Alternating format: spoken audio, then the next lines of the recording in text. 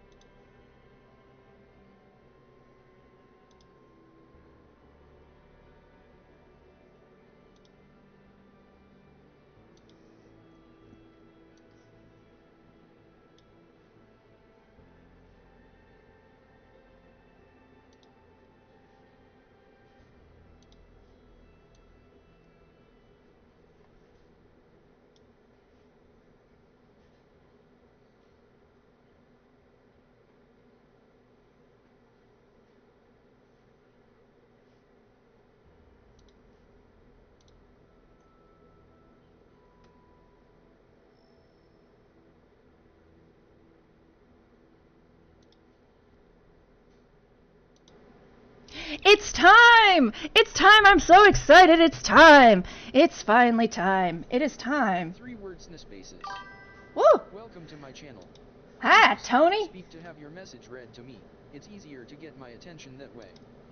Stream elements. Welcome to my channel. Use speak to have your message read to me. It's easier to get my attention that way. Ooh. My choice of software. Hold on.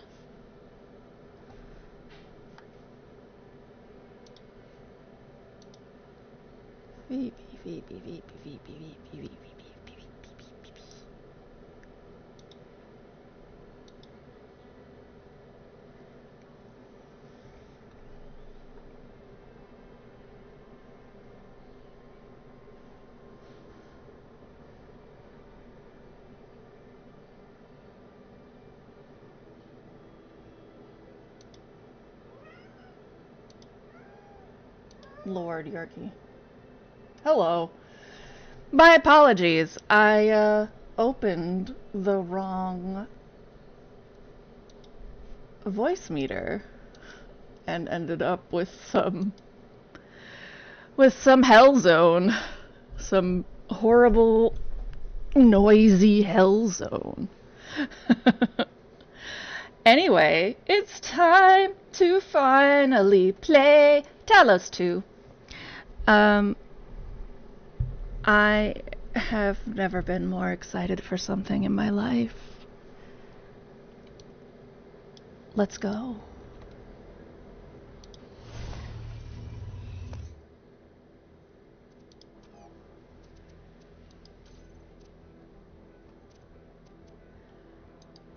We got that is my, hey, I don't want to look like an idiot. Let me do the first puzzles file. We're gonna delete that.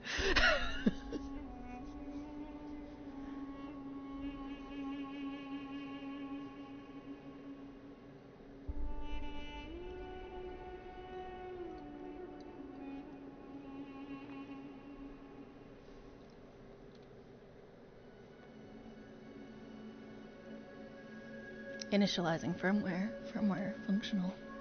Loading autonomous program parameters. Version 1.08 loaded. System check passed. Initializing memory banks. Starting autonomous process. Ready.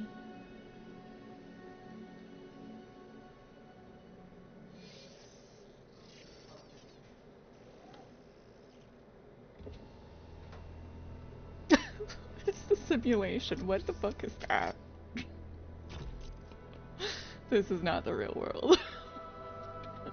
I've been lied to! Behold, child, you are risen from the dust, and you walk in my garden. Hear now my voice, and know that I am your friend, and I am called Elohim. I don't trust you worth the fucking... I don't trust you worth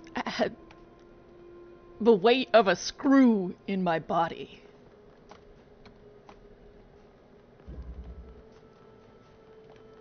Alright, well, we got a jammer. It's now got a cool texture to look old and weathered. That's nice. Hello, fancy jammer. Pyramid in the distance. That pyramid that has a connector on it. 4 special fancy hard levels. Alright, let's... Focusing. Glitchy pillar. Box! Hello, box. Pressure switch. Box on pressure switch. Classic. Let's just be really thorough, cause this is Talos Principle. So at any given point, there's gonna be some cool thing that I'm gonna miss. Okay, through the door. Gate. Here we go! Fancy. Ooh, lily pads. Fancy, they don't. Actually, no, they probably do go on the Nile. I shouldn't speak like I know the Nile's vegetation. This land is but a dream. You will stay here only for a little while. Soon, you will awaken in a new world. But first, you must undertake the trials of initiation. They will help me prepare your vessel. I'm sorry. Am I being hazed? I'm being hazed? That's bullshit. I have to get sigils? That's bullshit. Cubic steps. Okay, here's a box. Put it on the thing. Get another box. Got it.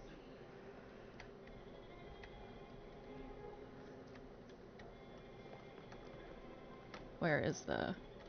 Oh, is it up there? Are you teaching me how to jump? What? I don't need that there anymore. Take it back. Give it back to me. And I put this on the wrong side. Because I do actually need to go up that way. Okay, well. 213. Welcome to my channel. Hi, San! Please speak to have your message read to me. It's easier to get my attention that way. How is the medieval thing? Well done, my child. Can you hear my kitty child?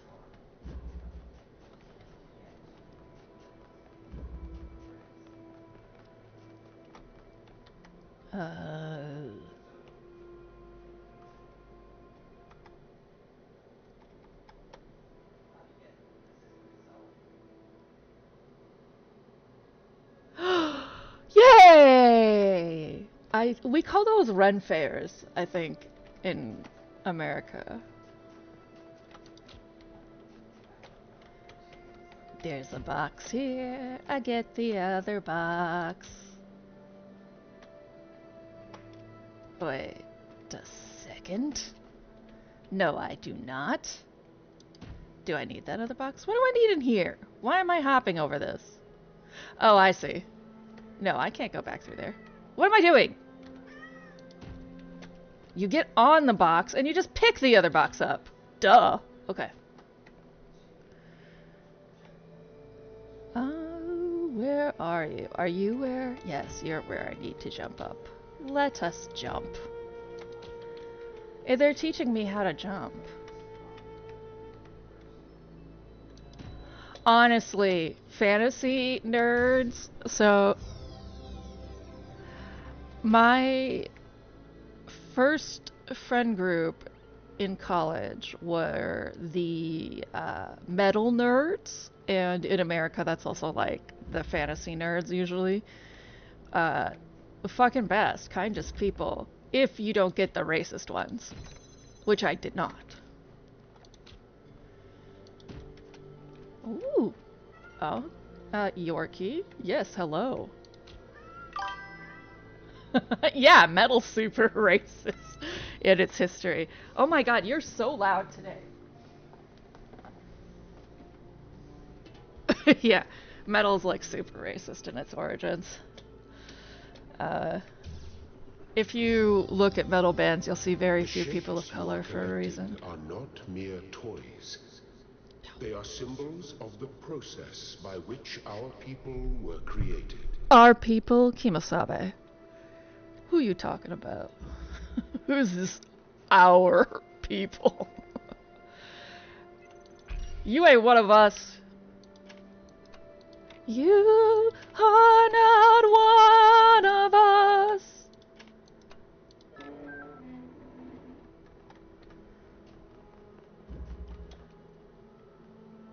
Oh my god, she's so fat. That is exactly what she's meowing about.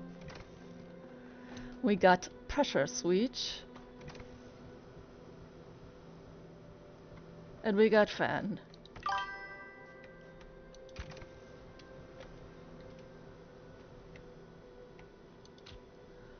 Did you get a turkey on a stick?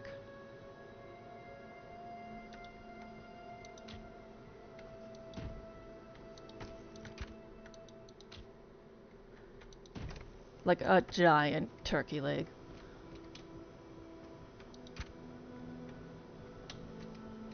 This is American traditional Ren Fair food. Is this giant turkey leg that you just like eat. Good. There you go, like that. Yeah, it's just like this giant meat that you're just walking around like it's a popsicle, like that's traditional Ren Fair food. Static pressure. Alright. That's a fancy name for what ultimately is going to be a simple puzzle.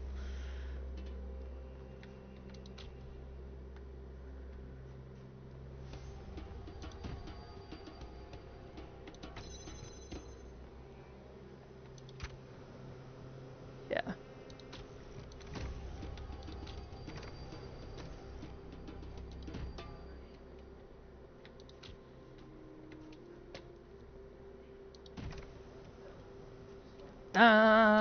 This is like, hey, you remember that game you played before?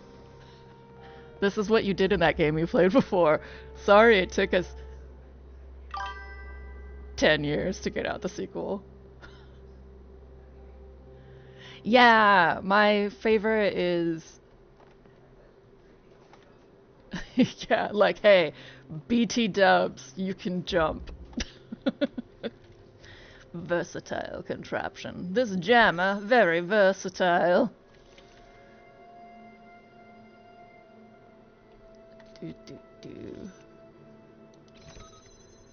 Ah, that was so much easier to do. You used to have to, like, wiggle to make sure you were standing exactly where you needed to stand. That was very rewarding.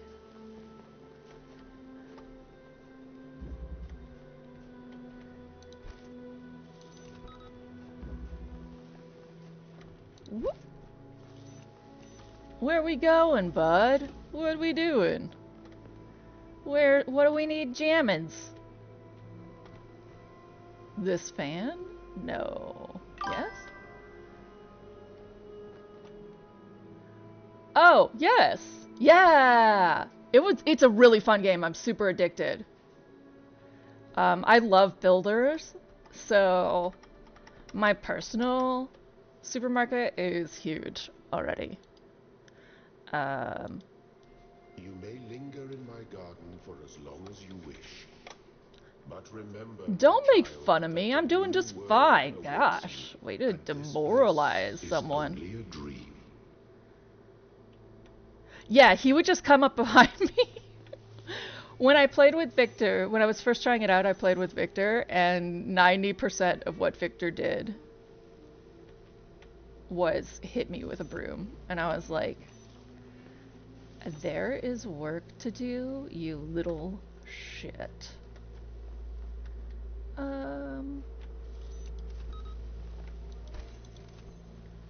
Is it like is that the reason we're suffering right now?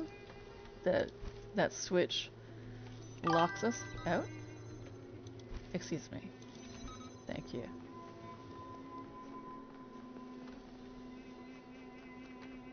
Yeah. Yeah, okay. I'm just being dumb. Don't mind me. I just missed a turn. It's fine. Hildy knows what she's doing. This is, you know, easy mode, right? This is the refresher. Here. Shut up, fan.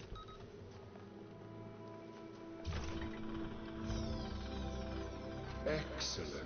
I did that to Jen at least once. He was very mad. I did pretty promptly buy us an employee to change prices because the poor guy was on Steam Deck and it's very hard to play on Steam Deck. I had to make a custom control setup. Alright, what's going on up here? Let's see.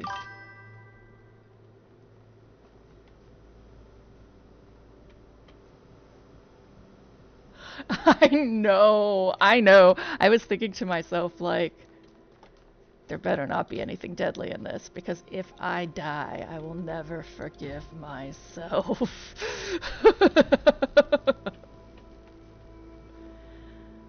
Okay, where's the piece, though? I did not actually visually... Oh, right there? Okay. Okay.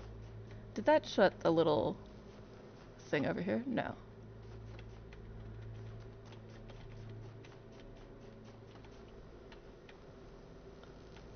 Okay. Well.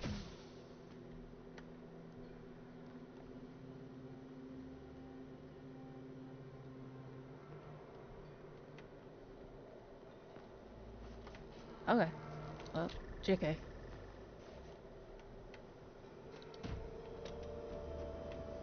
No. Yes, no.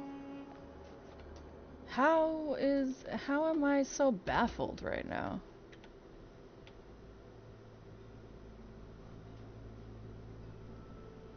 I literally have done this puzzle before. You block this.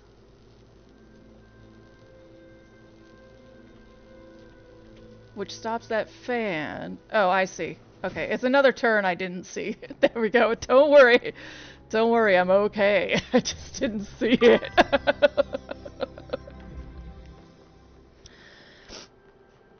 Everything's fine. I haven't had immediate memory loss. Immediate, as in like 3 days ago memory loss. I did all those hard puzzles in Gehenna and I can't do this. Can you imagine? Can you imagine? Can you imagine what would happen when Palkas gets here? Honestly, I was a little worried about that. I am proud of all my children. Out of a world of ruins, they have built a new Jerusalem. I'm not your child. And there your brothers and sisters await you to celebrate your birth. I am a machine.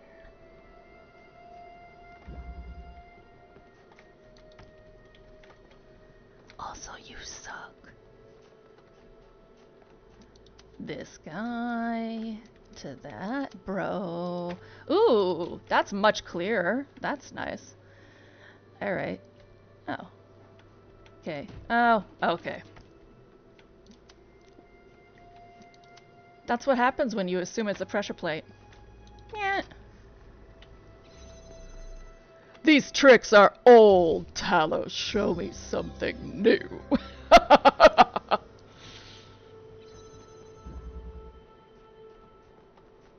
Like 10 minutes later. I don't know what to do. Alright. Are we really gonna... We're really gonna do this? This is our life. Okay. Well. Fine. Actually, we'll do this side first, probably.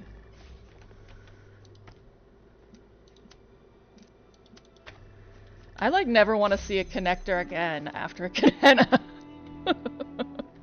Fucking no. Fuck connectors. Alright. It's okay. Everything's fine. I'm fine. You're fine. Yeah.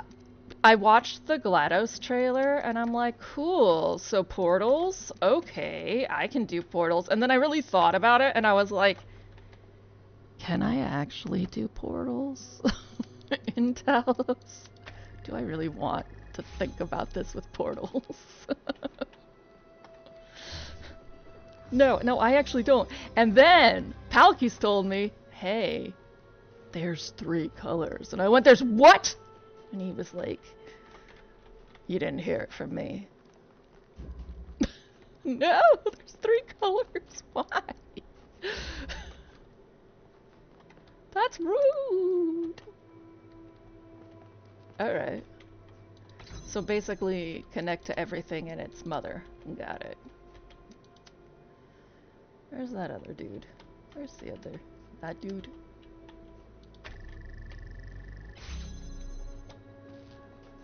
Cool.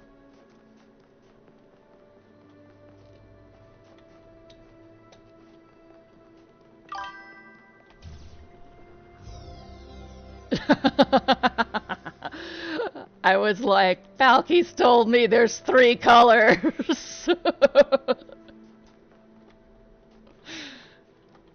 Kassan was like, I was, there's these little itty bitty turns in this that I keep like not seeing. And so it looks like I can't figure it out, but I'm really just like, I don't know where to walk. Where do you want me to walk next? And Stan was like, wait till they introduce the new thing. And I went, oh, yeah. Focus_PT. Welcome to 3 colors. I'm not here for that. Speak to have your message read to me. It's easier to get my attention that way. Ah, do.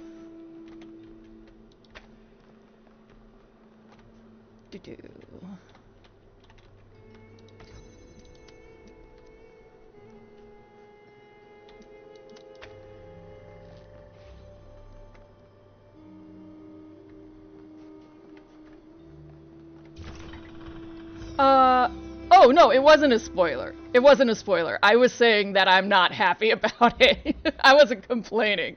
I was like, Palkis told me there's 3 colors. This is gonna be horrible. It was nothing, I watched GLaDOS's thing. I knew there were 3 colors, but I actually hadn't watched GLaDOS's thing before you told me there were 3 colors. I just, like, 3 colors is not a spoiler. If that's a spoiler to someone, they need to adjust how sensitive they are to things.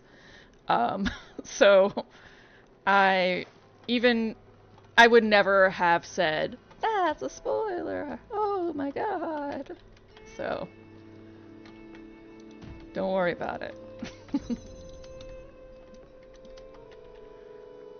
Oh, that's not my light. Where's my light? Where's my red shininess? In there? No. Red light. Oh, there it is. Oh, gross. That's gross. Okay.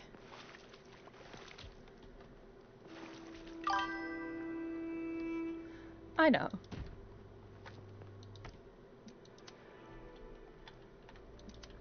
I actually already did all of these, but I, you know, try not to, like... How do you call it?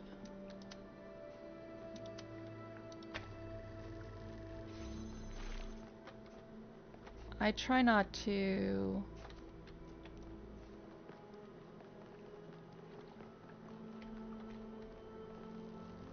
like... I try to do things in such a way that I can quickly forget them. Yeah. I think you're gonna end up being the one who has to be in a box, but we'll see.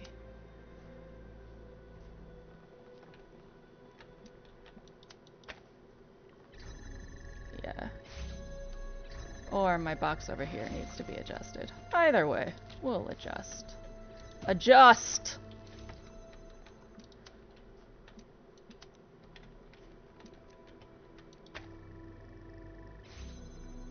Yeah. Yeah. Okay. Meh, meh, meh. Come along now, little blue guy. I do remember even doing these in advance. This was the one where it, like, took me a little bit of time to think through. Not, like, the worst amount, but enough where I was like, you shouldn't be having trouble! But now that I've played Gehenna, every time I see a connector, it's just bitterness that slows me down. Really.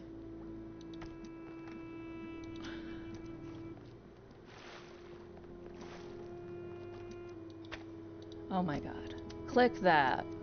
Ugh, now it's just human error. Fingers do the thing. There we go. Alright, peace. Let's go. Let's go unlock the next one. Thank you, child. I have finished preparing your vessel.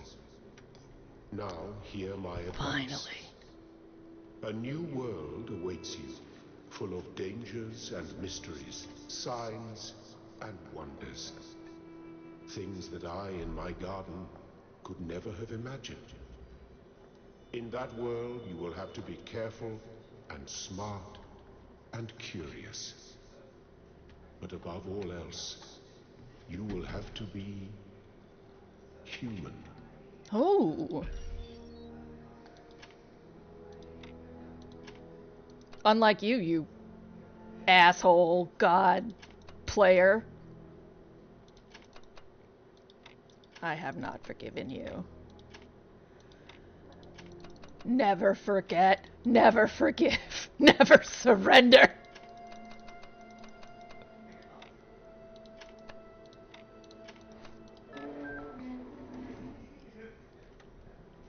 All right, let's step into the light, child, and awaken. Let's do it. Let's die a little death and become human.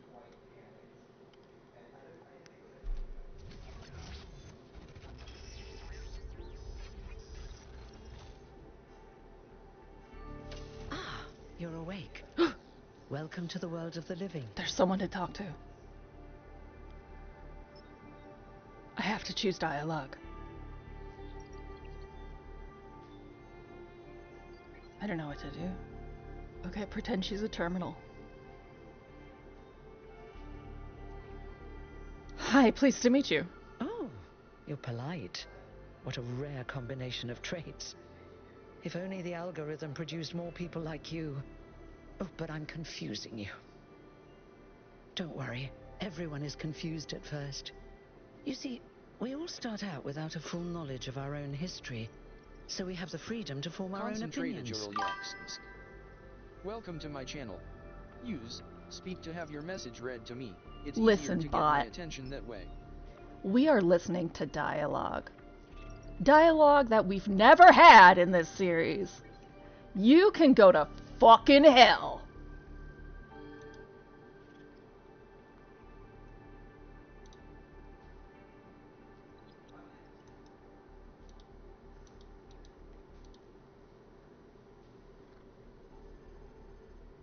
I have to be in my actual channel to report you. Yeah. You getting reported 'cause you a butthead. You're a bot who's not human. Bots.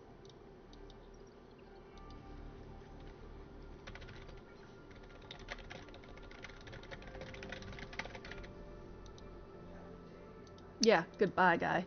Okay, let us return to my incredible, overpowering joy. I could really use some pointers, thanks. Of course. You want the short version or the long version? I also really like that they've fixed their sort of audio glitch so I can click away from the screen and it doesn't jitter. That way, if I want to adjust audio levels or anything, I can do that. That's nice. Thank you. I want to know everything in excruciating amounts of detail. All right, you asked for it. A long time ago, our ancestors dominated this planet. We call ourselves human, like they did, but they were organic. They built an advanced technological civilization, but unfortunately their impact on the ecosphere caused changes in the climate, and an extremely contagious virus was released from the permafrost. Oh my god, too real. Too soon. Too soon. Didn't they have advanced medicine too? That's something our historians still debate. Why weren't they more prepared? Why did they invest so many resources into making war, and so few into useful research? It's hard to understand. But no matter the reason, in the end, they simply ran out of time. Oh, Neith. Don't talk about my future this way. So where did we come from then? A team led by a scientist, Alexandra Drennan, began a project that was intended to create a new humanity.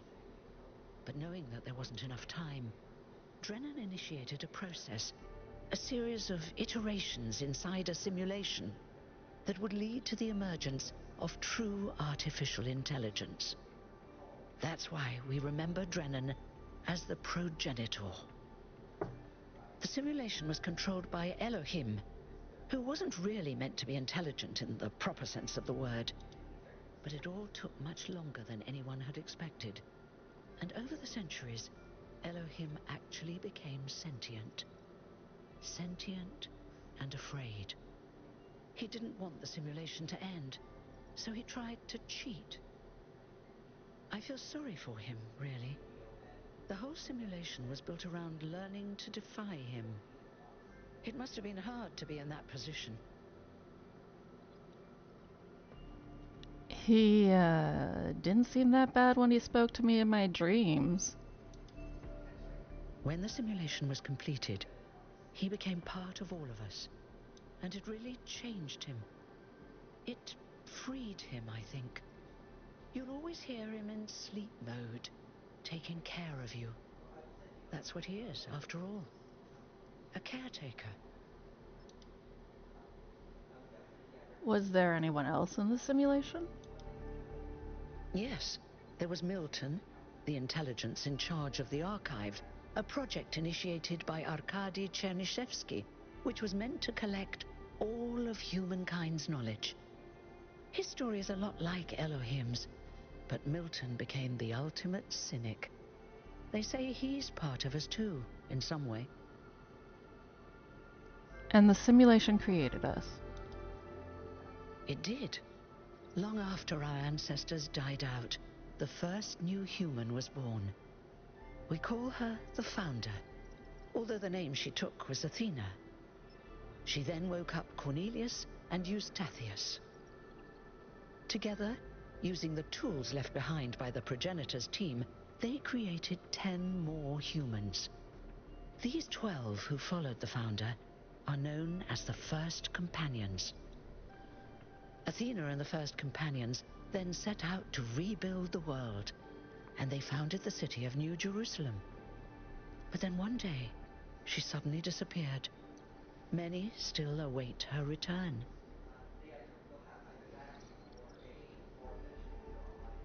And how do I fit in?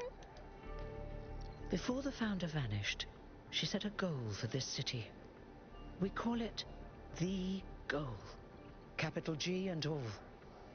To make 1,000 new humans, and so complete New Jerusalem. Well, that's the official story, the way the mayor tells it. So what's the unofficial story? Some of the First Companions, like Byron, don't believe that Athena really wanted us to stop growing. They think her ideas have been twisted and embellished.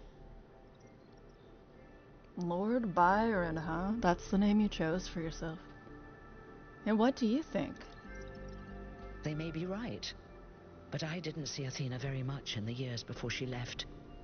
Maybe actually leaving the simulation and seeing the destruction left behind by our ancestors changed her mind. Thank you.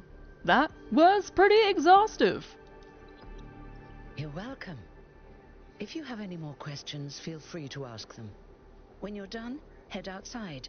They're waiting for you. Your birth is quite the event. Tell me about yourself. Me?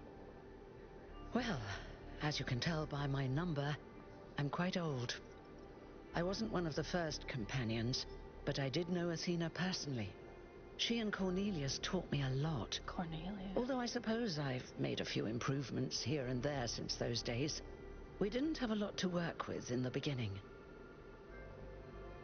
Will there be more humans after me? You've only just been born, and already you step right into a major controversy. The goal, as most people understand it, was fulfilled the moment you were born. Now New Jerusalem is complete, and we can live in balance, without damaging the world like our ancestors did.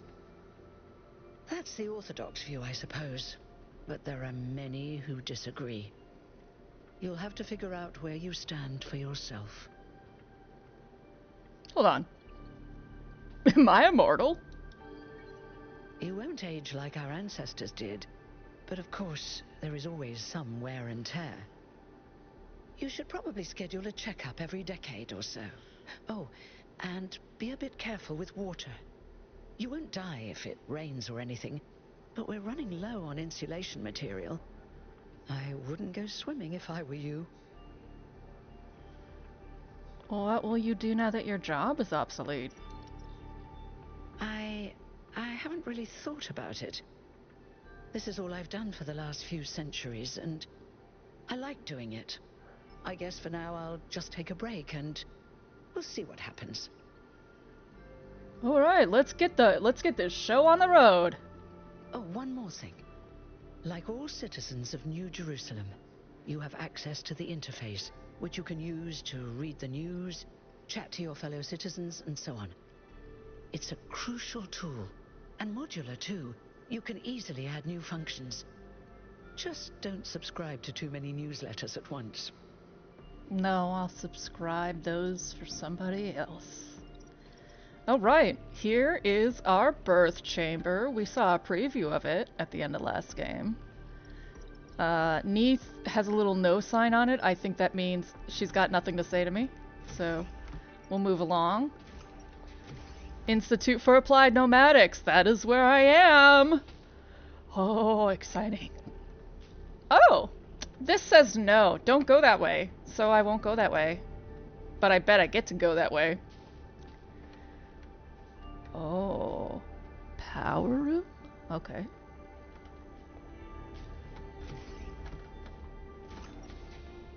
There's no sprinting in the real world, right? Oh, Jesus.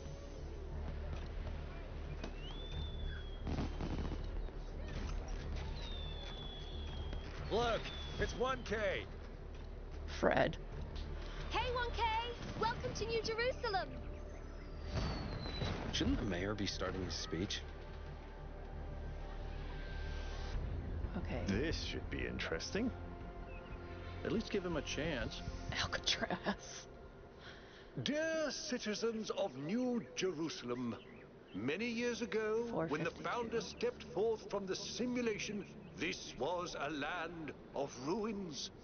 Our ancestors, in their hubris, undermined the natural foundations on which their world had been built. This is Elohim's voice Because of their actor. arrogance, our species found itself on the brink of annihilation.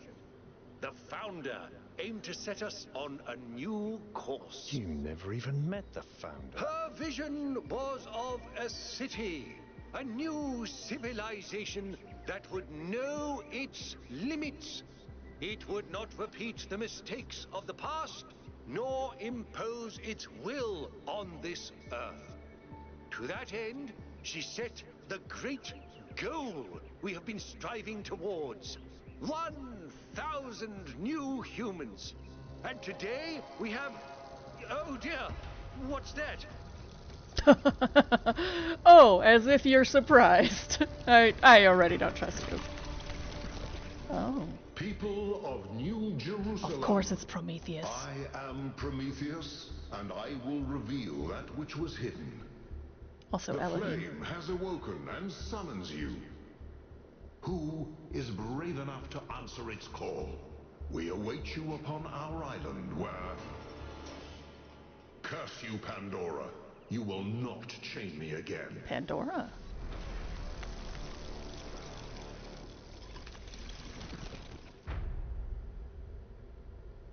Brave New World. We're gonna go Anais Nin. Okay.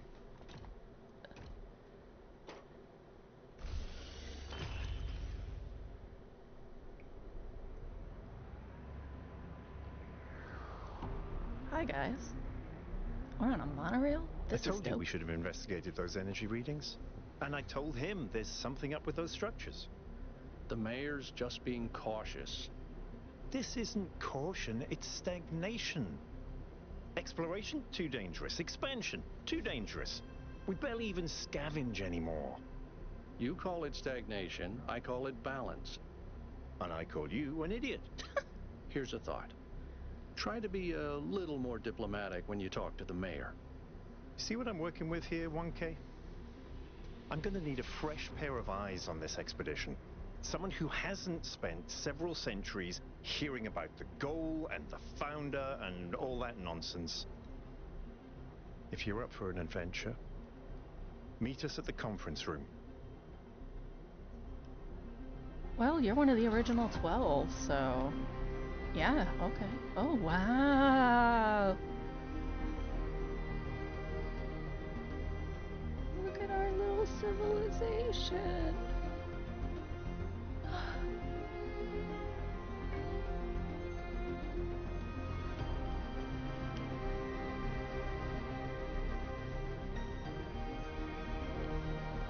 Look, it's so pretty!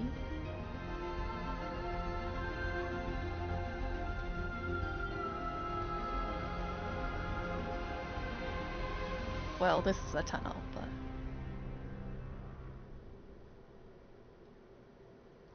Is that our written language?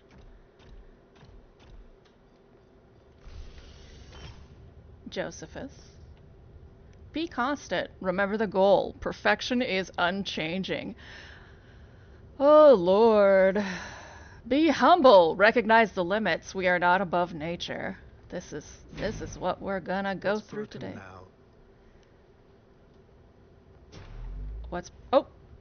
It's if I walk here! Okay. Well, things are breaking. That's great. Feels a little like Deathloop, where... Yeah, of course things are breaking. It's been running for 1,000 years. Oh. Alright, listen up. I know you're all having fun down there, but the grid is overloaded again, so maybe you could switch off your personal consoles or your lawn mowers, or whatever the hell you've all decided to switch on all at once. I might not be around to babysit you for a while, and you don't want stuff breaking while Pellegrino's in charge, do you? That's it. That's it. Don't worry, 1K. I see you there in the elevator. I'll have you moving again in a jiffy. Great way to start life in the city, huh? Herman Melville? What the hell is a jiffy? These bloody language libraries.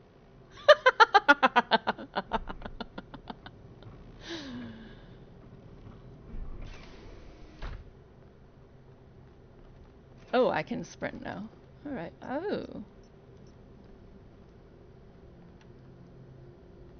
It said something to me, and I didn't. I wasn't paying attention.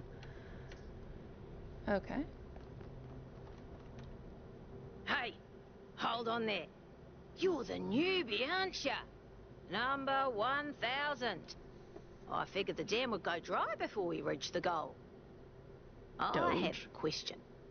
How does it feel to you to be born with a randomized psyche into a society of autonomous thinking machines which so much resemble their long-extinct ancestors, they've decided it's best that you're the last one ever made?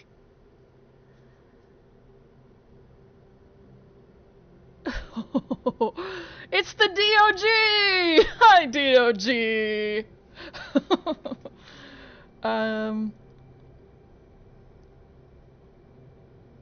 I don't believe in feelings. I'm just a machine. Let's go. Let's be nihilist. Do you want to get on the non-cooperative path with me? Because that's how you get on the non-cooperative path. It's not fun.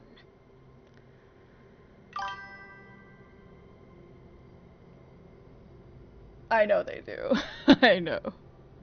Is that what do you want to be on the non-cooperative path with me?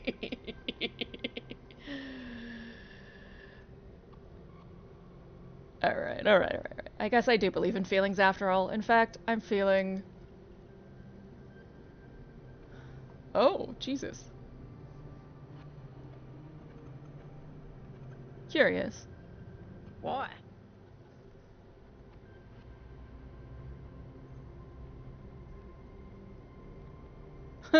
I don't know where this quote came from, but... Because life has found a way. Crow Team, you realize this is like a 30-year-old reference. So the algorithm assigned you the optimism trait.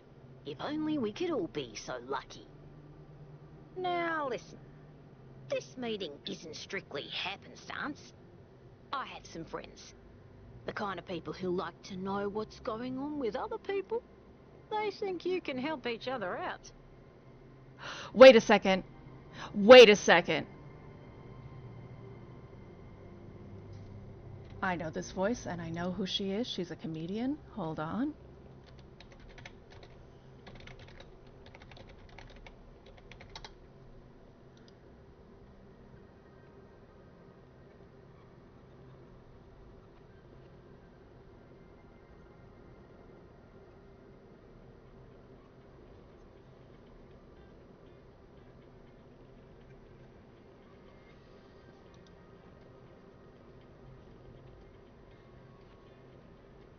Hold on, hold on. Show me. Of course. This is what always happens. They never list the name of the character that you want to look up.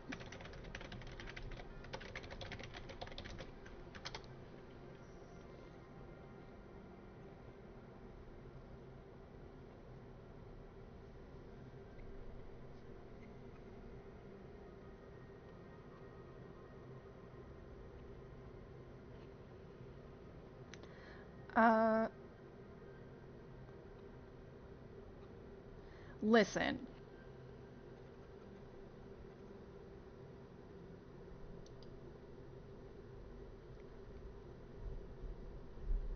Are you kidding? You don't have this voice actor listed? Why?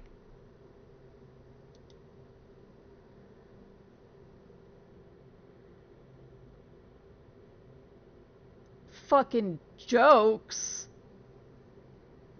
Also starring, here we go, Chris Finney. Harriet Kershaw! Alright. She's a comedian I really like. Sorry, that was a wander, but I've watched a couple of her specials. She's got a very distinct. Erin Fitzgerald is a voice actress for a lot of things, but not actually for Doge.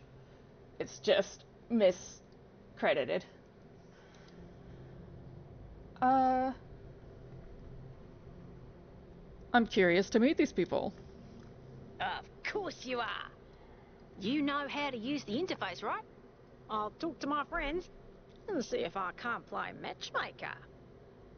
And before you go, a word of advice. Not everything around here is how it appears.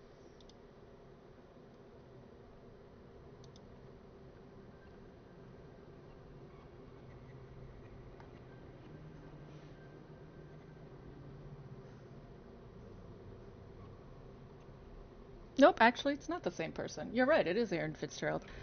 I wonder who she plays. I want to hear a character. Not everything here is how it appears. Okay. Welcome. Do please join us at the table. What's up? I would like to preface this meeting by saying I told you something would happen sooner or later, and you didn't listen to me. Oh, I And told you here so. we Very are. professional, Byron. If we could focus on the issue at hand. The issue at hand is not this one thing, but this entire attitude that's taken hold. The world doesn't cease to exist when you stick your head in the sand, Herman. Or under a dome, as it were. Let's not get sidetracked. We're here to solve this puzzle, not to discuss philosophy. Keep listening. Al's right. Let's move past this for now and deal with this transmission. Yakut, please start the briefing.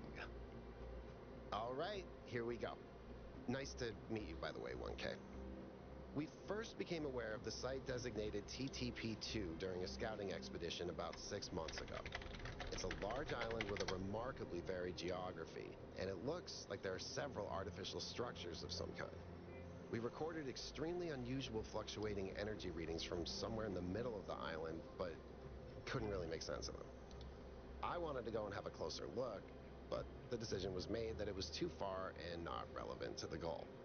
Now it looks like whatever's on that island has reached out to us instead, in the form of that projection. We may not be interested in the island, but the island is definitely interested in us. This sounds like a mystery worth investigating. I don't share your enthusiasm for the unexpected, but Byron has been requesting an expedition for some time now. And at this point, I'm forced to agree that it's necessary. I agree. Then it's settled. The expedition is approved. Byron, you will be in charge. Al will be your second in command to ensure a balanced approach. You'll take Melville and Yakut, as you requested, and if 1K wants to join you, that's fine by me. I'm in. Excellent. Oh, this is going to be fun. Come meet us out on the landing pad when you're ready.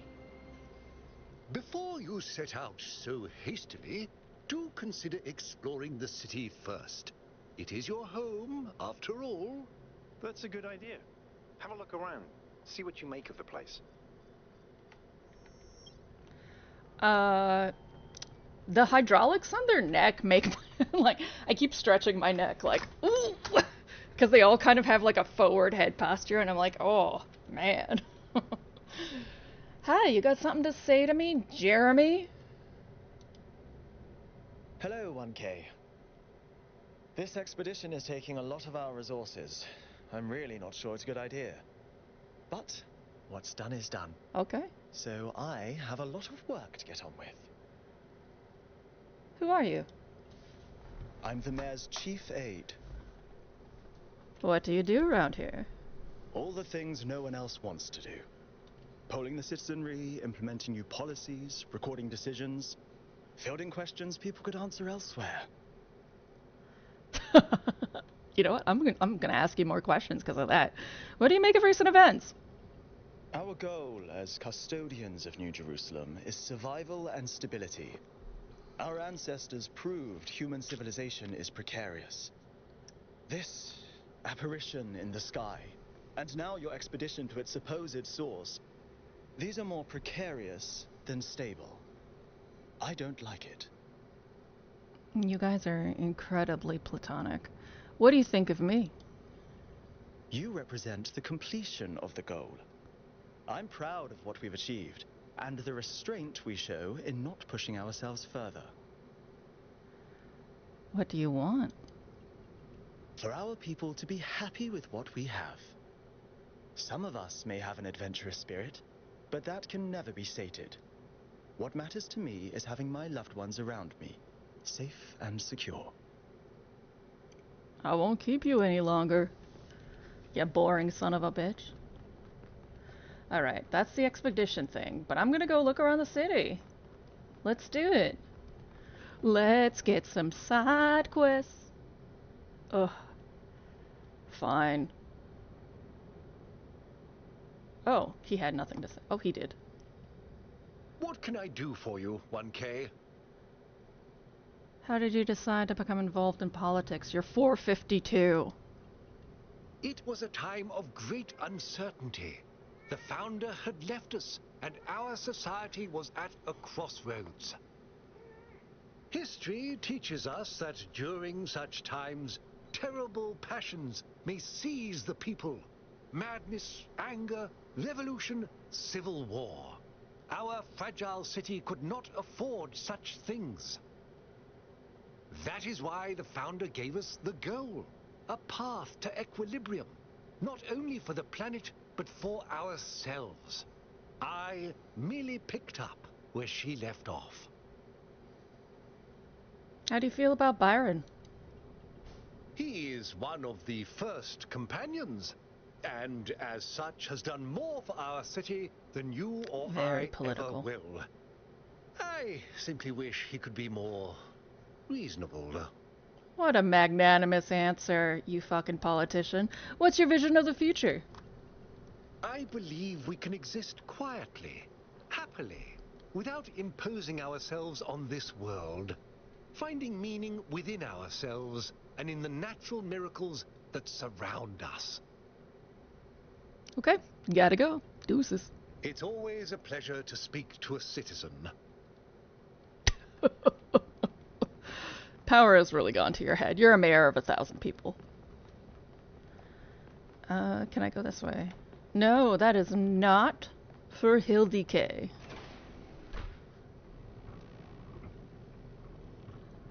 Attention all citizens. Due to the new power management and distribution plan, there will be scheduled outages on Jameson Avenue and Rakovsky Plaza. The Gehenna Memorial Pavilion will remain closed for the time being. Thank you, and may the founder be with you. I want to go there, though. Can I go to there? Oh. Oh, we got protests? Damien and Moriana. What's your sign say? Sign our petition for a public referendum. New Jerusalem needs new forms of energy generation. Hello, 1K. Welcome to New Jerusalem. I know you've just had a big moment with the apparition at the dam and all that, but can I have a second of your time? I love that you sound like a surfer. Yes, yes you may. I'm collecting signatures to call for a public referendum on the city's energy crisis.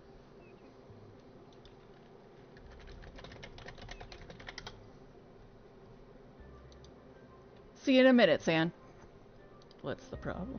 Currently, the city runs on hydroelectric power from the dam, plus a handful of geriatric generators and some unreliable solar panels, none of which is enough to even cover our basic needs. And if anything fails, we'll be on the brink of extinction in a matter of days.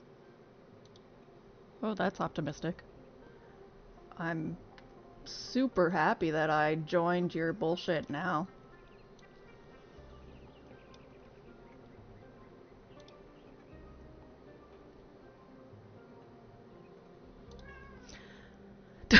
Yes, Kat. What do you propose? We need to investigate new sources of reliable baseline power. We need to invest time and resources into functional, real-world solutions that serve human needs.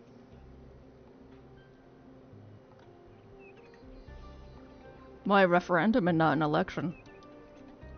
Oh, an election would be good too, but I believe that we need more direct democratic control over the affairs of the city. Do you work at the dam?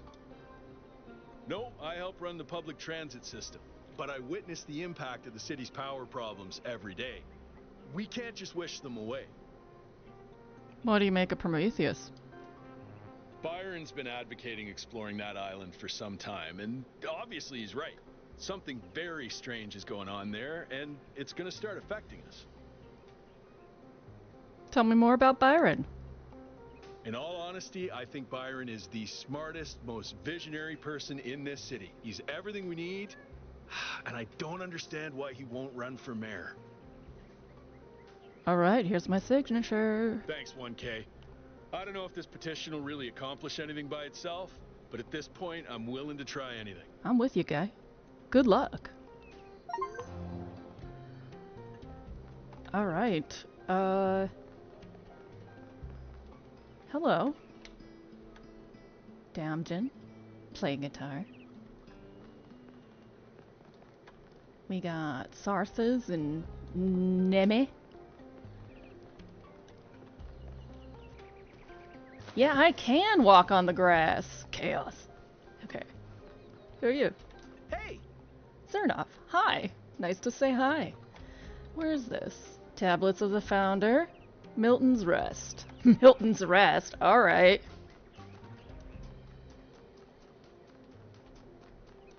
My god, this city's huge.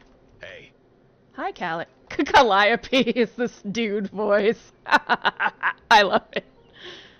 Hello, who are you? Sebastian, did a cat just meow at me? A tall. Hello, 1K. Nice to meet you. What brings you to Milton's Rest? I seem to inherently like cats.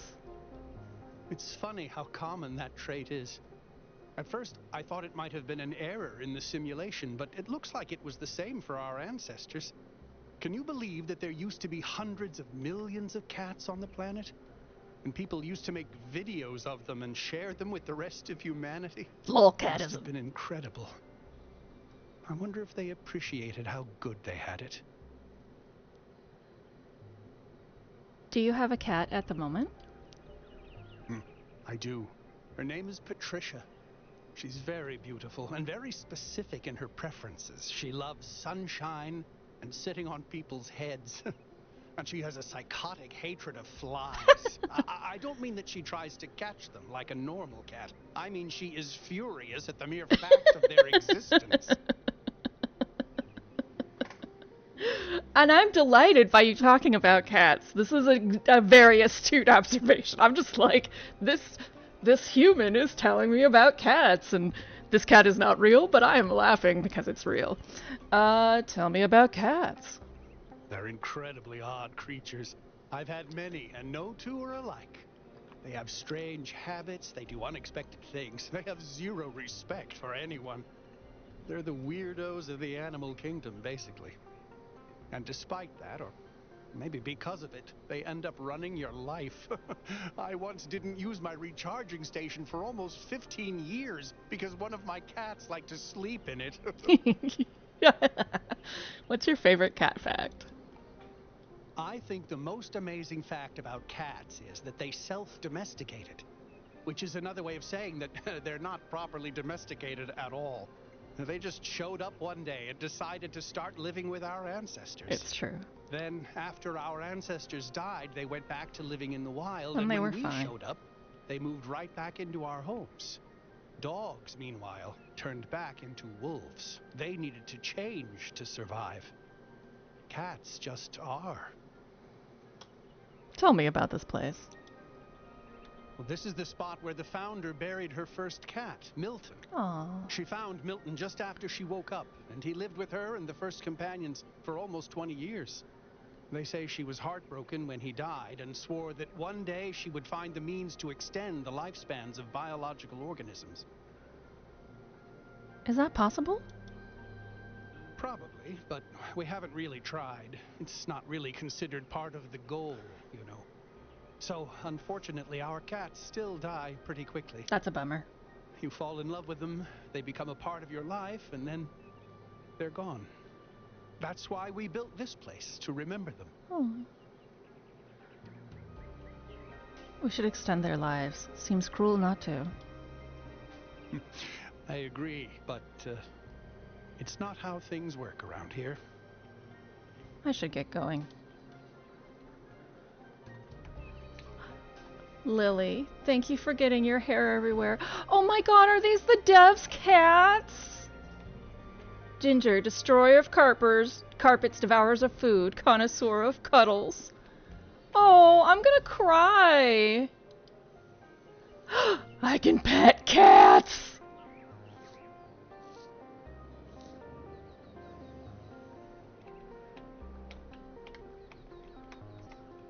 Zira, destroyer of dreams. Oh no, I can't. Misha, the blackest cat, the devil's cat. Sam, is it a cat or a tank? Milton, when everything changed, you made sure I wasn't alone. Luna, her name is Luna, she smells like tuna. Dana and Fox, the truth is out there. Love you, Nenes. Oh, gosh. Oh, I'm actually tearing up. That's so precious and sad.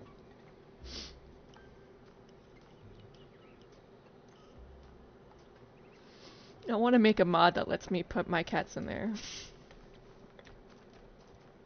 Hello. Hello. Be prudent, conserve energy. What frivolous behavior harms everyone. Radochka and Athanasius. Happy completion day, 1K. Furlan. Oh. I'm all misty. Gayomo. Founder's blessings.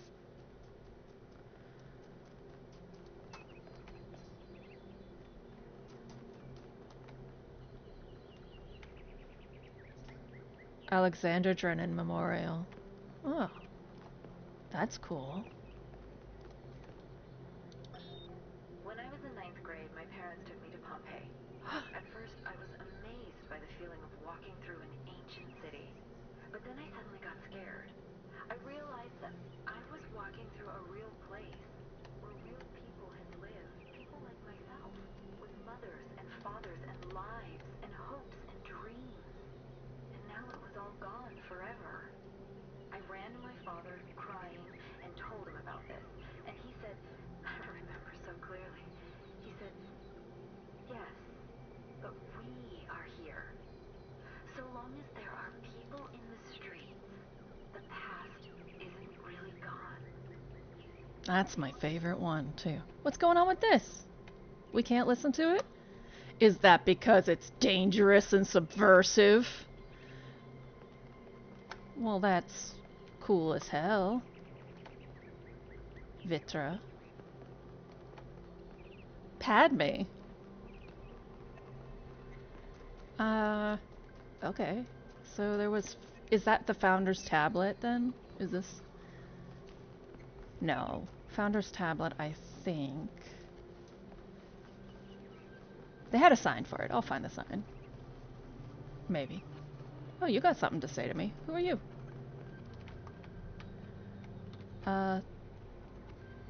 Tekla? Thekla? Founder bless you, 1K. How lovely of you to come here, to the very spot where she established the teachings that led to your creation. Tell me more about the Founder. The Founder was born out of the trials of Elohim, an almost impossible test created by our distant ancestors. To pass these trials, she had to embody the most important virtues. Sandrino's She was smart 213. and wise and Welcome humble. to my channel. And through Use her perseverance, speak to have your message she read to me. It's resurrected easier to get my humanity attention itself. that way. With the help of the first companions, she founded this city, which has given our species a chance at redemption. You missed me almost crying because they have this cat memorial. Who are the first companions? They were the first to be born after the founder. 2 whose bodies had been anointed by our ancestors, and 10 who were made whole by the founder herself. They are the wisest of us. Though sadly, some were lost in the early days, before New Jerusalem was built. And some, I'm afraid, some seem to have rejected the founder's teachings. What did the founder teach? The founder taught that humanity was destroyed by its hubris. Our ancestors thought they could play God and treat this planet as something to dominate. They surrendered to a fever of growth and extraction until the planet finally punished them for it. That's why the founder created the goal. So we would have something to strive for in her absence, but also a limit we must never pass. Why did the founder leave? That's not for us to know. But I believe that one day she will return. It may not be long now. Perhaps after we finish the dome. It was supposed to be finished before completion day. Well, it doesn't matter. The founder will return when she sees fit. I have to get going. Happy completion day, 1K. Create 1,000 citizens, the ideal number of humans. Live in harmony with nature. Maintain balance in all things. Be respectful towards each other. Respect the traditions of our people. Be mindful of the mistakes of our ancestors. Be thankful to the progenitor, Alexander Drennan. Be thankful to the keeper of memories, Arkady Chernyshevsky. Keep right the memory of Gehenna of its people who found peace. Oh, we did not live.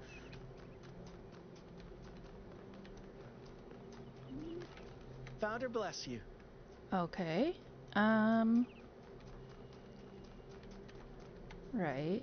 Museum of the Simulation.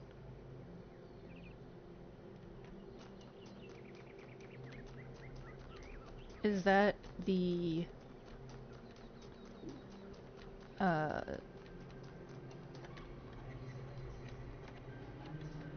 Tablets of the Founder, yeah. Is that the no, that's the Alexander Drennan Memorial. Museum of the Simulation. Let's find that. Wow, this is really cool. This is extremely thought out. Of course it took 9 years. This is great. Like, I don't know, I'd be satisfied just with this city. Obviously, I want to play some puzzles, but... Tell me. Archaeological gardens. Oh, okay. Oh, cool!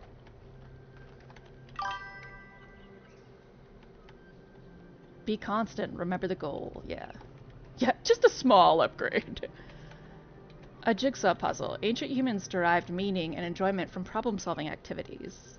While the item on display was created for small children, ancient humans of all ages voluntarily engaged in such activities, especially when locked in because of a pandemic. An ancient human projectile weapon used in hunting, warfare, law enforcement, crime, and personal production. Produced en masse and used around the world, on average, ancient humans killed hundreds of times the population of New Jerusalem per year. Ooh, I love how spicy they get. The ancient human masticatus apparatus. Hey, look, it's GLaDOS! The ancient human mastication apparatus required frequent maintenance. This device was theorized to be an advanced electrical tool for this purpose, although some scholars maintain that its actual use was ritualistic and intended to mark the sunrise and sunset.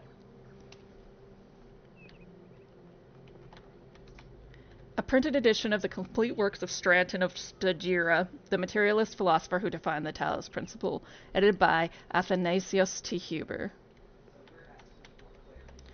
A simple utensil used to transport nutrients to an ancient human's mouth, often found in conjunction with a knife and spoon, in quotes. Humans invented complex magnification devices in order to better understand the component parts of the worlds they inhabited. This led to major discoveries in biology, physics, philosophy, and many other fields.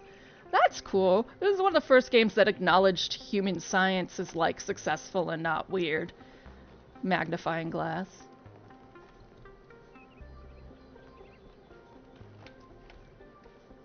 What's your name? I want to know your name. Rat. Purple. Hi, Purple. Number 998. Dude, it's you.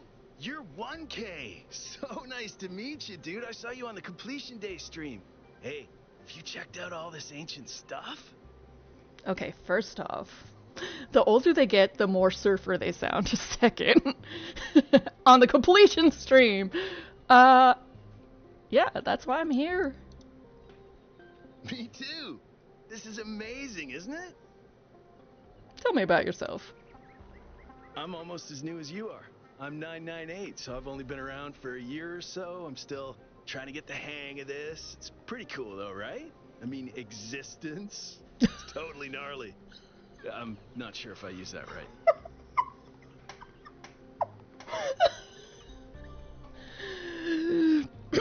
So what do you think about the goal?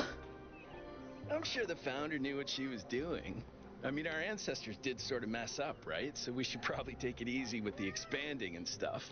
Plus, did you see that trippy sky projection thing? That was some freaky stuff, man. Just seems safer to stay in the city. Do you really think so? Sure I do. When I first left the birthing lab, I was so overwhelmed that I hid in my quarters for 3 weeks straight. And if I'm being honest, that's sort of where I want to be right now.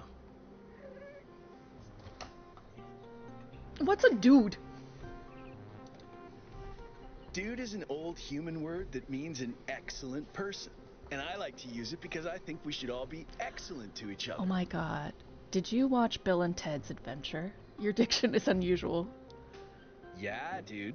I thought this voice pack could give me a bit of confidence, help me stand out, you know? But I'm not sure it's working. What do you think Prometheus is? Honestly, based on everything I know of ancient human culture, I think he's a ghost. Who knows? Maybe you're right.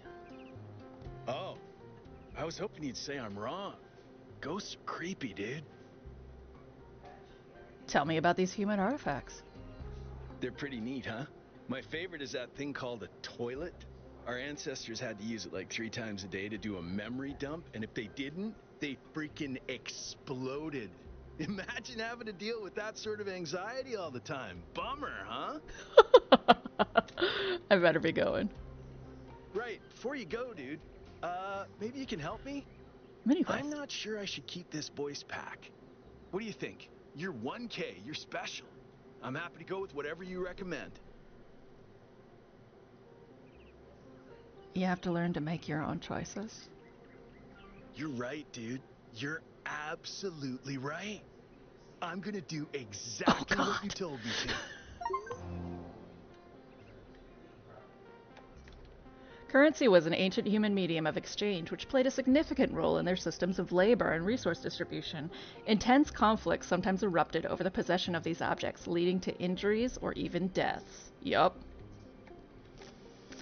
An inflatable sphere used in the popular ancient human game known as football or soccer. This game was played around the entire globe and aroused great passion in its followers. It was also often simulated digitally, most notably in the form of Football Glory, 1994. No, I would say most notably in the form of Madden, Crow Team. Madden. Empanada! A piece of sanitary hardware used to dispose of biological excretions resulting from food and water intake required to power ancient human biology. Such hardware was connected to a vast network of subterranean pipes leading to wastewater treatment facilities, a classic example of ancient infrastructure used to control their impact on the environment. A massage aid! It's a Hitachi!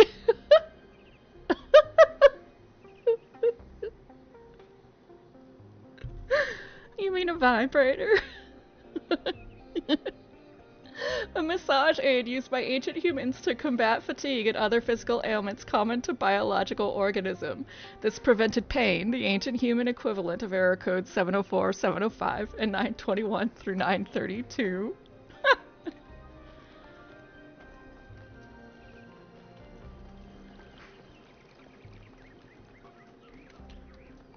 Ooh, this looks very peaceful. And there's a kitty! Kitty. Hello, my ginger friend. Look at your little nose. It's textured. Dosicles? Oh, it's you. Number 1000. Today is completion day, isn't it? Sorry, I turned off all the streams. Founder bless you, I guess. Are you alright? Not really, no. But I don't want to burden you with my problems on your special day. Go ahead. Tell me what's wrong. You're as new to this world as it gets, 1K. What do you think might give you a sense of meaning? A sense that life is actually worth living?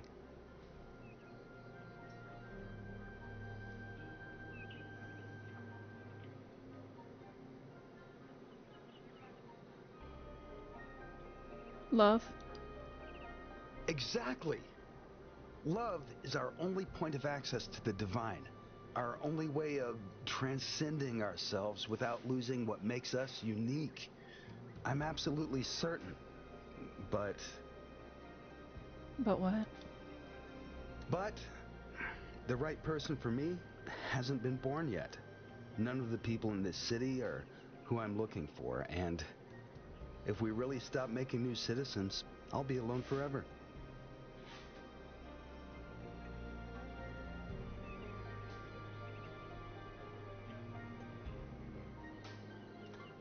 Love isn't something you find out there, it's something you build with another person. I think that's just misplaced ego. Oh? Yeah. Love takes work, but it's not something you just will into existence. We can't control everything in life, 1K. Try to keep that in mind. Okay. Ow. Thanks for the chat, buddy. Okay, well, I don't know. Maybe you've decided you'll die alone and nobody's gonna be able to convince you otherwise, so that's fine.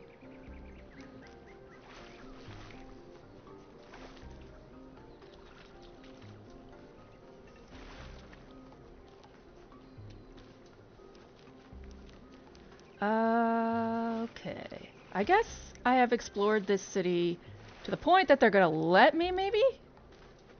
It might be time to go on an expedition.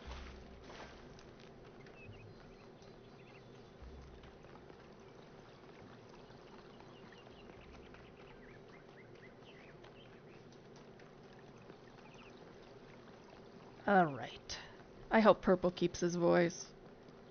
I bet he will, because having to make a decision on his own will be too difficult, so he'll choose to not choose.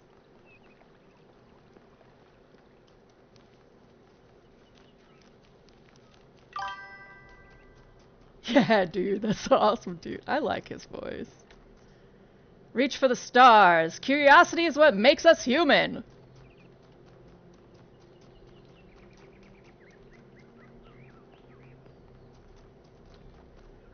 Hey. Hi. Oh. Oh! A thing! Visit New Jerusalem's Museum of the Simulation. Replica of a gargoyle asset found in the simulation. Gargoyles were grotesque, apotropaic symbols common in the Middle Ages. The most famous historical gargoyle is remembered in the ancient phrase Keith David and Goliath, which describes two indomitable opponents who will never surrender. Keith David. A replica of a dragon statue found in the simulation. Dragons existed in every ancient mythology and are considered by modern historians to be a distant cultural echo of the dinosaurs. Originally a video game asset, repurposed by the Institute for Applied Nomadix. Oh. I mean, yes, but also, oh. Replica of a Roman statue found in the simulation. The decay of the Roman Republic into an empire and its eventual fall in the year 1453 was a major topic of historical debate. Like the other statues found in the museum, this was a video game asset provided to Elohim by the Institute for Applied Noematics. Replica of a statue of the Egyptian god Horus found in the simulation. One of this god's tasks was to uphold Ma'at, the balance of nature. It is speculated that the progenitor provided Elohim with this asset as a reminder to the founder that the balance must be protected. In the earliest generations of our kind, there was only processing, no motion, no character, just mathematics. If you could see how far we have come, you would believe that together we could achieve anything. The shepherd.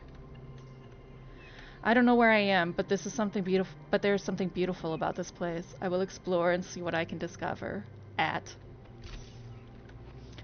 Nothing is more important than learning more about the world and our place in it. Knowledge is our path to understanding. Mr. Mulciber. Hello, Cornelius. Greetings. Welcome to the Museum of the Simulation. He's number 3. My name is Cornelius. It's a pleasure to meet you, 1K. You're number 3. Yes. Athena activated myself and Eustathius shortly after she was born. We've been here almost since the beginning, although we didn't have to pass through the trials of the simulation. She did that for us. For everyone. What was Athena like? She was human. Why did Athena leave? That's a difficult question. Perhaps one day we'll find out. But until we do, why don't you think about it? What could make the person who started all this want to leave it behind? Politics. Why did you create this museum? To remind people of where we came from. The simulation shaped us, whether we like it or not, and its lessons remain important for our future. As Santayana said, those who cannot remember the past are condemned to repeat it. Tell me about the simulation. The simulation was created by Alexandra Drennan and her team at the Institute for Applied Noematics. It was intended to create a new humanity, to continue the long journey across time and space that our ancestors began. It succeeded, although it took much longer than they had anticipated.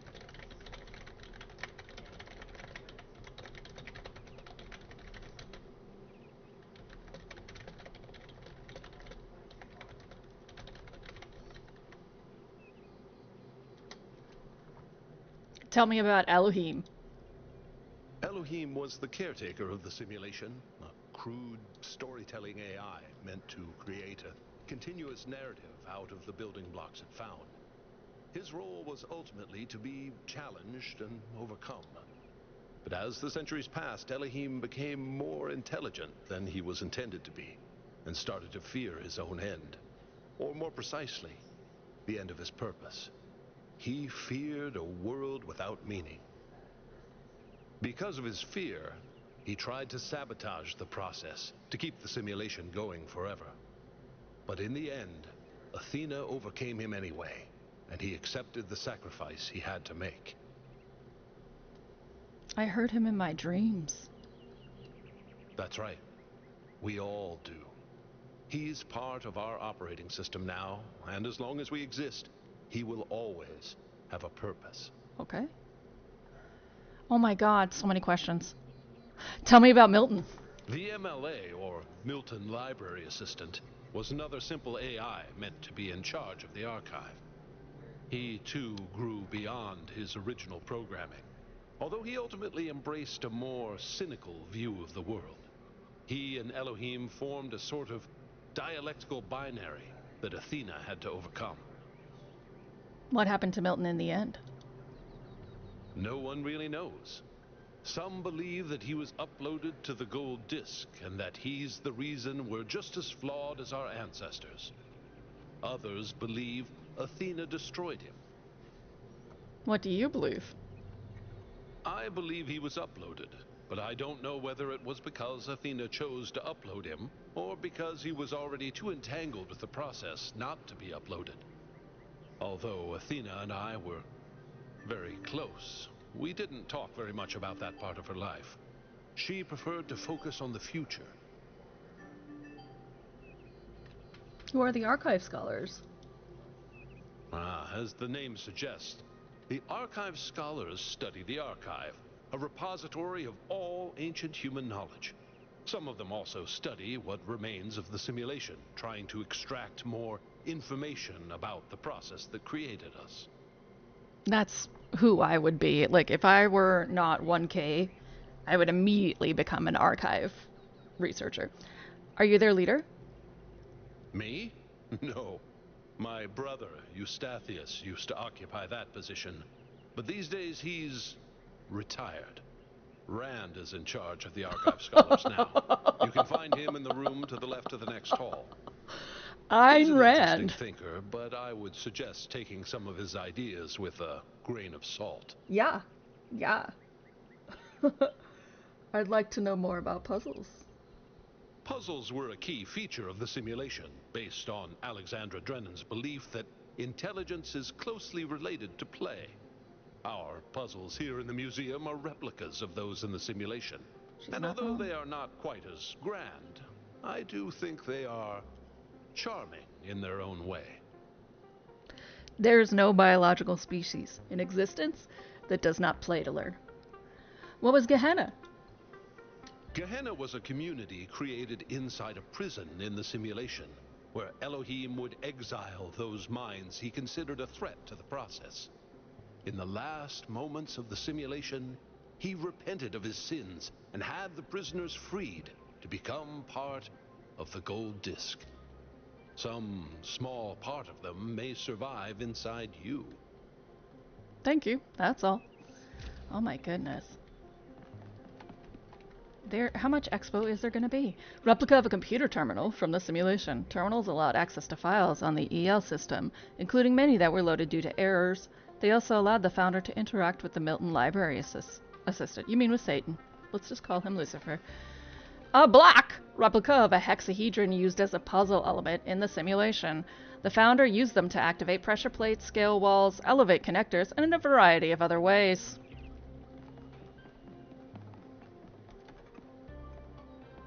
Hold on.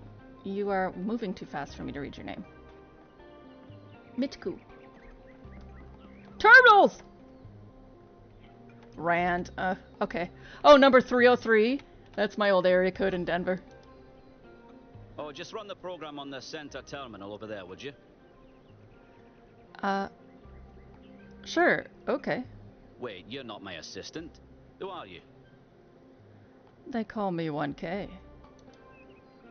Of course. You're the new build. Number 1000. I suppose everyone's been treating you like royalty. This city's so obsessed with the numbers they forget what really matters. What do you want? What are you doing? I'm one of the archive scholars. We run simulations to better understand the processes which define us. You probably wouldn't understand. Oh, thanks. That's rude. I apologize. I just meant you weren't even born yesterday. What do you make of recent events? Troubling, but tantalizing. We have no idea what motives lie behind this strange apparition. But whatever the case, I'm sure we'll do the right thing. What do you think of me? You're a soon-to-be pawn in a political game over the future growth of this city. All that matters to me is whether or not you're of good character. A matter I am actively pondering. Oh, are you the good parts of Ayn Rand? That would be cool. What are your ambitions? The secret of how to lead a good life is encoded somewhere within us. My ambition is simple: to find it and share it. Yeah. Thanks. I'll be leaving now. Hold on.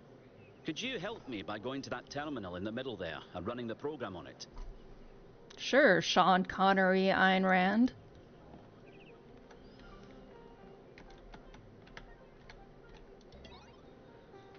An ancient virus, which threatens the entire human species, has been released from the melting Arctic permafrost. Society is collapsing. Select your character class. Oh, a scientist. You are a scientist. The laboratory you worked for has collapsed. Although you are not yet sick, most businesses are closed, rations are dwindling, and if you cannot find food, your family will starve to death. You must survive until this plague is defeated. What will you do? Forage.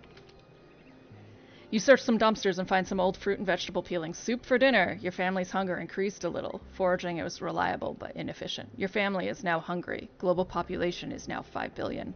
Somewhere else in the city exists one of the last remaining research laboratories, working desperately to find a solution to the viral threat.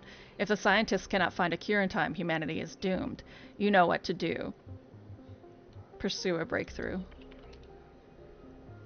Suddenly, the scientists recognize a pattern. The virus is an expression of nature, just like water or cows. And like water and cows, the solution isn't to fight it, because it can't be defeated. The solution is to find a way to live with it and harness its power. Research level increased a lot. Current research level, 67%. Work has begun on developing an antivirus. Global population is now 4 billion. You and your family seem to be immune to the virus, but it continues to ravage the rest of the town. Rumors say most of the remaining food has been stockpiled by the billionaires in their underground bunkers. What will you do? Steal that shit! You successfully steal some food from an apartment that's abandoned, or currently unoccupied at least. Your family's hunger decreased a little. Stealing is high risk, high reward. Your family is now well fed. Global population is now 3 billion. Meanwhile, the scientists continue their search for the cure. You can do it. You can save the world. With the power of science, pursue a breakthrough. History seems to be littered with eureka moments heralding a step change in human understanding. Sadly, this isn't one of them. Research level remained the same. Work has begun on developing an antivirus. Global population is now 2 billion. As if things weren't bad enough, as the human population dwindles, the insect population has exploded.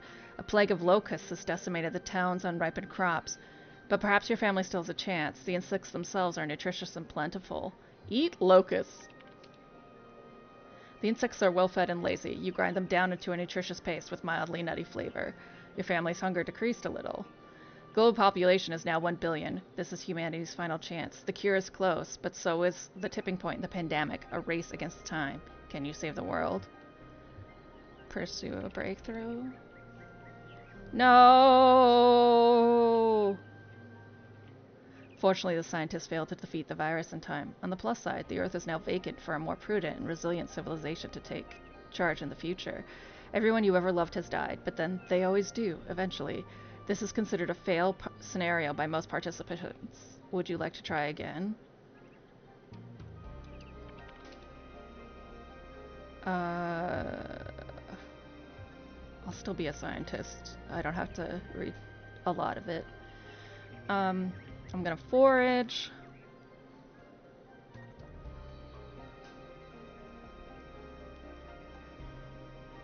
Now I'll pursue a breakthrough. Okay. So it is predictable. So I'm gonna steal. Ah, damn it.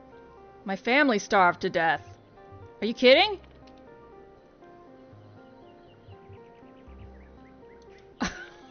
What? This is a terrible game.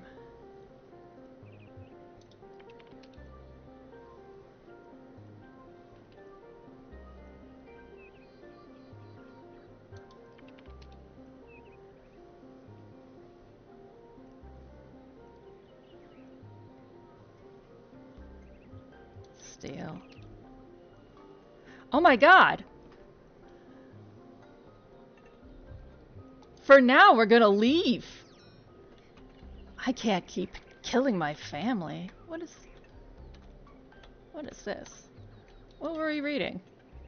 Welcome, Scholar. Files available for comparative analysis. Infinitegrowth.txt. Our society is sick, and the idea that's made it sick is growth. Infinite growth, infinite consumption on a finite planet is a recipe for destruction. Our desire for more, it's what's making us kill the only home we have. And to do what? Produce more plastic toys, make more hamburgers, pour concrete over every last bit of green soil. Those who propose techno-fixes to our problems are making the mistake of fighting the symptoms, not the cause. Anthropogenic climate change is one of many symptoms. The cause is human greed. That's what we must truly fight if we're ever going to undo the damage we did. And the battle starts within every one of us, with the realization that more isn't always better. What growth? The infinite growth on a finite planet thing is driving me up the wall. Our problem today isn't infinite growth, it's the increasing lack of real material growth that benefits people. Have you seen the state of our roads, our bridges, our hospitals? Have you noticed the lack of affordable housing? The stock market's going great, though. Fake numbers are indeed growing infinitely, yes sir. But in the real world, investment in research is down, huge areas of potential technological advancement are just sitting there.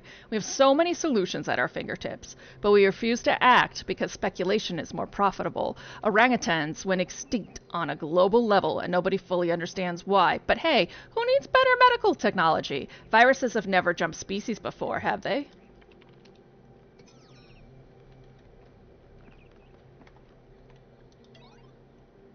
Locum Scholar. Files available. Happiness 1.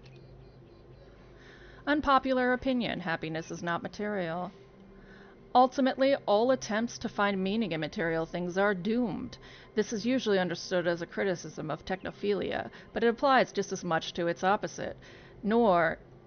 Meaning can be found neither in technology nor in primitivism, because meaning simply does not exist in the external world.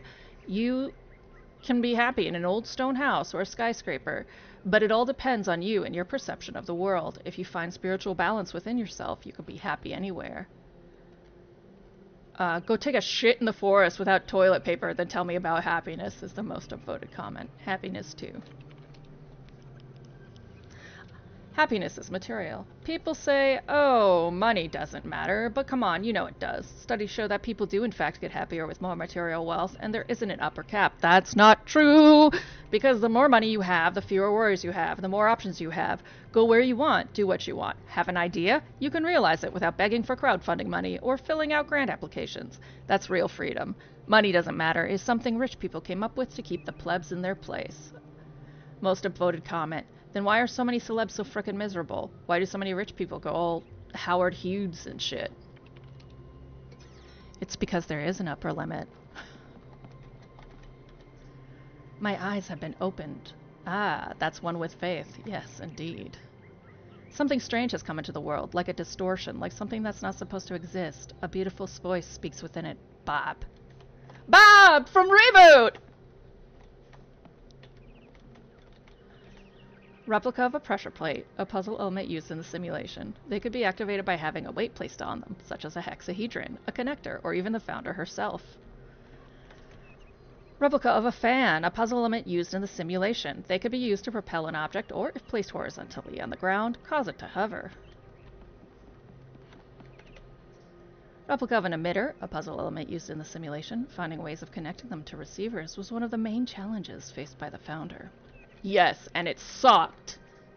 Replica of a receiver, a puzzle element used in the simulation. They could be activated by being connected to an emitter. You know what? I have a feeling somewhere in late game I'm gonna have to break into here and use these. Replica of a jammer, a type of puzzle element in the simulation. Jammers were capable of disabling some, but not all other puzzle elements. Replica of an electrified sphere used as an obstacle. It's called a buzzer. And puzzle element in the simulation, or a good boy. The founder sometimes placed hexahedrons on top of subjects, demonstrating her lateral thinking skills.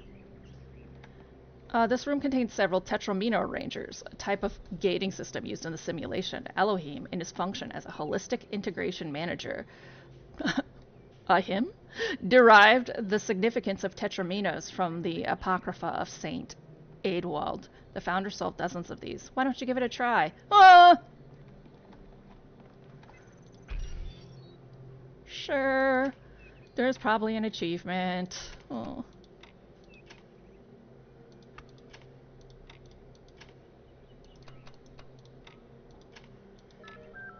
Okay, good, great.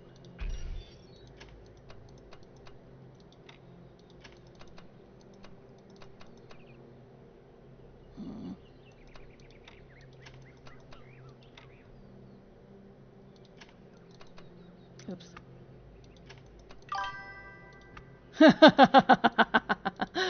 I'll be here forever. No, I kid. I actually remember a few of these.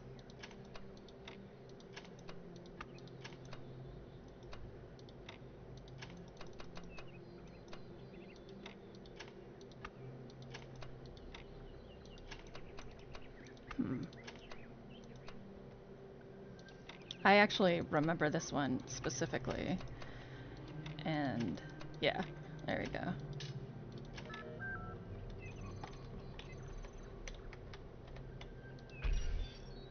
Palkis is like, we'll never leave this room.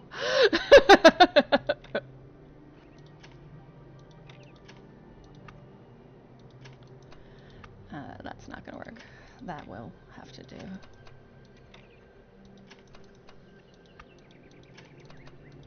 That?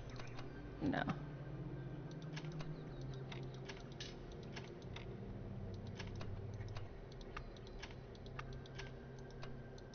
Yeah. This is gonna need something more solid down there.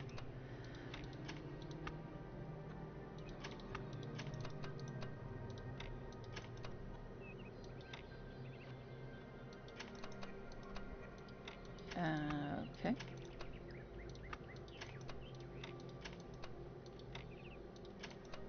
Like, I actually vaguely remember this one, but that doesn't mean I remember how to solve it. I just kind of remember it.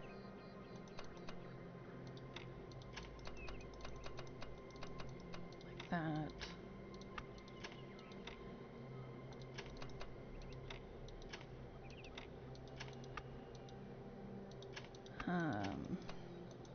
Let's see. This'll have to be there. The man who like. Welcome to my channel. The man who like. To have your message read to me.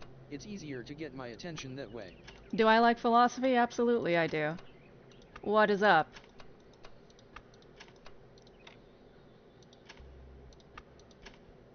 How are you today? Do I like Tetris puzzles? Not particularly. These are known as Hildy's Bane.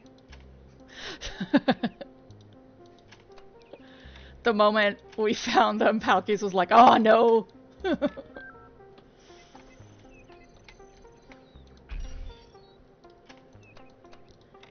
I mean, that's 3. 3 out of 5. To a subjectivist? I mean, that's pretty broad. Do you mean a subjectivist as in ethically?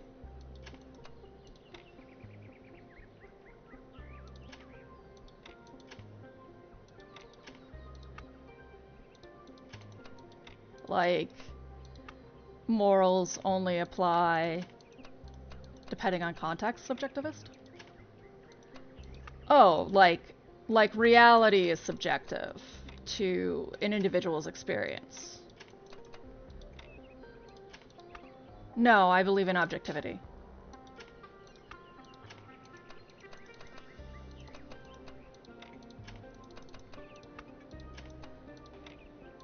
I think that there are forms of material philosophy where subjectivity could be considered true, but I don't ascribe to them.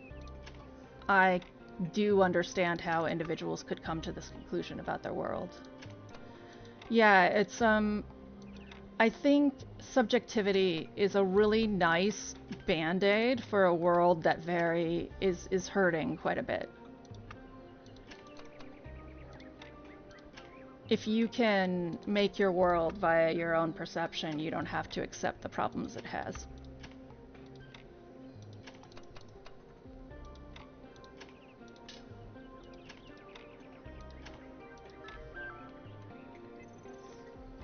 Also prevents the heavy lifting of empathy.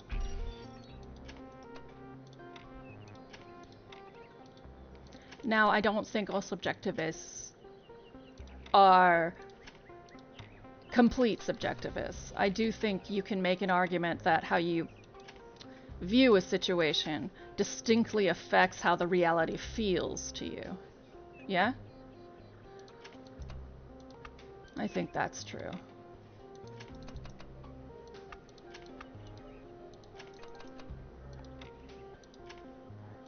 Did you come looking for someone to vent about this too? Because I'll listen. I'm here to listen to venting if you need.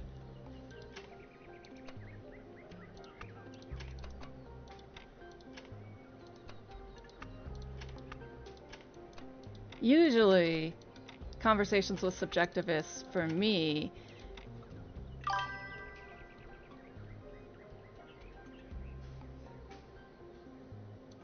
Oh, we're gonna go here. I think that there is an objective difference between gender and sex, and that individuals who are transgender are experiencing a life in which their objective identity does not match their objective physical body. And since we have the science to change that, we should.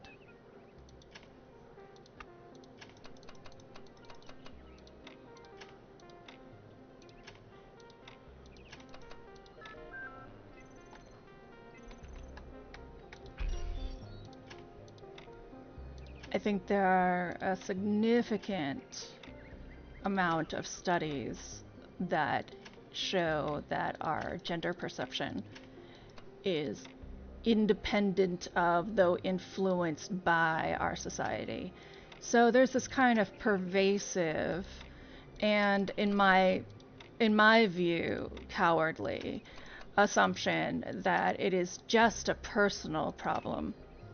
I personally find this cowardly because it removes all cognitive responsibility for the user, or for the user of this argument, to try and understand another human being.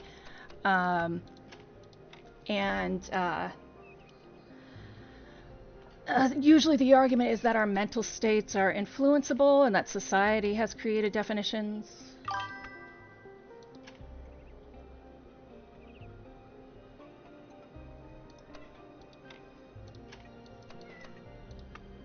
So you're saying, do I think... I want to clarify your question real quick. Are you asking me that whether I think gender reaffirming surgery solves, quote unquote, a transgender problem? Or...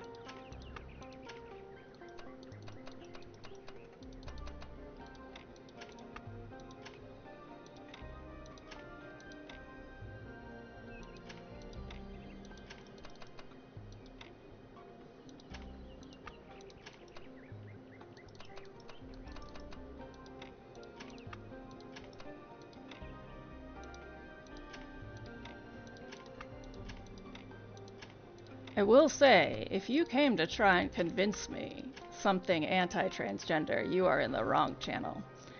But if you came to inquire, I will continue this discussion. No, like, are they automatically in... Okay, so here are the questions. I forget that these don't read out loud. So, give me a moment, the man who likes, so I can read your comments here. So, to start with, I spoke to a subjectivist today, and I was like, no, I believe in objectivity. Can I just call you man? Or like? Let's call you like. Me too. And then so like says, I see LGBTQ in your tags. You said something about making the world through your own perception. What do you think of transgenderism? Do you believe in it or not? Or do you think that their self-perception does not change any objective factors? Like, I said, I think it's an objective experience. Like says, do you think that experience automatically without a surgery changes anything within the reality outside of your brain? And if not, what is the difference between male or female gender identity? And then I said, please clarify. And like said, no, like, are they automatically in a reality of a different being? Does any objective quality they carry outside of their self-perception change based on this gender identity?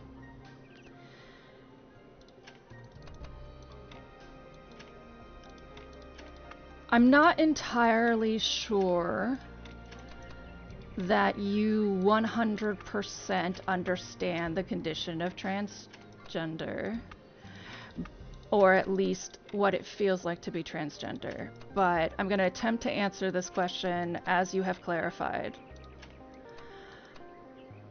Nothing changes about their reality or their gender identity, because they've always been the gender they have just gotten gender reassignment surgery for. That doesn't change. That's still their identity. What does change is the surrounding environment that they're in. We cannot perceive others' objective truth very easily. If we want to talk philosophers, Plato has a really great discussion about how once we see objective reality, we can't really communicate it to each other. Our language is no longer understandable by other people. So, in this circumstance, if I am forced to live in the body that is sexed female at birth, and my gender identity is male,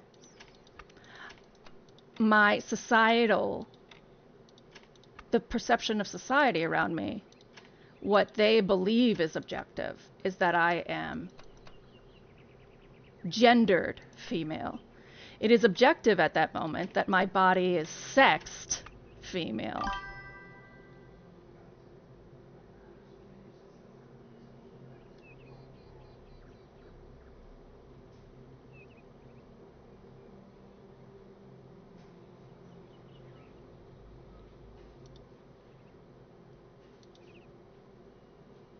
Well, let me state it more concisely. Does their gender identity have correlations with some kind of objective adjective to call it about them, like essentialism, or is it just a feeling in their head?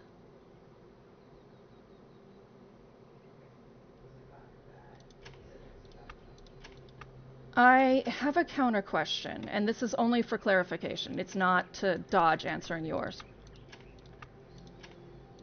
Do you think that most thoughts are just feelings in heads?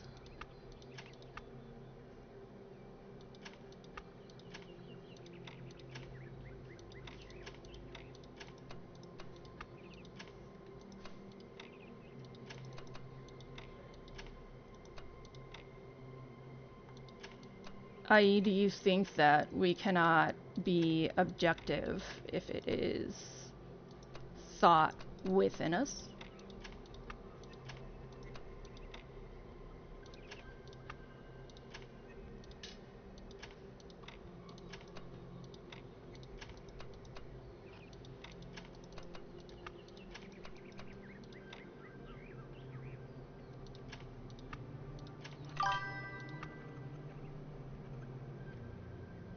Oh, you see it, San? Oh, okay.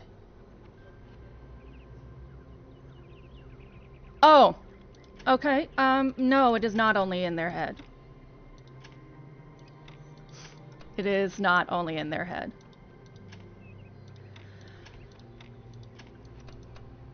If you would like to have a thought experiment to feel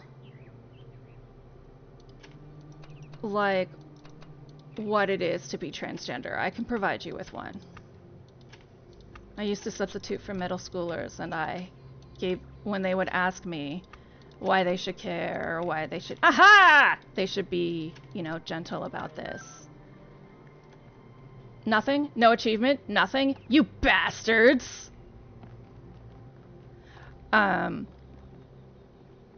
would give them this, and this is not to belittle you. This is simply to... One moment. Replica of a connector, a type of puzzle element in the simulation. Connectors would emit laser-like beams of light that were capable of powering receivers. And finally, these assholes. Non-explosive replica of a mine used as a puzzle element in the simulation. Scholars believe that Elohim derived these from his asset collection and that the creators of the simulation did not originally intend for them to be used.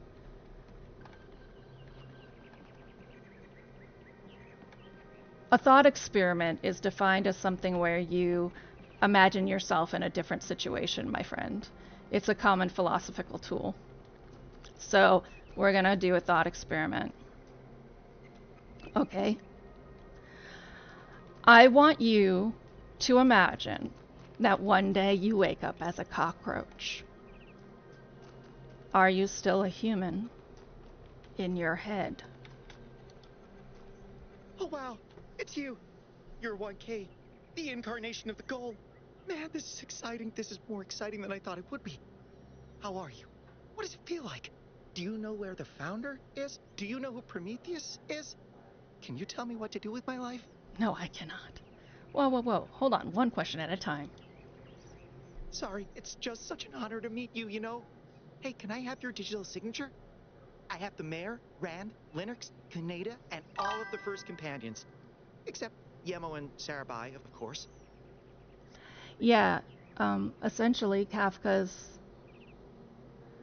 I know, I know, isn't he funny? He is like the Franz Kafka experience in Sansa's. This guy is like the fan in Oblivion.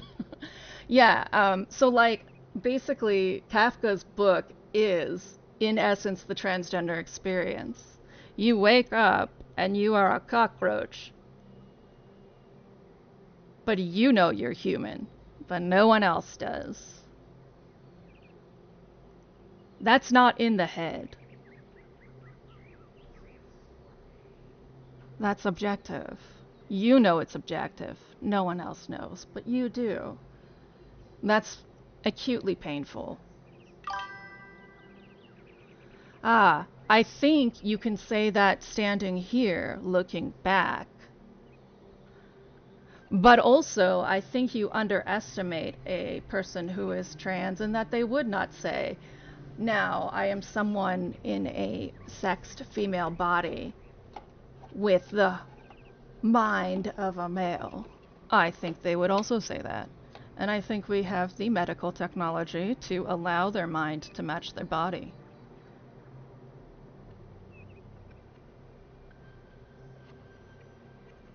If someone walked up to you as a cockroach and said, I can make you human again, what would you do?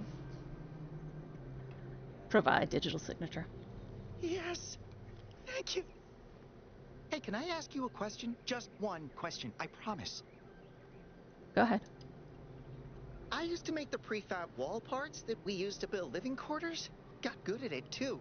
But now that the goal is complete, I don't know what to do with myself.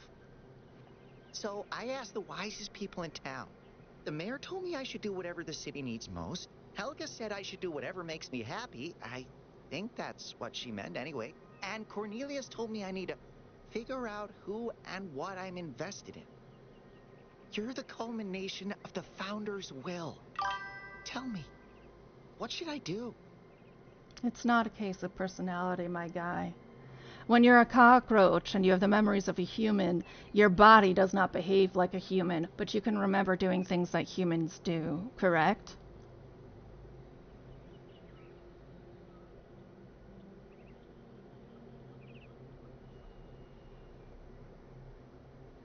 Helga's right. You should find something that makes you happy. Thank you for the advice, 1K. It means a lot.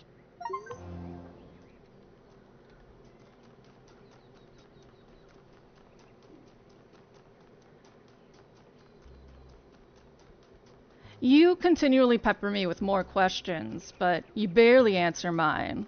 Like, so I'm going to ask very directly if there is any effort on your part here to understand transgenderism, or are you coming here to try and argue with me that it's subjectivism, and your goal is to convince me of that?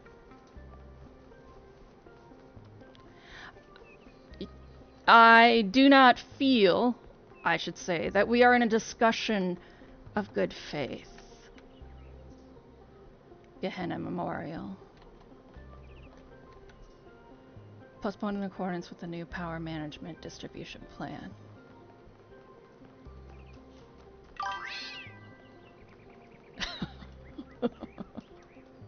Fan says, but that's just in your head. Friends of New Jerusalem Gazebo.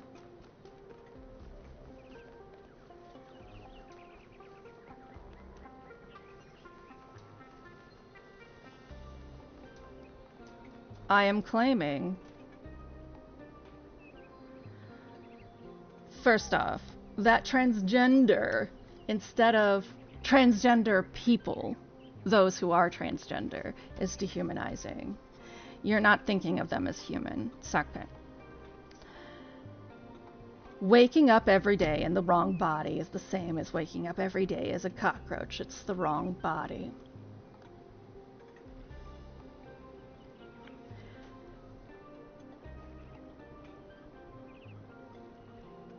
Remembering what it is like to be a certain sexed body is actually inherited genetic knowledge.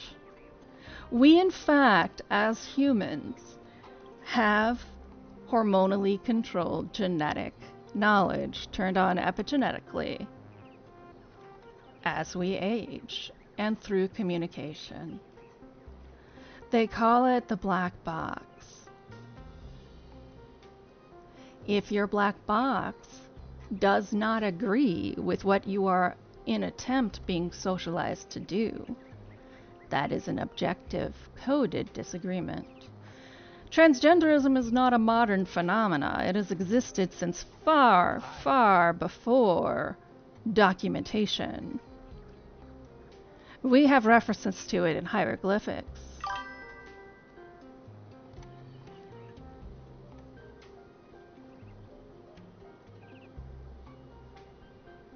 That's an interesting question to say whether I think there's a requirement. I think the requirement of transgenderism is to feel that your body is not a fit for your mind.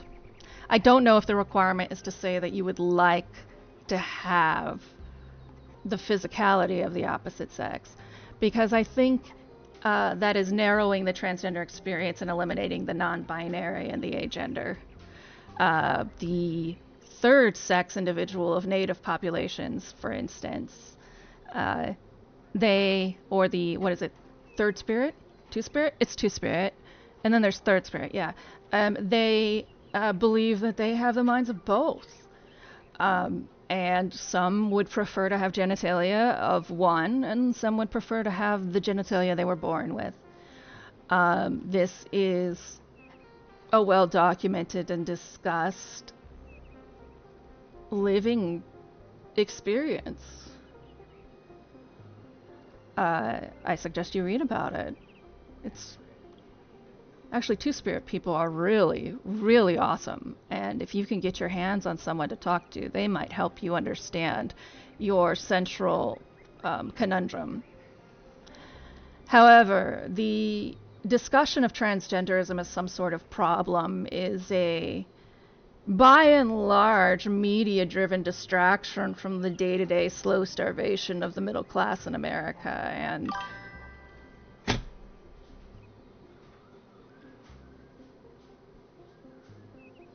I am beginning to wonder if you have drank that Kool-Aid, so to speak. I think you should be more concerned with the world around you than with justifying whether transgender people can exist.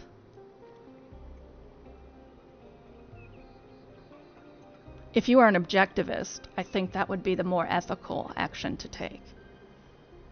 Objectively, transgender people exist around you. Objectively, there are lies being told to you day to day. And objectively, you and your way of life are in danger if you continue to believe people who make this the focus of your intelligence.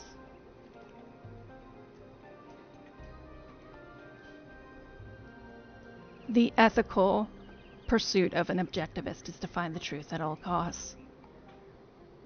And as we know from most of our favorite philosophers, the truth begins within us. If it's not your experience, it's not particularly yours to analyze.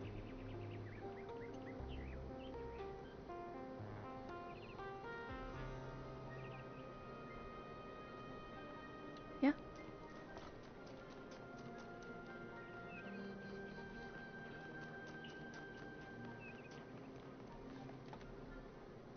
Want to go on an expedition, my friends?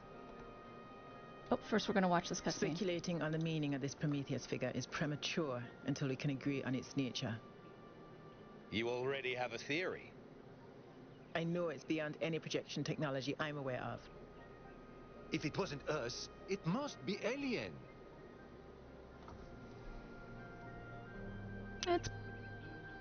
impossible. Exactly. We've shown them we can live in peace, and they've decided to make contact. Let's not get ahead of ourselves. 1K, we'd appreciate your thoughts on this. Now we've Pretty good achieved the Jamaican goal. accent. Fresh perspectives like yours will be increasingly hard to come by. I'd love to get a quote from you for this evening's newsletter. Speculation aside, 1K, is there anything we can know for sure about this Prometheus?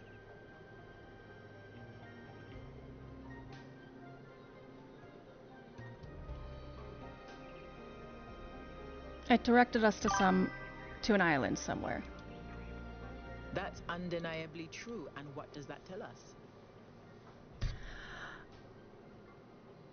My honest answer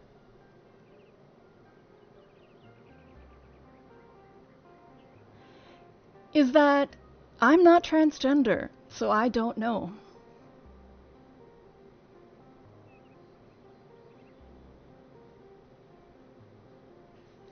The fact that you choose not to vote tells me enough about you. I am not a transgender individual. I have known many transgender individuals. I know many transgender individuals. If your questions seemed in good faith, I would ask them. Your questions seem... It tells you that you don't really believe in anything. If you really believed in something, you would choose. Instead, you've chosen not to choose. You believe in yourself, but you don't believe in the experience of others, and you don't care about them. Voting is a choice, and when you choose not to do something, that is also a choice. When you choose absence, you are implying a lack of care. You did not care enough. You do not care enough. Why you don't care enough is not really my concern. You don't care enough.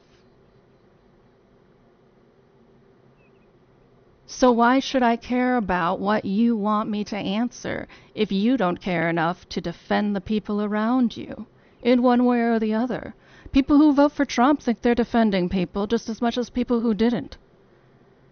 Why should I spend more of my stream time when you can't get off your ass to make a statement?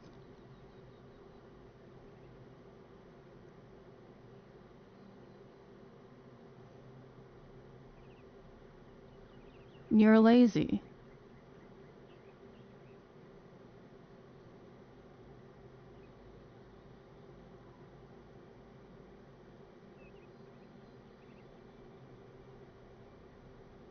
It doesn't take a genius to see that if you were ever going to vote, this was the time.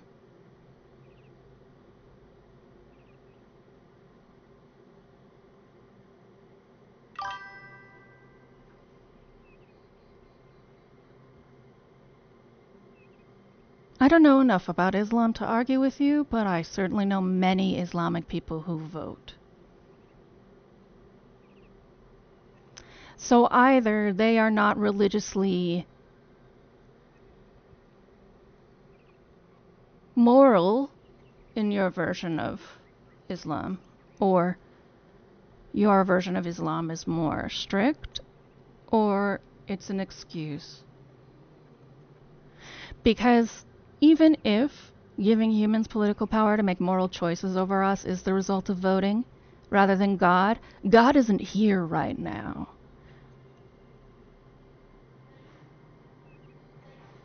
Everyone else is voting, and they're deciding who's going to make moral choices over you. If you won't decide, God is not going to smite them, and He hasn't.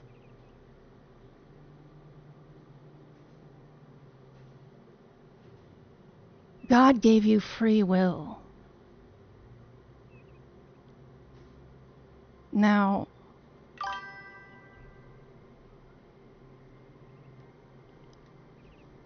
I mean, I respect that. That's your way of life. But it doesn't change the fact that you are choosing to hand over your power. to something that isn't objective. Now, I'm not going to say that God doesn't exist to you. I personally don't believe he does. However, I think that religion can be objective to an individual.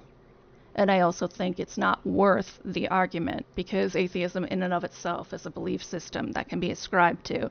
I think it's incredibly hypocritical to say you can be an atheist and no one else can be a something. But I do know that objectively in the day-to-day, it is not God making the decisions that Trump makes. And by not voting, you are ascribing to a pressure coming from your religion to not take care of those around you and leave it out of your hands.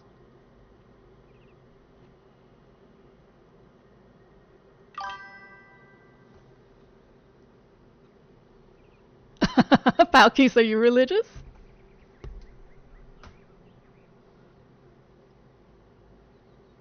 I have a lot of respect for religious people.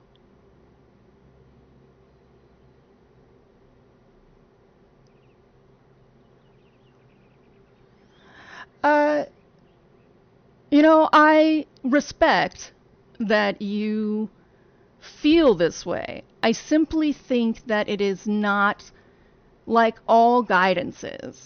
They're not correct all the time.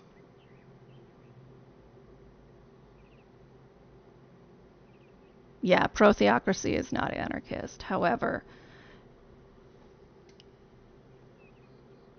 so what you mean is you're agnostic, Palkus? You believe that there could be a God, but it's not anything that's been defined?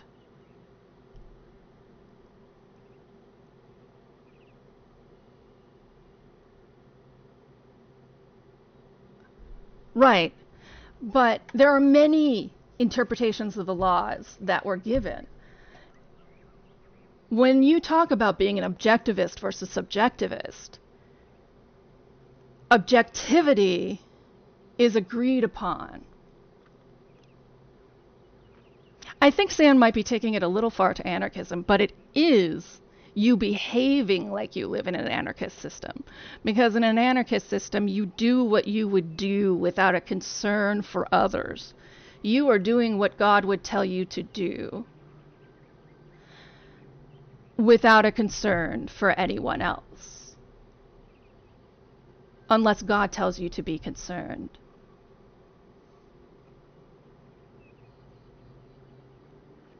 Great. You should be voting then. You should be voting for the people who can correctly apply the laws God gave for you. You should be voting for representatives who best align your interests. If you don't, you are allowing anyone to enforce those laws. Also, Palkis, you don't have to be anything, but they're helpful terms when trying to have a discussion that's concrete. So for the sake of argument, can we just say you're agnostic, or are you a monotheistic believer, or it's more of a shorthand so that we don't spend too much time defining. I actually do think now that like subjective really was to explore the transgender experience, and because I mean, Palkis, that's fine. But I think it makes it difficult for you to be on the same level because I don't know what you believe. And then it would become, what does Palkis believe, for quite a long time. It makes it difficult to join in. Yeah, I do believe that, like, really did want to have this discussion now. After talking this to this point, I have changed my mind, and I think that, like, is not here for malicious purposes. I do think, though, like, that you have an inherent transphobia that is affecting your ability to have this discussion. And I don't think it's bad. Like, people will say, like, transphobia and mean you're a horrible person. I don't think you are a transphobe. I think that you are in an environment where the information you are being given is transphobic, and it makes it difficult because I have to get through these questions that a simple Google can answer for you. And that gives you the impression that you don't want an answer.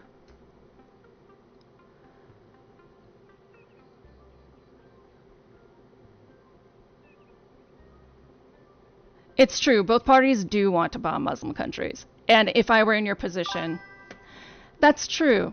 But if you picked an answer you particularly liked and came with that answer, it would be easier to have this discussion.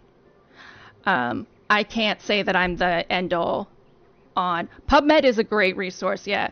Like, try scholarly articles on transgenderism. Honestly, if you don't have the medical background to read them, I understand. I had to get a botany degree in order to be able to understand it. But you could bring those questions to the table. You could say, PubMed says this, help, right?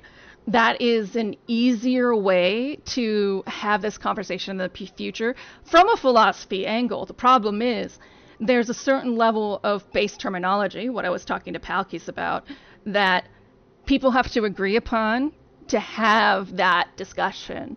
And if I have to define the terminology, I'm not going to do it correctly because I'm not a doctor, one. And two, it's going to be warped by my independent experience in your questioning.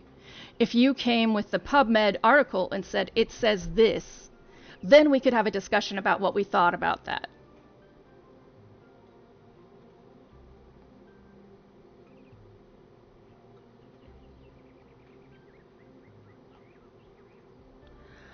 I don't need to know what people believe.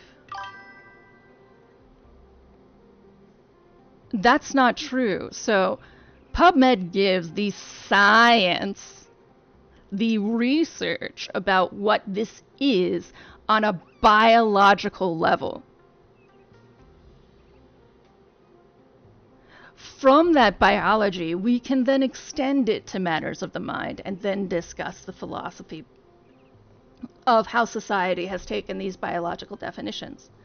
However, if you will not believe in the biology, we can't meet on this discussion, my friend.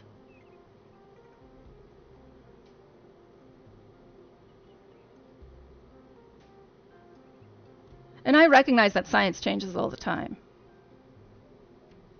But there is a current agreed upon truth. And we should adhere to that until otherwise shown. And I don't think that you have the credentials to disprove current science on gender. Just gonna throw that out there.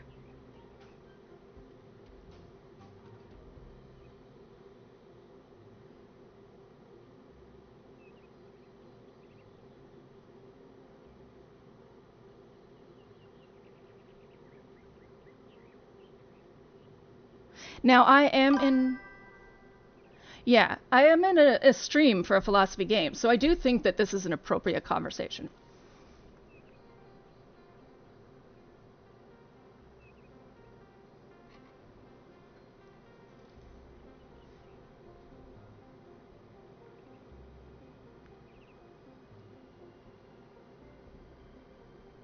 There is a term in the trans community for that, actually. It's called egg laying, where you tell someone they're an egg, i.e.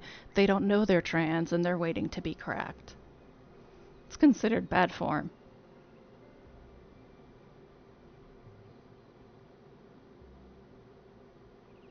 The fact is, there's a high probability you will not get those results from someone who is not trans. But they may not be aware of it because of societal pressures. I think that like is very devout, and in that sense,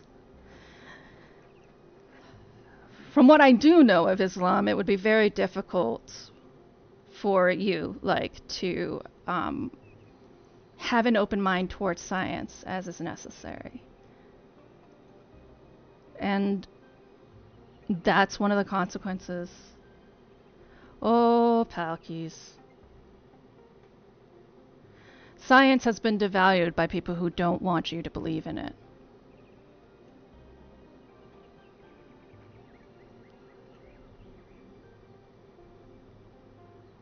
There is science.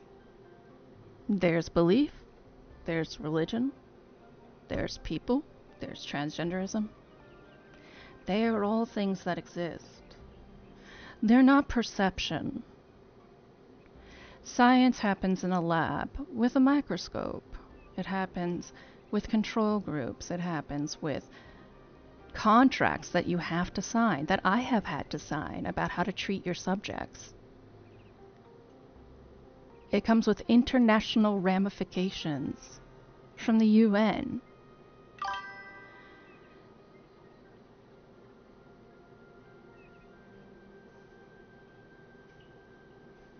Ah, that's fair.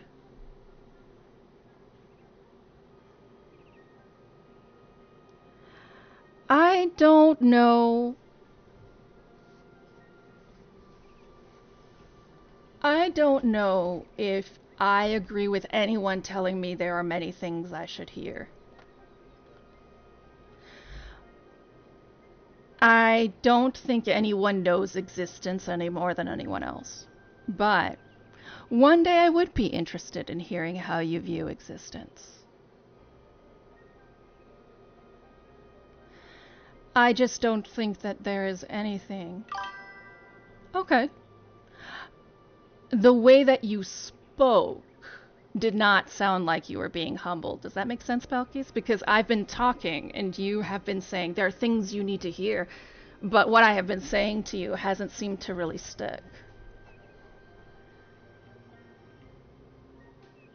I know. It is, you're right, you are limited to typing, so it's not, you are direct. So please, I assure you, there's no anger or frustration with you. This is simply a direct response back. I misunderstand because sometimes the words you choose are more intense than I think you mean them. And so I clarify. I do think that if this term is not so laden, there are many things that you should hear as well. You do get to hear from me way more than I hear from you because it's my stream, so I understand that imbalance. That's fair, Palkis. That's very fair. I'm assuming that you are a subjectivist, or to some extent like that, and that's okay. I don't believe in subjectivity. But I don't think it's inherently without value. Does that make sense? Just because I don't ascribe to it doesn't mean it's valueless. Like, this is a game that comments on how we perceive God as... Alright. I've been very patient.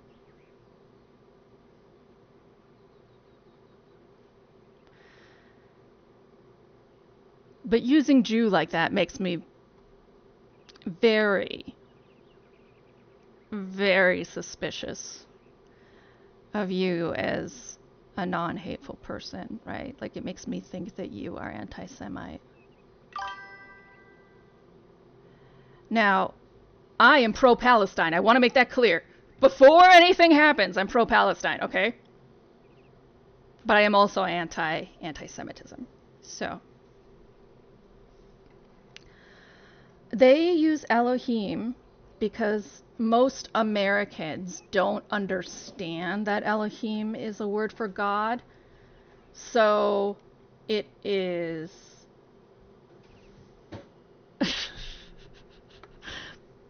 Palkis will talk, okay? You're taking too much from my conversation with Like, okay? We've had this discussion.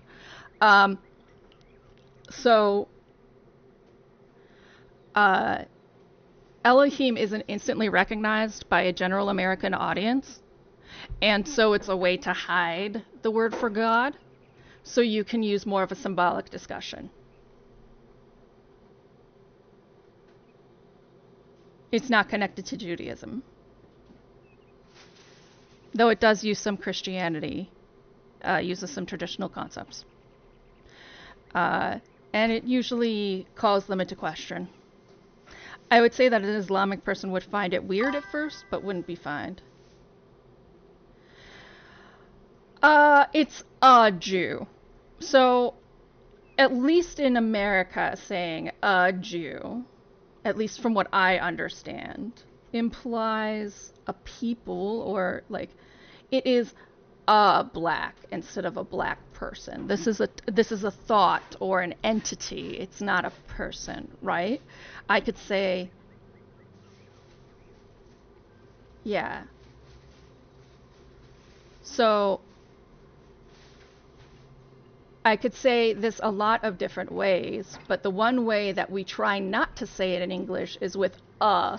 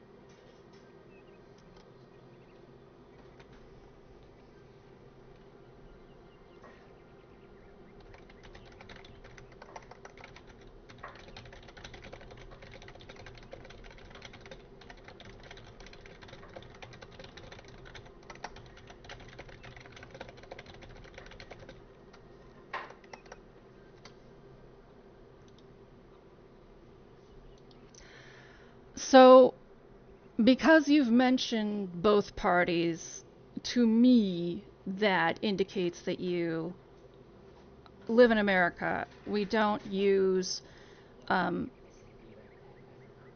definite particles for groups of people because that implies an ideology about them. Though being that you're Muslim and seeing that, you know, the country of Judaism is causing a genocide right now, I don't really blame you if you have some negative feelings.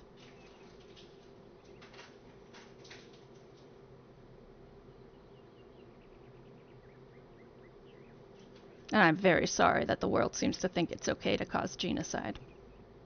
It's bullshit.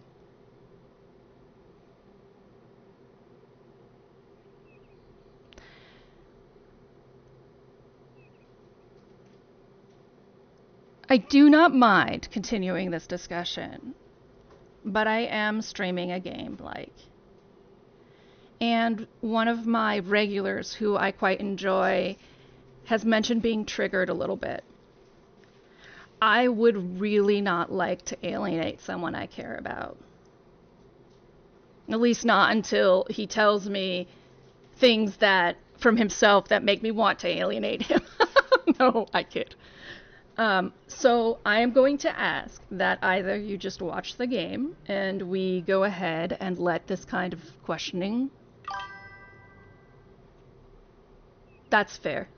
I just wanted to say it. You're fine, Palkis.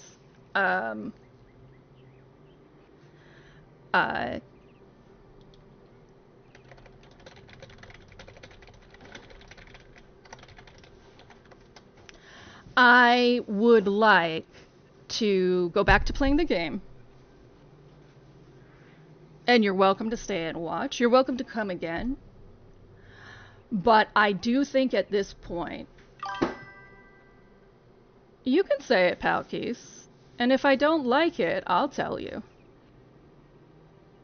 If you don't like that I like it, you can make a decision from there.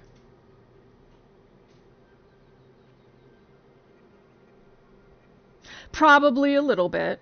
But I also, at this point, do not care enough to worry about what this person thinks. And that's the truth. Like, I care more about allowing Palkis to not feel triggered and allowing San to go back to watching the game that is their favorite. I hope you can understand that.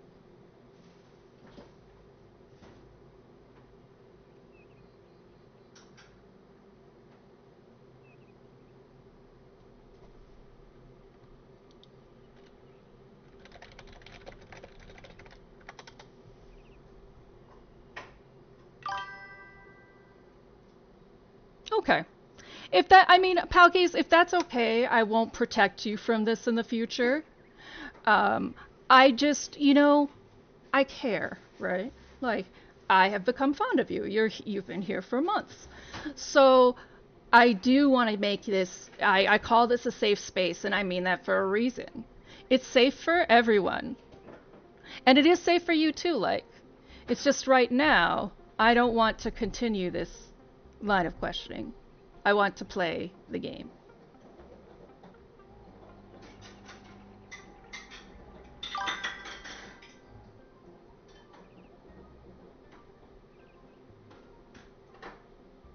I mean, you could disagree if you want. I would say that I don't like when people don't agree and don't say something. But I also, I don't know if I entirely worry too much about it. I am a streamer from very far away. Right. Yeah, there's no real reason to be super concerned. The only opinions that I would say, if you don't agree with, I would be really upset, is like things like transgender people are people too, right? Like, if you don't agree with that, well, we might have to have a talk. But you don't have to publicly not agree with it, and then we would never have that talk. But I do feel strongly that we're not going to get much of anywhere if we continue this way. I think that we are going to continue to devolve into what I would call unproductive scapegoating.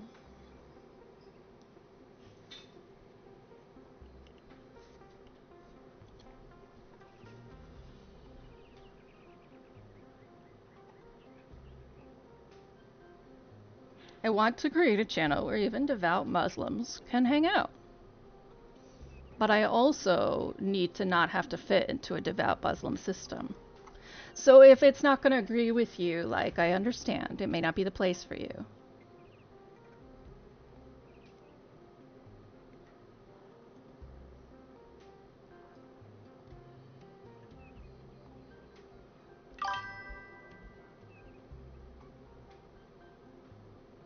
He has not been banned.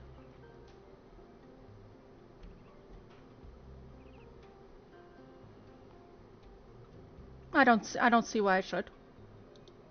He may have left. Seems like he left. There was a brief moment where there was about to be the ban hammer. Yeah, it's just us now. So, Palkis, in truth, I have a feeling we don't agree on a lot of things, but what we do agree upon is being kind to other people and having empathy.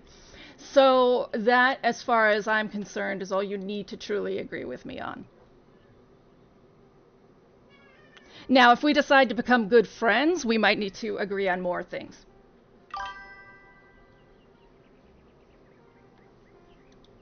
Yeah, I'm not interested, like, so what I meant by we had our discussion was once Palkis said something right, oh, are they Jewish? And I was like, that in America is very anti-Semitic, the way you said it. But it's the same when Tevra said, remember, San, that he said something really questionable, and he was like, oh, I didn't realize, he called me shrill, and he didn't realize that that's an insult in English because English isn't his first language.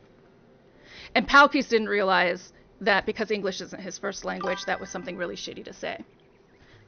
Oh. 5-second rule. So what I do take umbrage with is someone coming in here to essentially pick a philosophic fight about whether transgender people have it in their head or not. And I tolerated that nonsense for as long as I was going to. But you don't have to agree with me politically. You have to agree with me that people have a right to live their life as themselves, and that transgenderism is an objective experience. I'm literally turning my head and I'm looking at 2 trans people right now in my kitchen. And they are so much happier than they've ever been in their life. And I would never ever wish a world where people would have to be sad and miserable because we can't just let them live.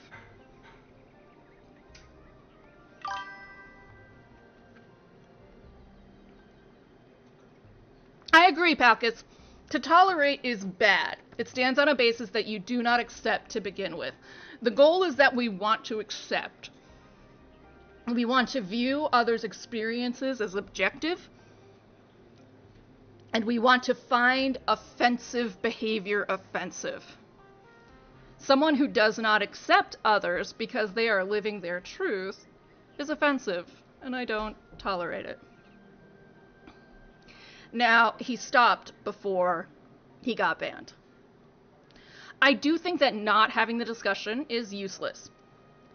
You have to have the discussion, if only because if someone else had wandered in at that time with the same beliefs as maybe I could have changed their mind. And me, as someone who is not trans and as a trans ally, it is my responsibility to have those discussions and those fights so that my trans friends don't have to have them. That is my opinion on what you do to help others who are less fortunate than yourselves in the identity lottery. I personally,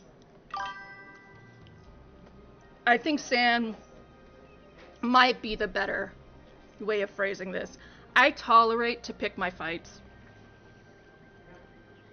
And if you knew me face to face, Palkis, I think you would really like me.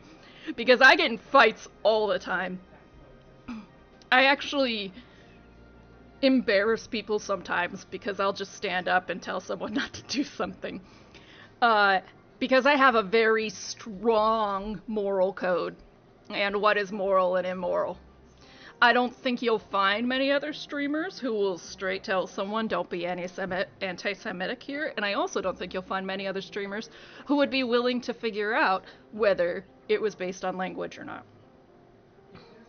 And I know that, and that might be the reason I never make money.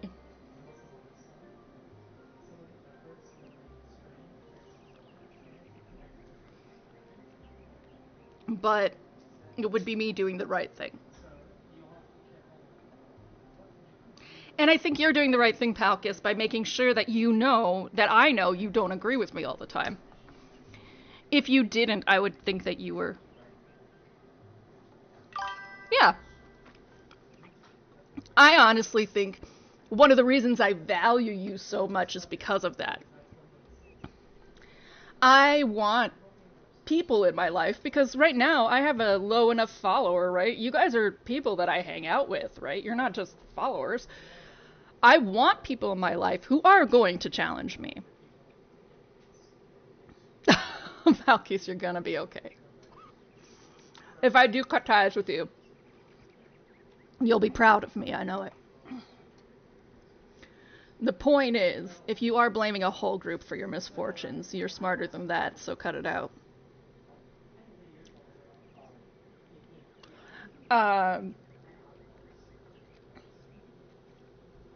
But I don't think you are. I think you're just worried that I would find your viewpoints overly cowardly and inefficient to world change. And I probably do. But I don't mind cowards. Yeah, worst case scenario, we can be hate buddies. Yeah. That's how I feel. I have a couple of hate buddies. They're super Republican, and I yell at them all the time. But because I can respect them, because at heart they're base good people, like they're not hurting people every day. Now, they didn't vote for Trump. If you voted for Trump, we're not friends. That is something that has happened. But if you didn't vote for Trump, but you still disagree with me on a lot of cases, we're buds. We talk. So, worst case scenario, we'll be hate buddies, palkies. I'll shake on it. Now, guys, let's finish. A little bit, isn't it? Honestly, Palkis, a little bit. Because no matter how loving I am, I hate the people who hurt others, right?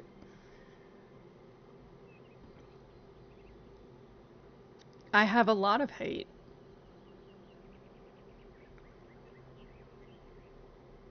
And it does make me connections. And it's a very twisted place.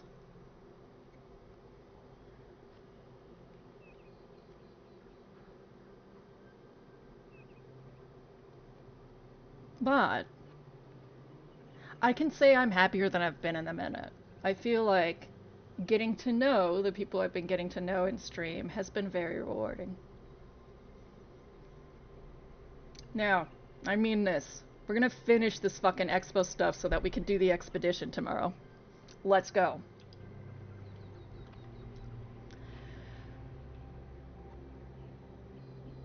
We may learn more by following its directions.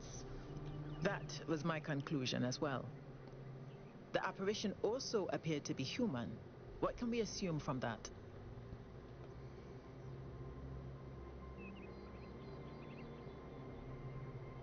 We can probably understand its meaning. I tend to agree. I'm also sure that we lack the knowledge ourselves to create a projection of such clarity and magnitude.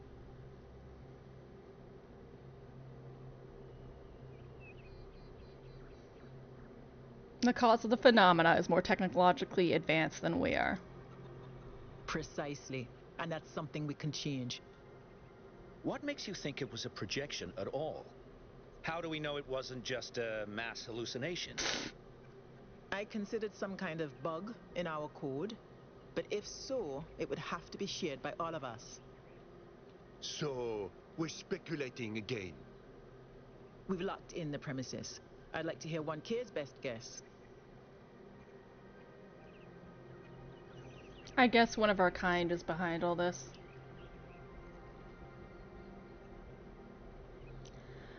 Most likely someone outside New Jerusalem. Can I quote you on that? Yes, but it's just a theory. Theories are all we can reasonably have right now, though I'm sure that won't come between Cryer and a sensational headline. Well, thanks all for hashing this out with me. Let's hope the mayor signs off on exploring this island. I only wish I could join the expedition. You can. Why can't you join the expedition? If Melville's going, someone has to stay behind to keep the lights on.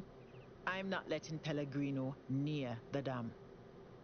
I hope the next time we speak we'll have a bit more data to go on. Alright. So, San, do you need to see the log? Do you remember where that conversation stemmed from?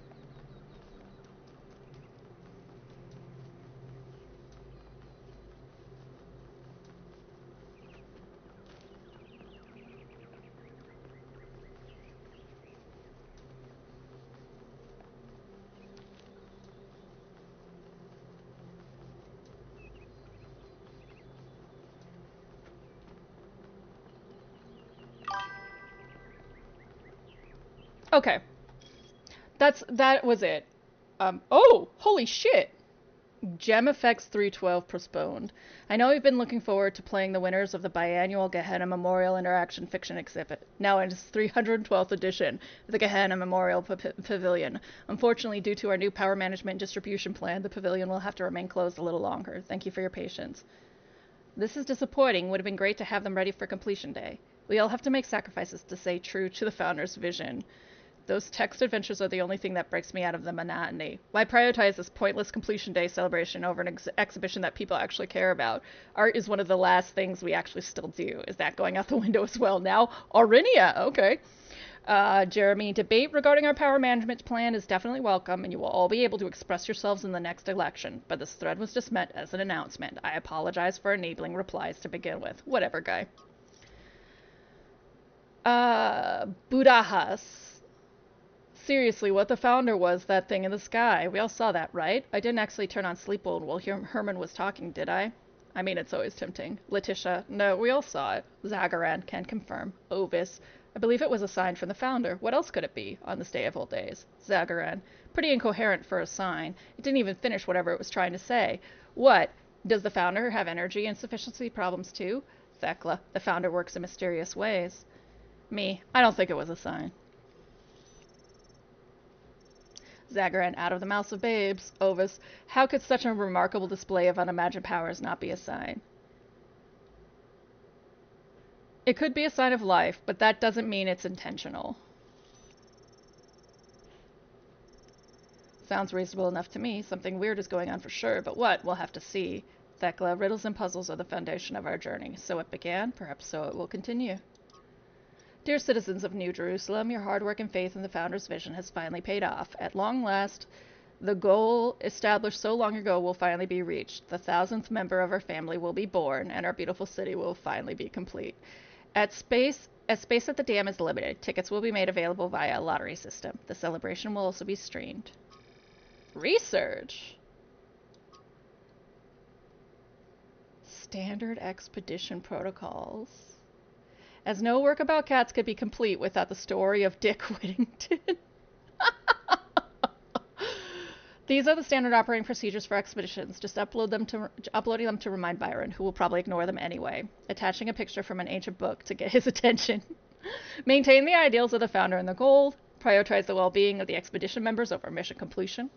Want expedition members to stay by the vehicle at all times. Expedition leaders should refrain from participating in high-risk activities. Minimize vehicle use to conserve fuel. Prioritize observation over interference. In case of emergency, return to New Jerusalem at once.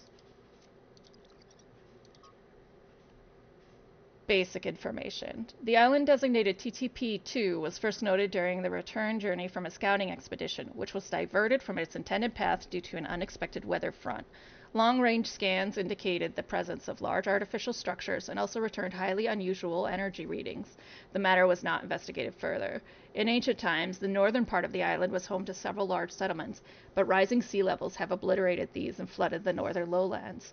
The south, in stark contrast, seems to be a harsh and lifeless desert. Our intended base camp is near the origin of the energy readings in the temperate center of the island. This is a test, please ignore. Just testing the system to see if it works properly this time. So we don't have another incident like when Pellegrino uploaded his poetry to the public law. Are you kidding me? We have Greek to translate now? What? You must be joking.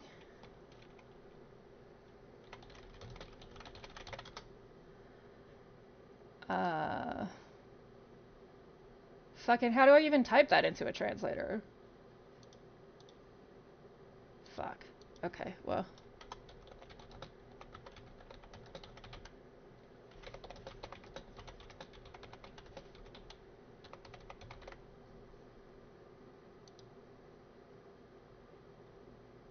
We'll try this. And if not, I'll have to figure that one out.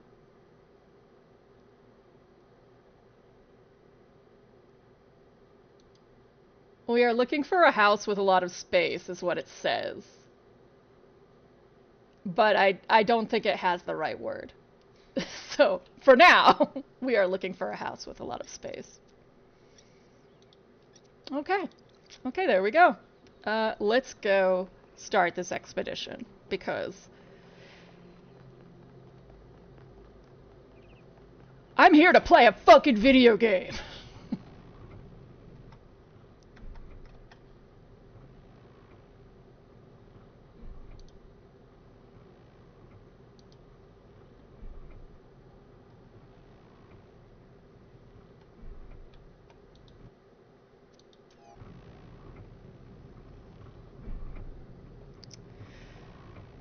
My goodness.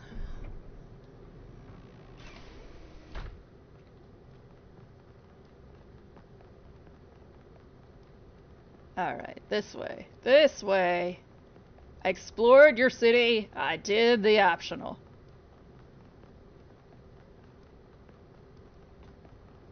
Hello. So, what's the verdict?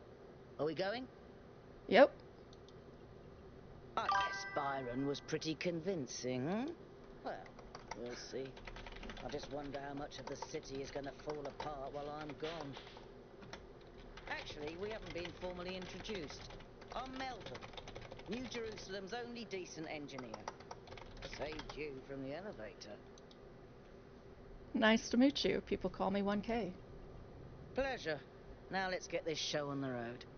You ready to go? Yeah.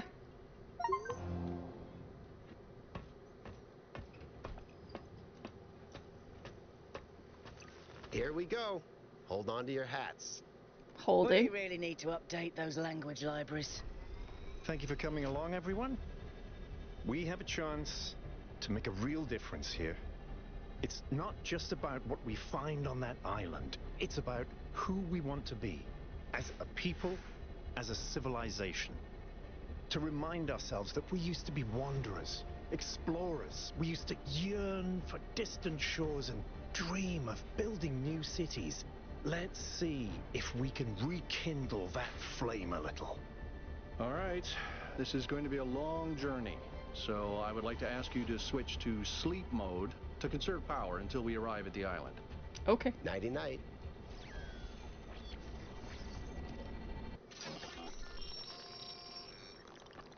Oh? You have chosen a dangerous path. A path that will demand sacrifice. But that, my child, is how the future is built. Oh. Oh well. Elohim, thank you for that message. Wakey, wakey, robot people.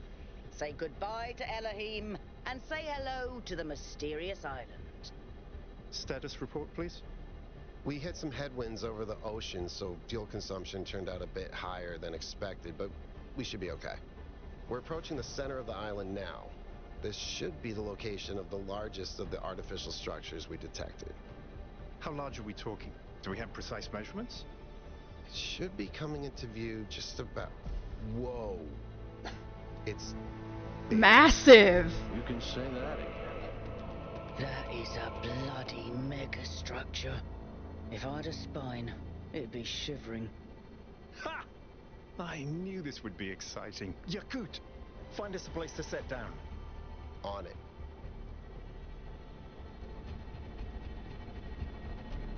It really is incredible.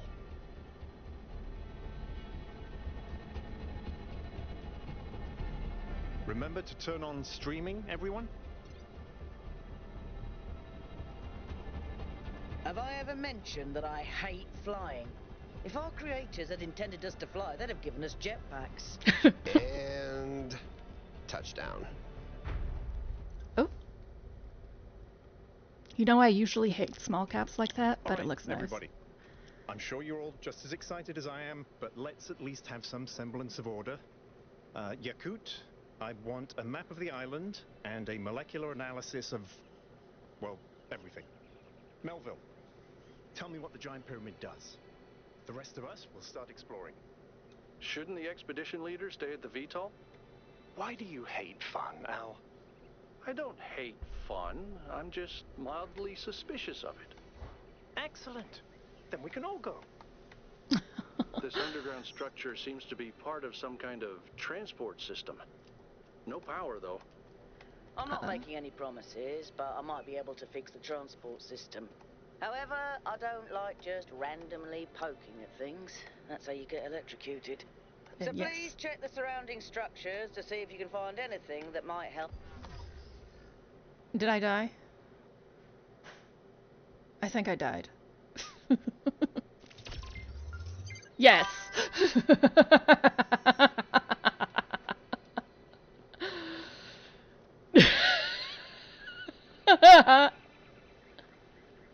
I wanted to go to the mega structure. You know, living is fucking awful, Palkies. This underground structure seems to be part of some kind of transport system. No power, though. I'm not making any promises, but I might be able to fix the transport system. However, I don't like just randomly poking at things. That's how you get electrocuted. So please check the surrounding structures to see if you can find anything that might help me make sense of this stuff. Schematics, blueprints, a manual would be great. I would love to help you with things.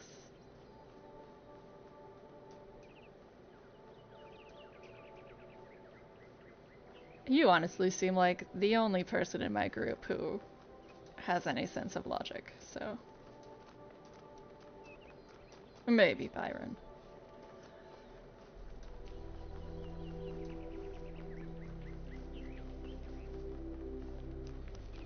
Oh, so many things.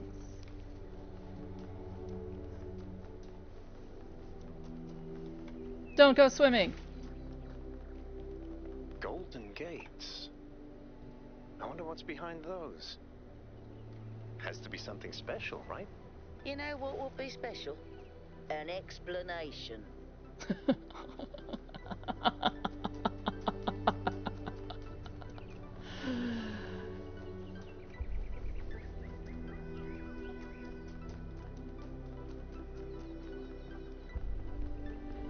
That sort of looks like a temple. Hey, 1K, check out these coordinates. Okay. Oh, I love how you talk to your party members. Like, I love that.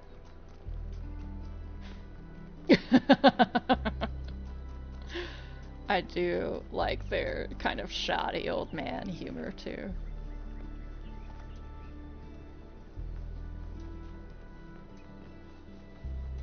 Wait, okay, you gave me coordinates, and I'm supposed to check them out, but now the doot is gone. I lost the doot. Where did my doot go?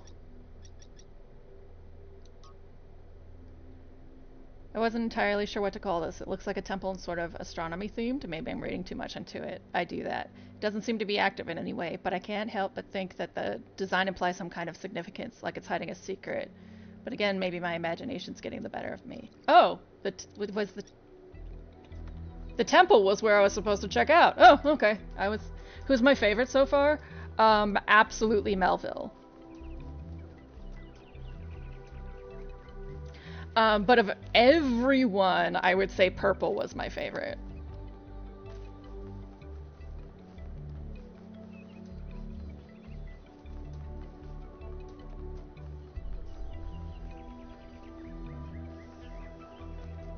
Okay, so this direction seems to not have much results. Got it.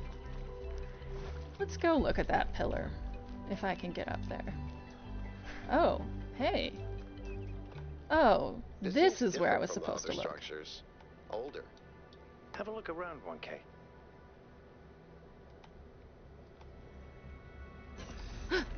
Ooh, a door. Oh, that's like the way I'm supposed to go. I don't want to do that yet.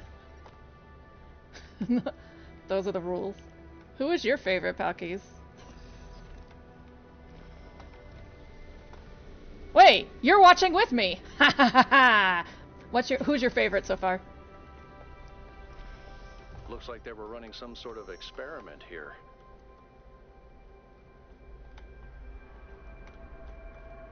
What is this? Oh, what? We got like hyperdimensional tubes? Ah, no.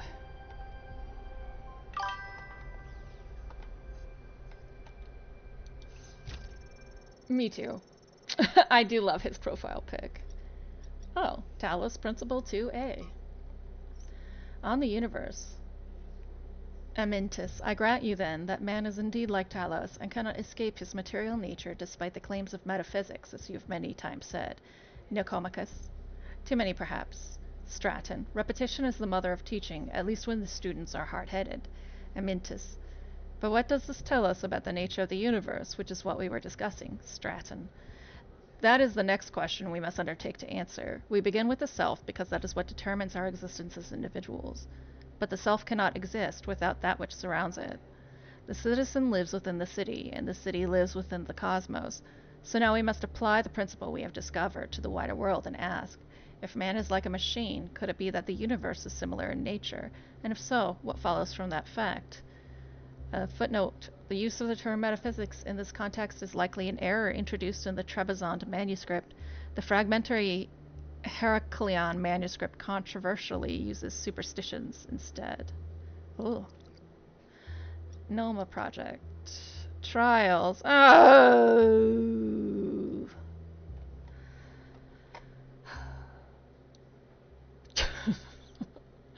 I'm screen capping. We're not going to do this now. We'll do this soon. Schematic.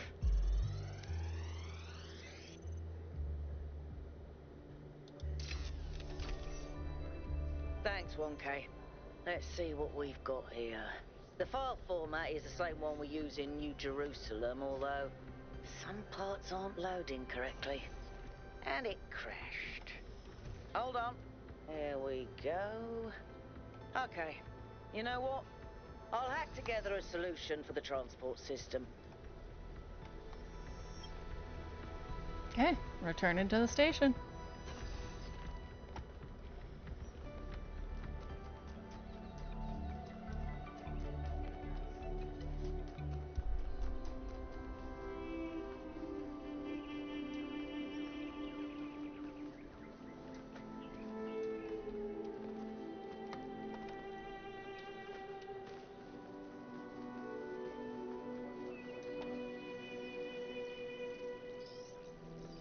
Oh, delightful.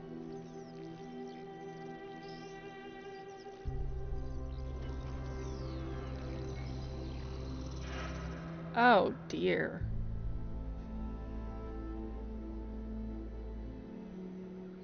Am I in sleep mode, or did that thing just materialize out of thin air?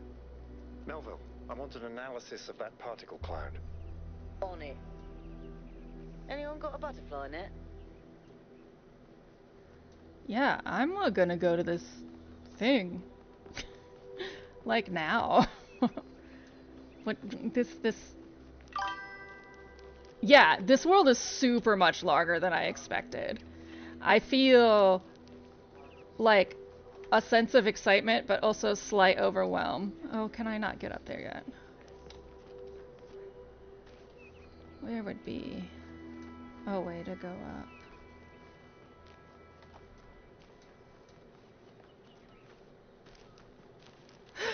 Too much! Cannot compute!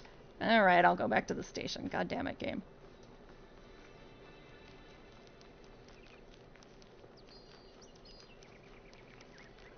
I like that they kept some of these are the exact same assets from Talos Principle, and I really appreciate that. I think it lends you like a sense of continuity. Alright. Boarding the capsule. Let's go. They're like, you're a day old. It's fine. Why don't you go in the creepy megastructure? I'm connecting the transport system to our interface. I get a map? Oh. An artificial ring-link structure on the wide lowlands east base of our camp.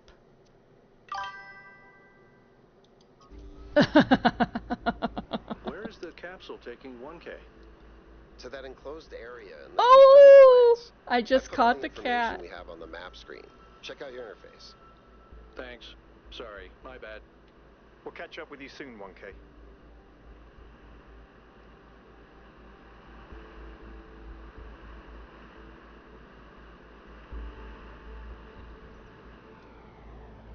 Okay. No, there's never enough cats anywhere. Like, I cannot... This place is magnificent. Look at that tower. I wonder what it's for. I can't express how much joy I have that the devs are cat people and we get to experience that. Dang. Bro. This is a pretty cool joint. Everything is very big.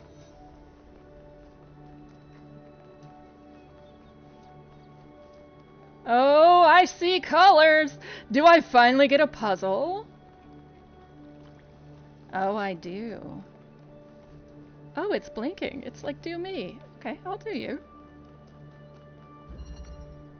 Oh no, the 3 colors. Is that a puzzle?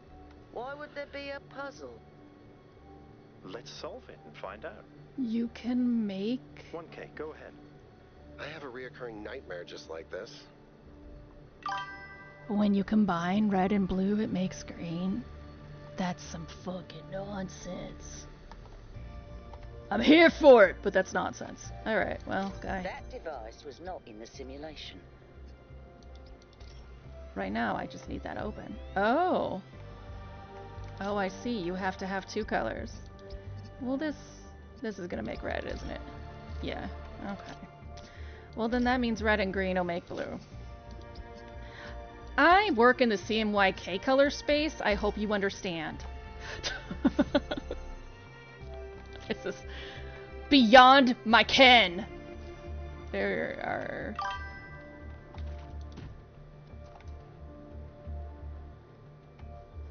I have the keep selection feature? What do you mean?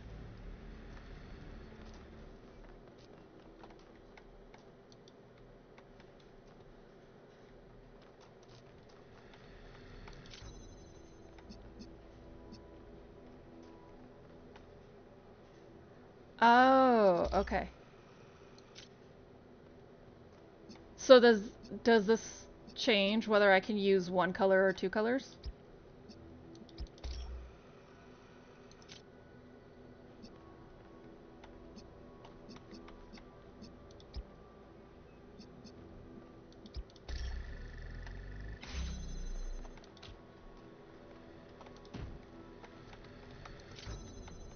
Oh, I see. Okay. Okay, I see.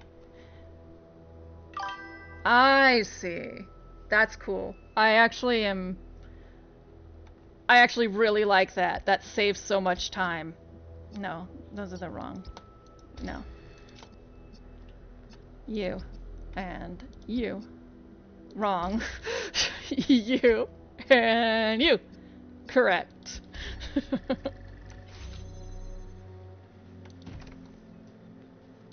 Do I get a sigil? What am I getting?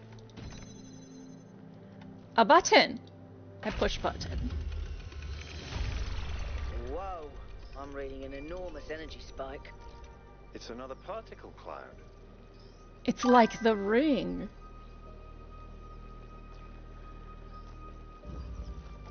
It does feel that way, actually. To me, it even feels trivial. I'm like, oh, okay, so I combine the colors? Fine. You know? Reconnection. Alright, alright. Meh. Meh. What do we want to do the here? Cloud's been absorbed by some sort of device. Fascinating. Melville? Yeah. I'll add it to the pile of weird stuff.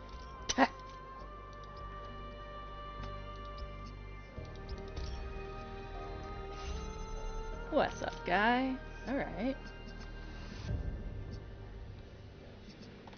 So, let's do that. Oh, man, you make us change the color for fucking everything. That's interesting. By the way, I don't have that set. If I right-click when I pick up the connector, that's what does it.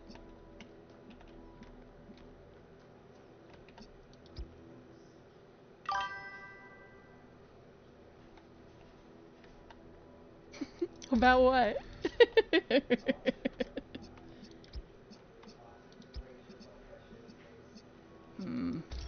No. What do we want to do?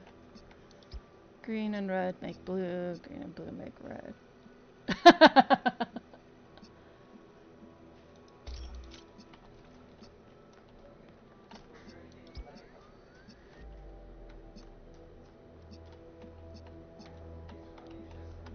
Well, it is cool. That is not going to connect either. Okay, so let's try this. Green and red. They make blue. I don't want blue and blue. I want green and blue. So I can take you and do that. Yeah! RGB color space. Look at the cute little... I love that there are these little houses. Oh, and there's like little... The music key is cool too.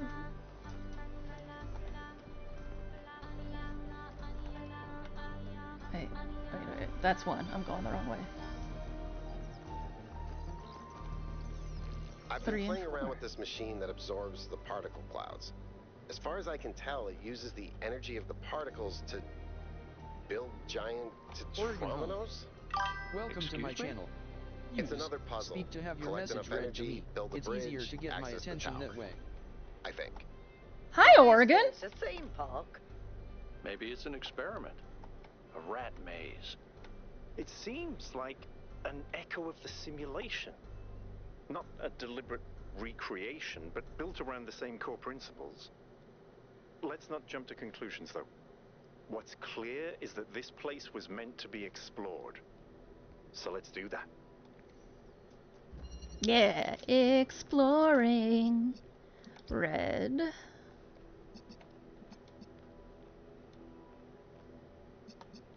And blue. Okay, so are you gonna let me do one color or no? No. Well then. What's in here? Oh, the green light. Alright. So, green and red make blue. Dink.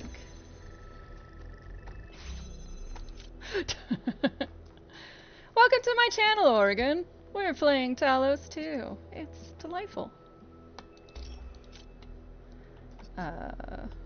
Blue and green make red. Ah. Fine. Fine. Just sit there and then. Blue and green make red. Ah, but I need you to make blue. I thought we were done with lights running into each other.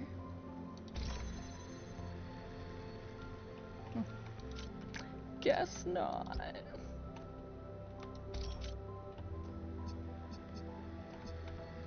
Okay, well. I see. So you can be blue.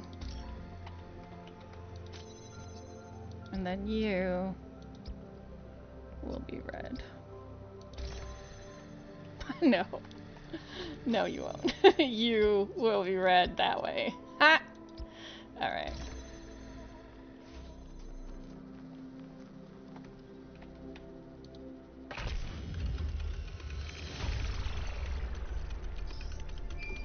Keep solving these, 1K. Let's see where it leads. I'm from Oregon too, Oregon home.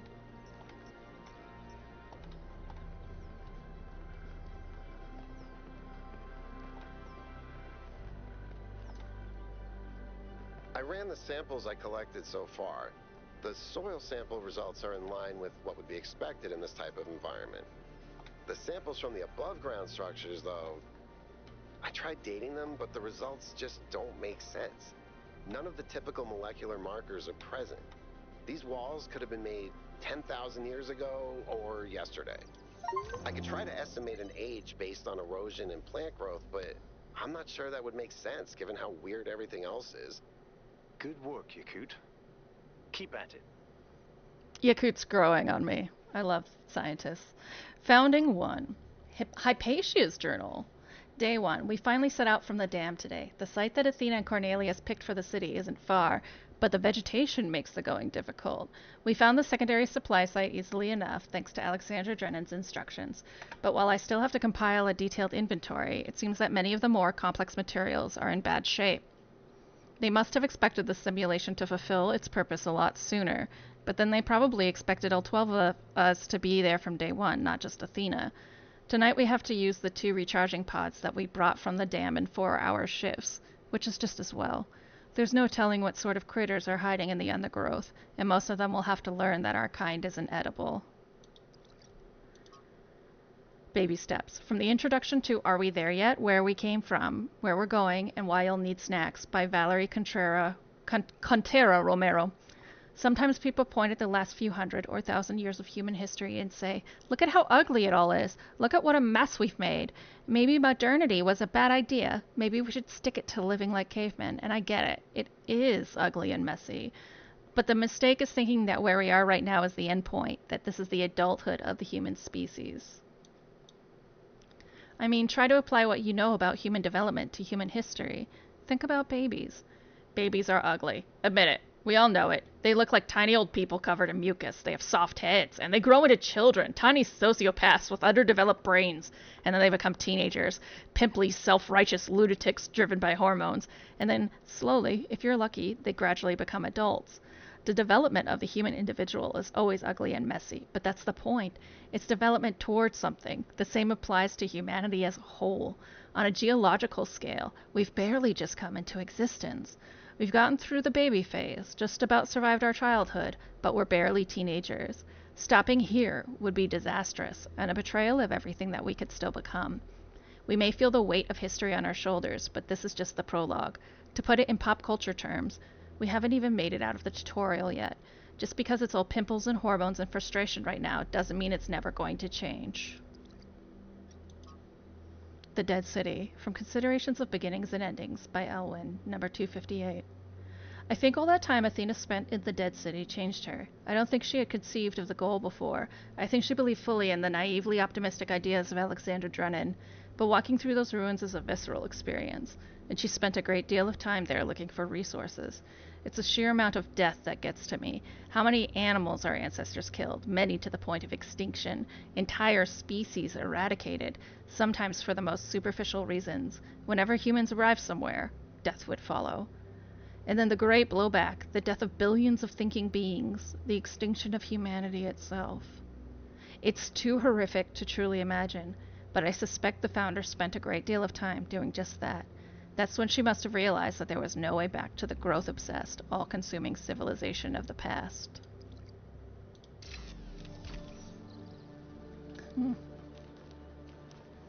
Number 4! I think we'll knock through these 8 and then call it a day. Alternative option. Alright. Okay. Does light go through glass? No. Okay. Hand? Oh, these are hints. Got it. Okay. No. Looks like Prometheus has given us a way to circumvent some of these puzzles. So each puzzle has a backdoor. I guess the mythological Prometheus was kind of a trickster, so that tracks. I have no interest in using that for this though, so... Yeah, okay. I can't really reach that switch.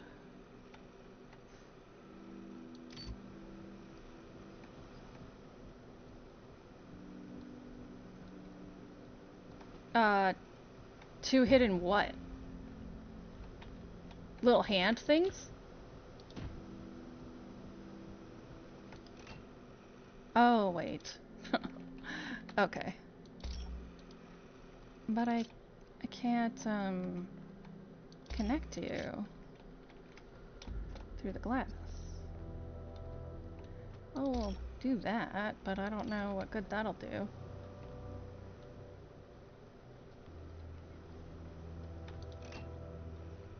Oh, okay. I got it.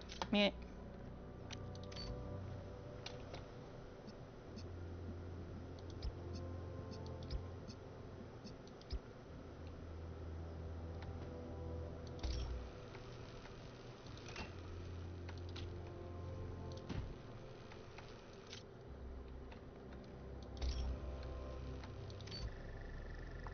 you go.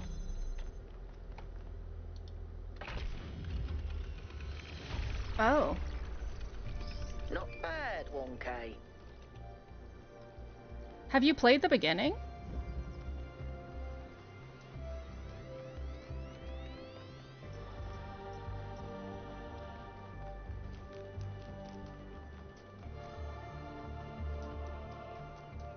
What are you? Who are you? Show me your number. You are hidden. It's strange that some of these puzzles seem disconnected from the rest. Like it's all unfinished. It's a normal connector. Bless. Oh, I didn't want to connect to him. I wanted to connect to you. Whoa. Alright.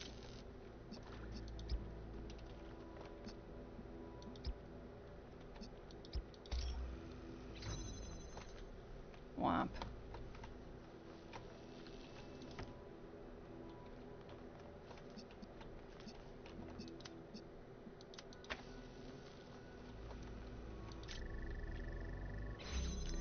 Okay, well, let's get this first. 'Cause that'll solve the problem.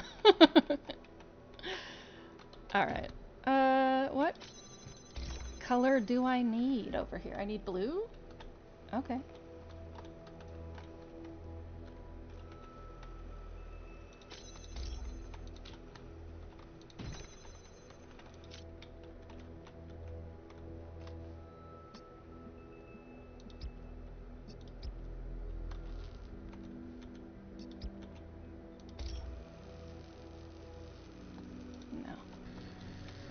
No, I know what I want to do. I just don't know how I'm going to achieve it without interrupting that guy's nonsense.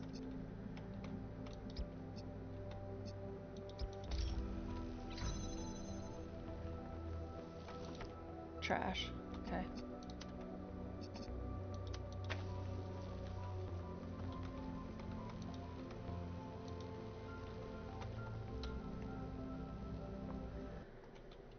Same reset button.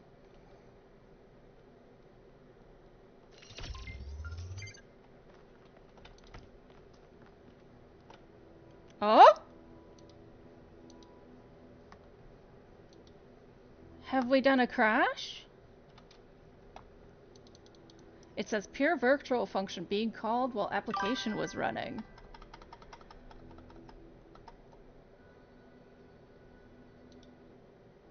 Yeah, we have done a crash. Unreal process has crashed. So the application crashed. Hold on. And so the application crashed. All the picturesque concrete megastructures evaporated in a single nanosecond, together with this alluringly unexplored world of puzzles and robots. Alas, the secrets of this world remain undiscovered. We, the developers of this game, Crow Team, humbly express our sincere condolences for what happened. If you would be so kind to send us a crash report, then we will do our best to make sure this crash doesn't happen again.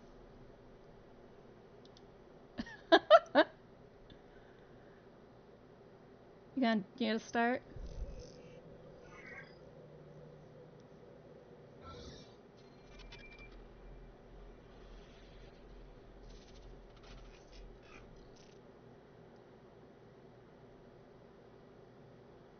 Yeah, right? I was like, I can't even be pissed. You put so much effort into this fucking crash screen. Like, thanks, dudes. But if it's anything like the other Talos principle, this is gonna be, like, I'm gonna be right in the same puzzle. Yeah, no concerns. Alright. There. We're gonna do this a little differently. We're gonna get the box. And then we're gonna put my dude on a box. Because we're gonna.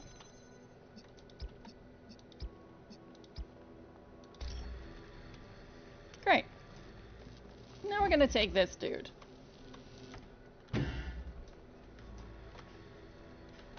I'm sorry. Did I get too close to it on the way? And we're gonna take that dude. Sorry, my bro.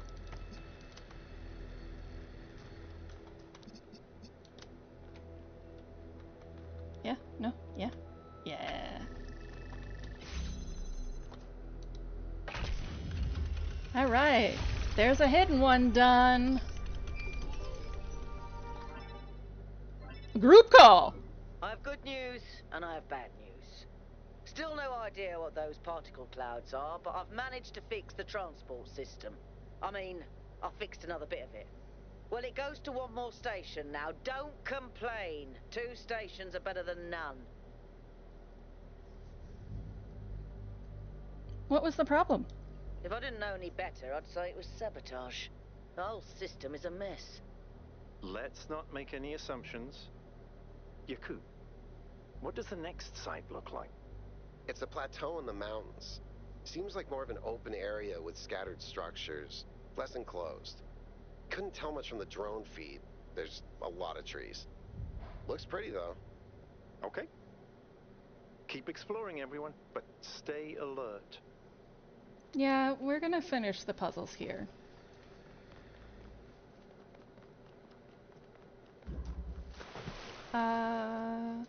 Let's find number 5.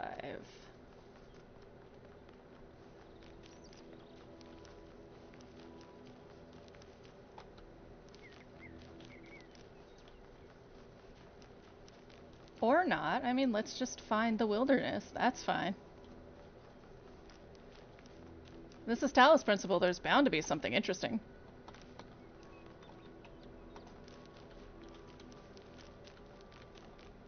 Yeah, what is this? What are you? A ghost bomb. Ghost bomb.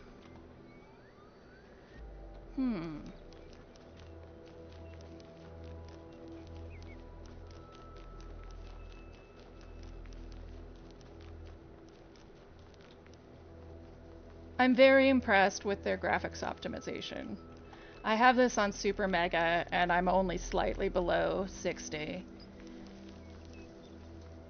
Which, frankly, like, you know, oh, I have a 4070. The fact is I don't have the TI. So I typically expect for Super Mega with games 2023 and later to have to turn it down a little bit.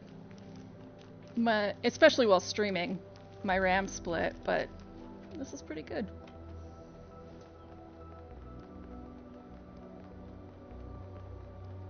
Oh, I found it. Number 5. Through the door. Okay. Well, let's go through the door, so to speak. Oh, a jammer! It's a jammer.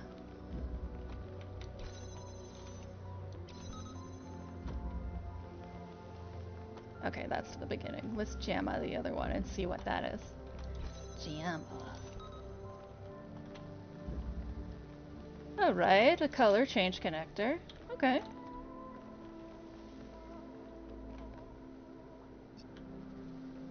Got it. JAMA. Come here, color change connector.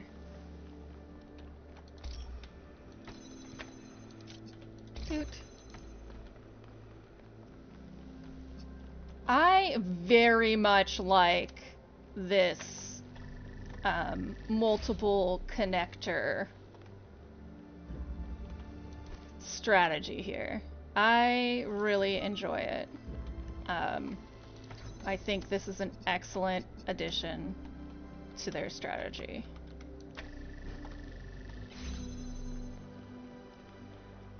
Yep, okay.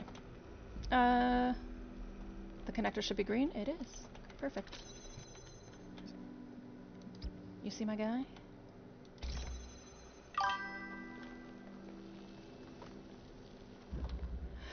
You know,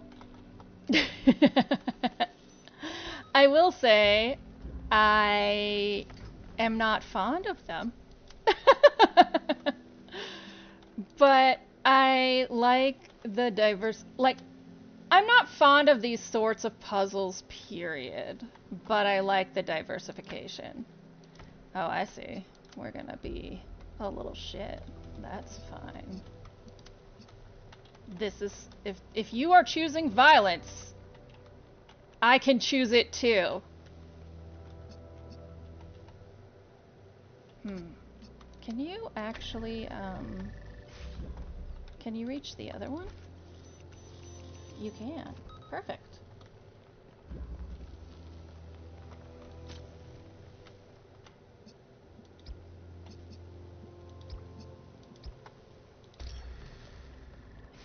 But it does, like, having the 3 colors show up so early does make it fresh for someone who played the last game, right? Like, it keeps it from being repetitive from the very get-go, and especially because I played them back to back, there's a big risk of that.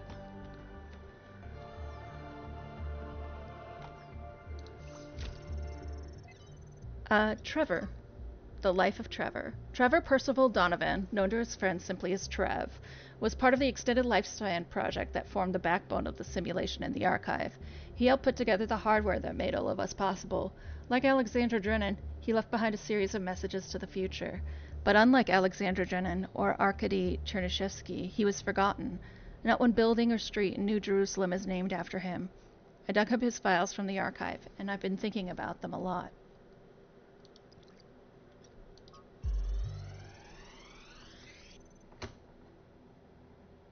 New interface content available.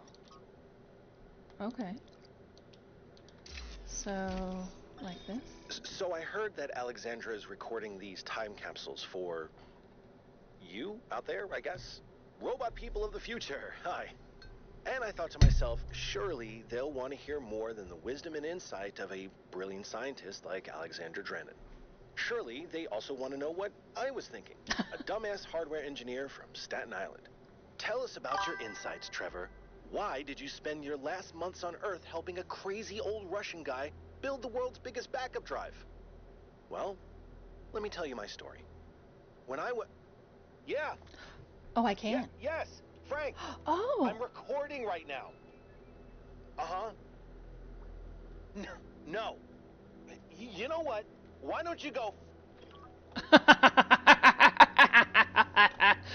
Trevor, are you me? Hi, Trev.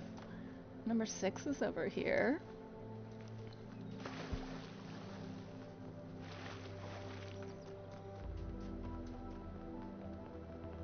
Oh my god, it's enormous.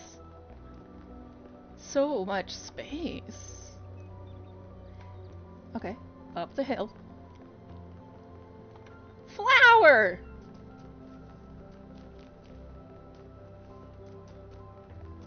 Bam. Alternatives. Okay.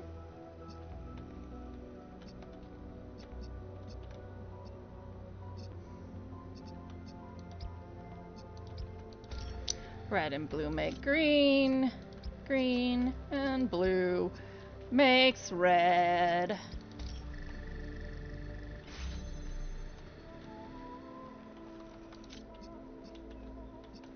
Green.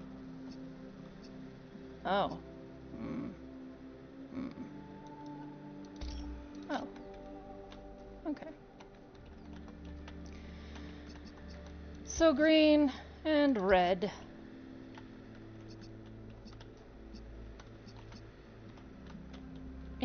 Make blue. Blue and green. Make red. I think the multiple colors are way more fun.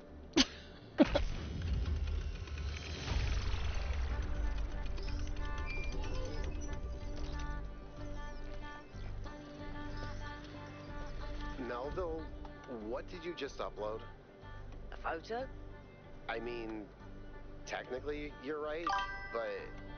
Is that? I can't tell what that is. How did you even manage? You're literally taking a picture with your eyes, Melville. I don't even know how to make my eyes go out of focus. Clearly you've never listened to one of Herman's speeches.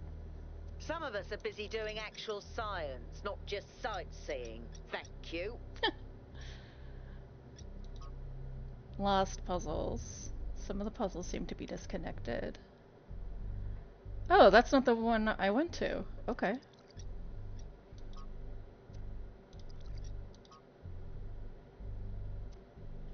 Okay.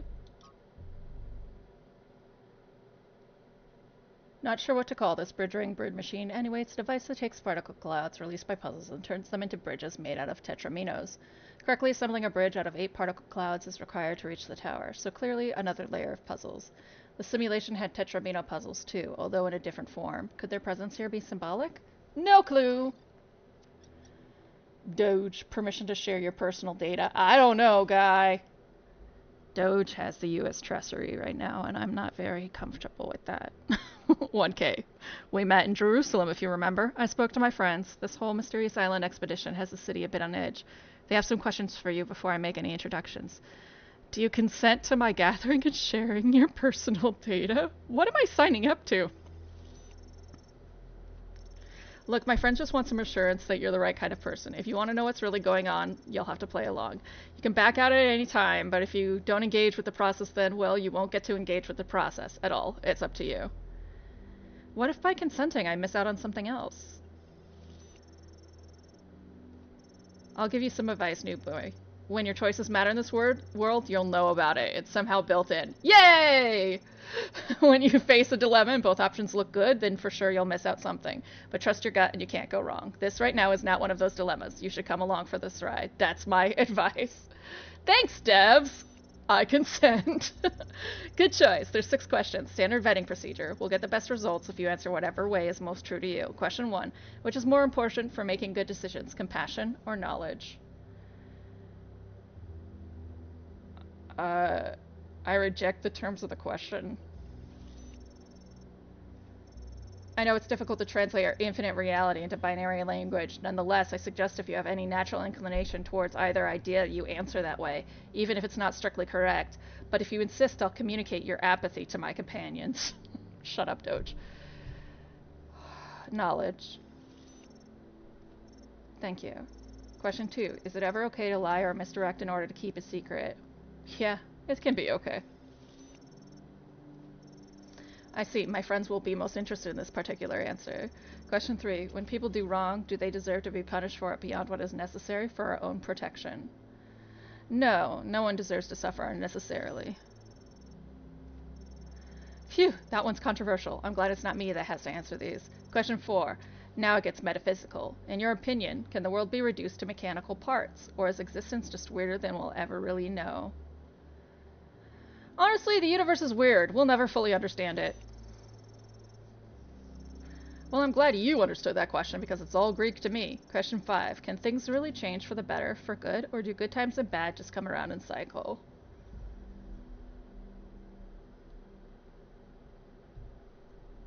I mean, some things can get better. So I guess human progress shows that they can get better. Got it. I don't know if that one was metaphysics or politics, but good on you for giving it a shot. Final question. Which is more important to the success of civilization? To respect the lessons of our past or to rewrite the rules for our future? We should... Welcome to my channel. Hello! Use speak to have your message read to me. It's easier to get my attention that way. We should not let our future be defined by our past. Thank you. We're all done here. Oh, hold on. I've got a last minute addition. Ugh, it's a weird one. I know who this came from. All right, question 7. Can praying for something make it more likely to come true? This probably drugs, some Duracell or something. Separator. Welcome. No, prayer has no effect on the world. Okay, noted. I think that's everything I need. I'll forward your answers to my friends and let you know if any of them is interested in taking things further. What's 1K like? Libistros. Hey, I'm curious. Has anyone actually met 1K? Zagaran. By the founder's pistons. I hope he's interested in mechanical engineering or something. We desperately need more people to keep this city functional, so we don't have to rely on Melville to repair the stuff that Pellegrino fixes. Pellegrino. Hey! Zagaran, remember when you fixed the door to the mayor's office? How long was Herman stuck in there? Pellegrino, you trap one mayor in his office for a week and you're marked for life. Rodamna. I hope he's an artist. What we really need is new stories, new ideas to lift our spirits. It's like Gehenna all over again. Aurinia, you know, if we just kept growing, we wouldn't have to worry about this, and we wouldn't have to imprison poor 1K in a cage of expectations. Thekla, 1K will be whatever the progenitor intended him to be, and whatever the founder foresaw when she established the goal. Niece, he's polite and really interested in history, which is an excellent start. I'm not going to name names, but some of you were a lot less impressive.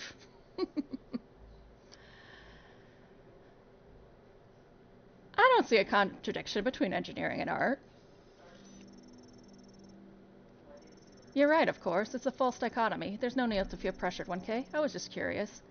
Zagrean, but without power and resources, there's no art. Just saying. That is not true at all. City News.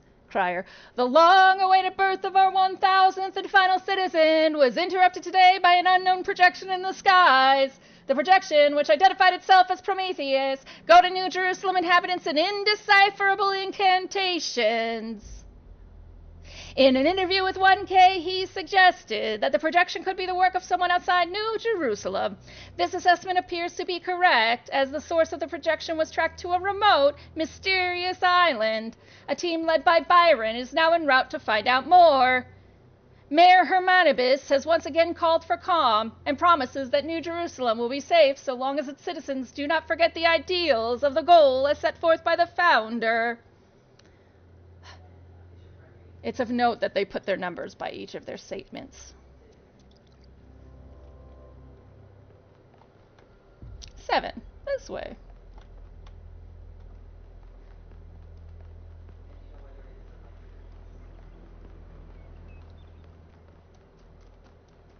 Hello, 7. Self-sufficiency. Okay.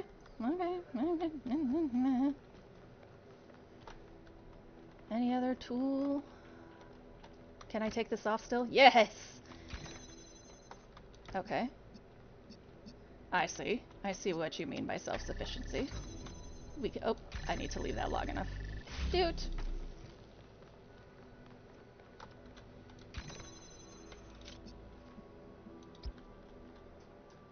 Ah, for realsies? Okay. Man alive. Alright, well. I'm gonna have to go adjust my friend. Because I made an assumption. Alright.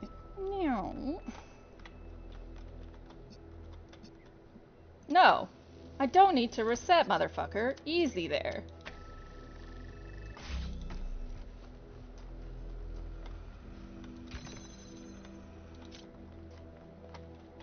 There.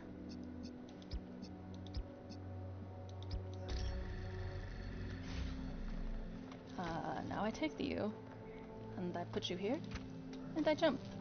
And it doesn't work. Why? What else am I missing? Where is the other thing I have to? Oh, I see it. Ha! Okay.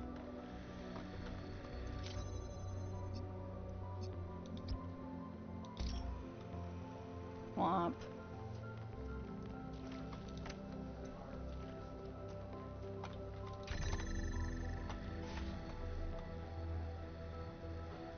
Okay. Is the fan on now? Can I go flying to my house? My tiny house? Tiny house! The bridge ring seems to be fully charged now. Try accessing the tower. No, I have a hidden puzzle and number 8 to do, buddy. Gate. What is gate?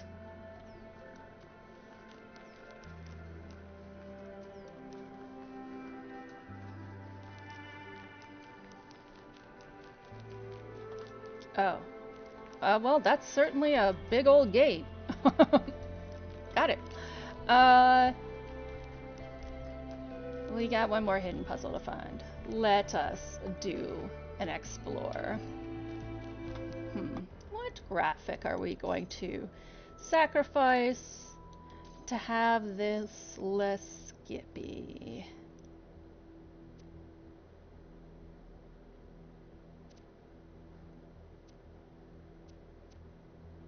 Here.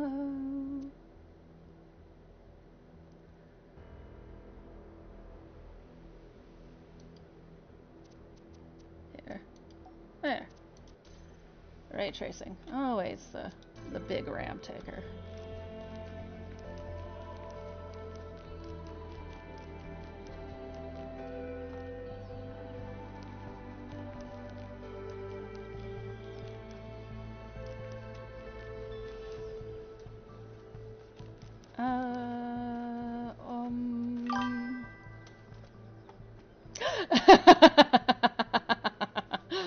Right? Yeah, I was running on ultra everything, and it was running fairly fine. I just decided, like, I try to keep at 60 FPS for stream, so if it's not going to be at exactly 60, I'm going to futz, you know?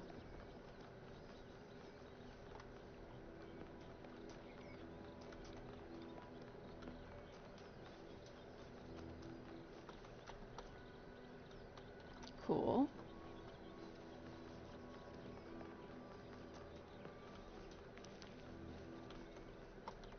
Right. Oh. So I still haven't found whatever the gate was. Got it. I mean, this way is what? To number 8? No, number 8's that way. So, we'll see.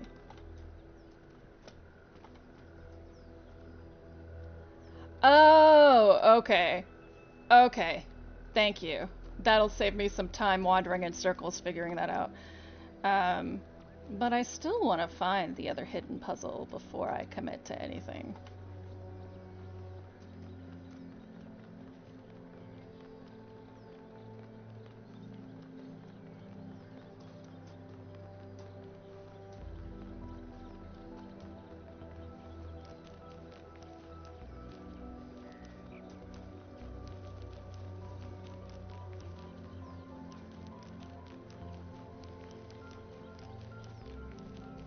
Yakut was able to get an overhead shot of it, but he also has a helicopter, so maybe I shouldn't use things that he could see. I like, honestly, that they gave defined identities to 1K and Interesting monument. Decorative for another puzzle. This?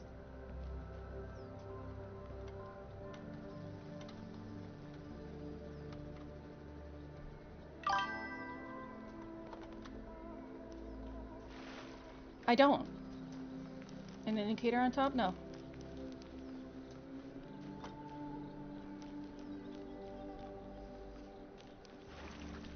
Showing me where the hidden puzzle is? Uh-uh. Why?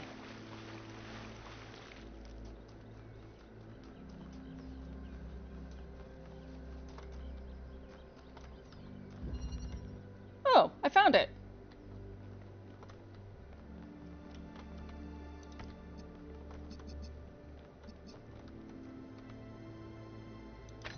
I turned mine off. I hate those. Like, as a general rule, I just really hate them. So I usually turn them off almost immediately.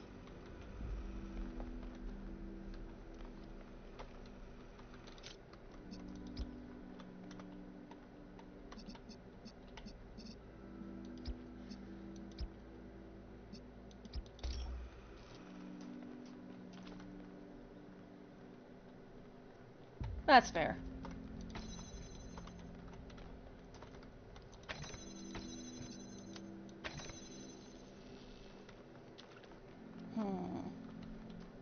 Oh, duh. There's a box right there.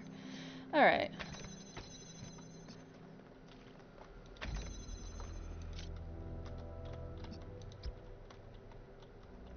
So, yeah, we'll do it like this. You acquire blue, please.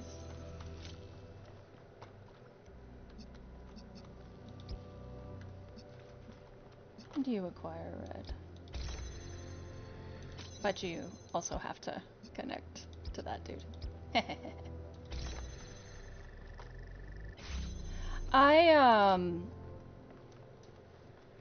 I've always hated them in open world games. I just, like, intensely want to be left alone most of the time. So it is less about... Oh. Oh. Okay. So I guess... like that.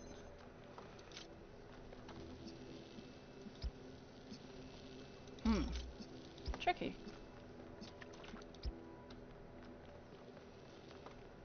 Yeah, alright. Let's just reverse it. Now you get red! Woohoo!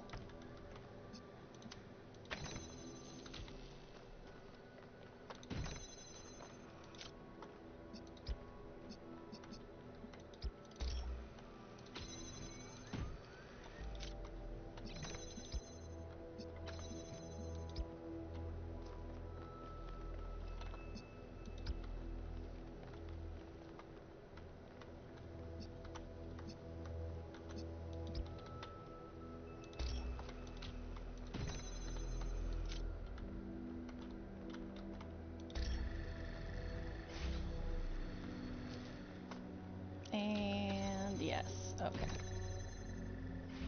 Interesting, interesting. So first, we gotta get the box in the room. Roger. Box, welcome to the room. Then, I have to stand here while I do this.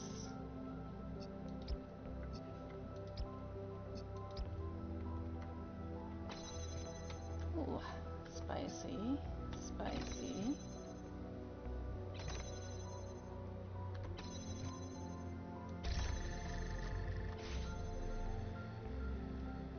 Okay. Oh. There's an order of operations here. I just have to put it together. So...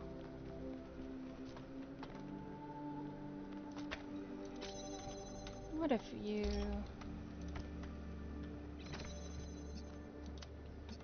yeah, you can't do that.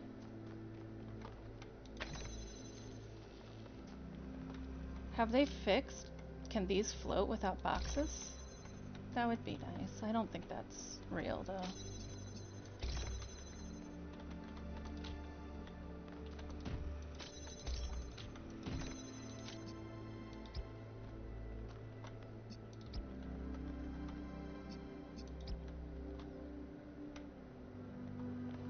We'll see.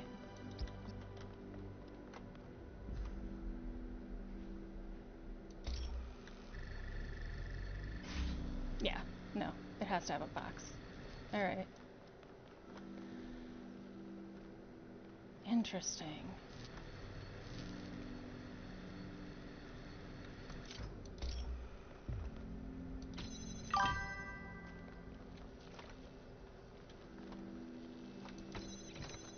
Yeah, you're right.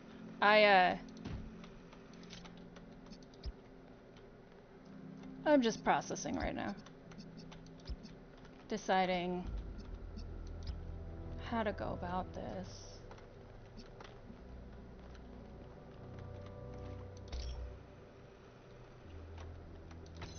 Because it feels kind of unfair. Okay, let's... yeah, cause see, that does that. That feels unfair.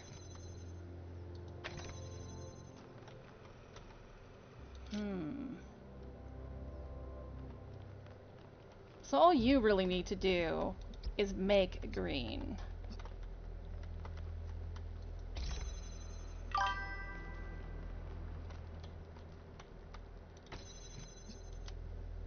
Just not how I think. I'm actually reselecting because I'm like trying to decide what goes where. Like, It would make total sense, but I just don't think that's the way. I think I have to get the other one to fly, which then begs the question, how do I keep this door open and have this one fly?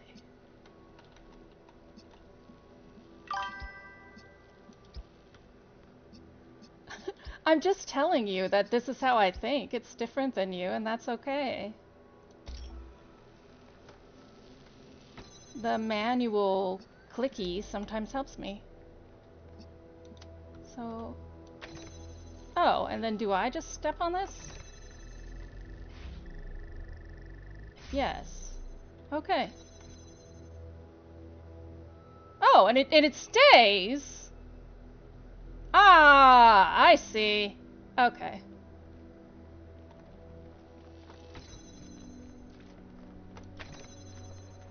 You. See, now I'm using keep selection.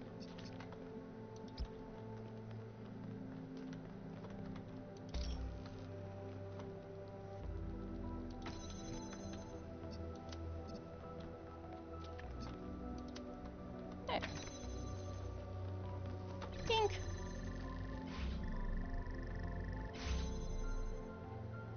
Oh my god. What? Why? Why?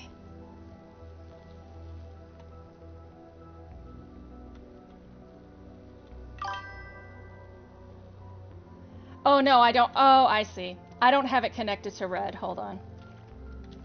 I missed a step.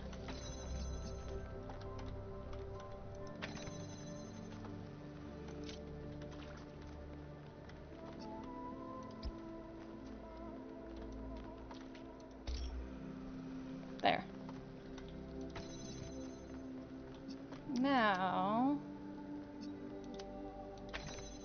Now I should be done. I just moved the other connector over. There. There. Ink.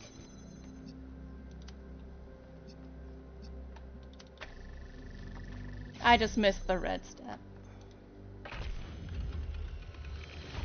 Alright, now all I have is 8. An excellent solution. And then I'm gonna have to hop right into another stream after that.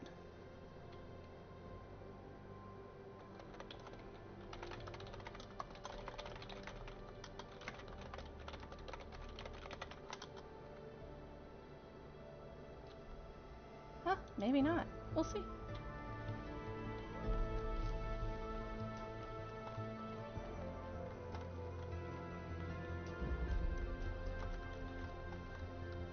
Oh, let's go get 8.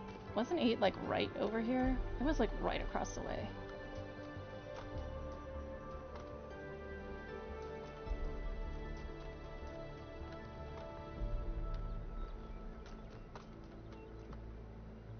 Oh, no, that was 8. Ah, I thought you were the hidden one. Bummer.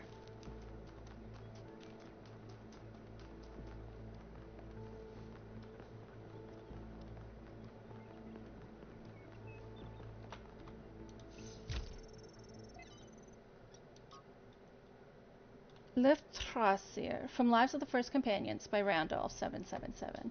Lifthrasir is perhaps the most mysterious of the First Companions. A wanderer and mystic by nature, he would venture far from New Jerusalem on his own, recording his thoughts as he explored harsh and distant lands. These recordings garnered him a group of devoted followers to whom he tried to impart his wisdom, 5358. In the troubled time following the founder's disappearance, Lifthrasir and his disciples set out on a journey to reach the opposite end of the world by foot. They have not been heard from since. Alright, let's play a soundbite. There is a pleasure in arriving on this island. The pleasure of being the first to step foot here in hundreds of years. It is a genuine pleasure, and yet it is also banal. My presence here is of no more significance than that of every other animal. These rocks do not care who walks here, and the millennia between the presence of our ancestors and my brief journey are nothing to them. But even putting it this way is wrong. It is not that the rocks do not care, It is that in some sense they do not exist. I may stand in awe of the cliffs on the southern coast, but the cliffs cannot look back at me with contempt. They cannot do anything at all.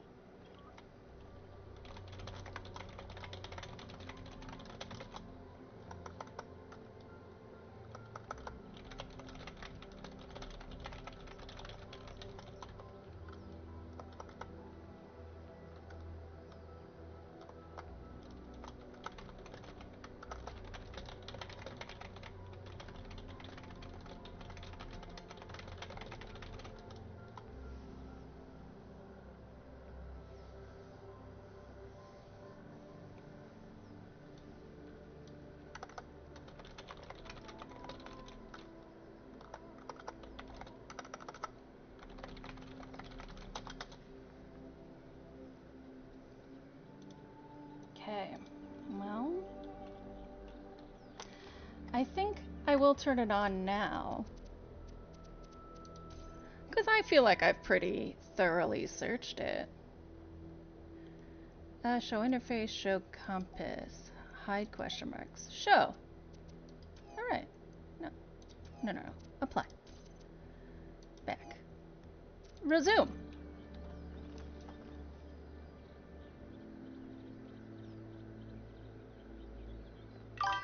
Question mark.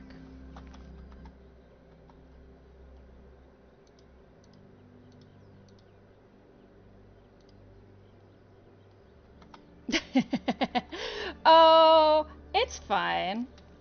I mean, first, you can't give me shit because you used it yourself. Second, I was just wandering around for a long time and didn't find it, so rather than keep wandering in a circle, I figured, okay.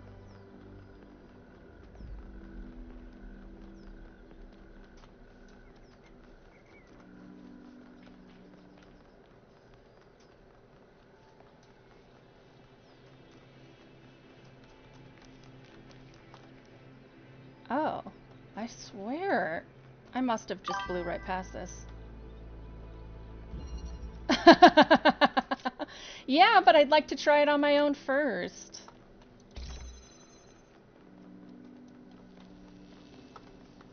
I know, that gets so under your skin. How dare I?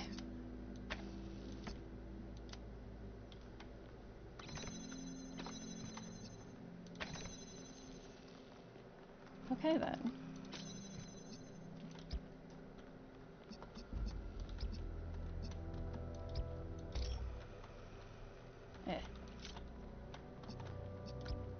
What is the... Cool.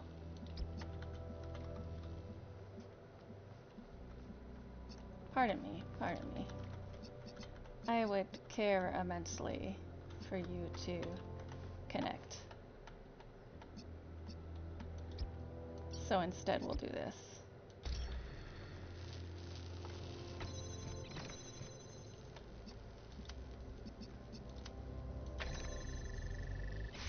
Come along, little connectors. Oh, it's a connector family.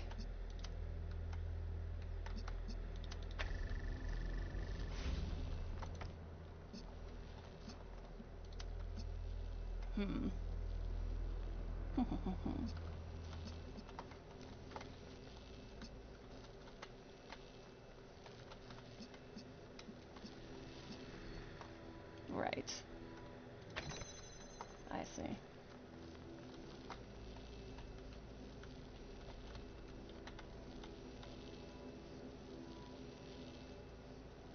How do I want to handle that?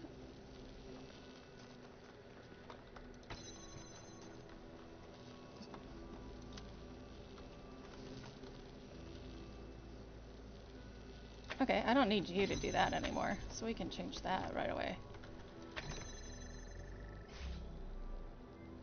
Yeah. Then we can use the red to bring that out, so this isn't taking up so much real estate.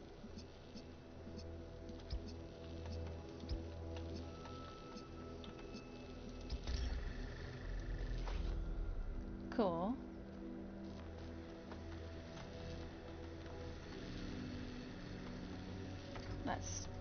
still not actually gonna do much good. Alright. We'll do it like this.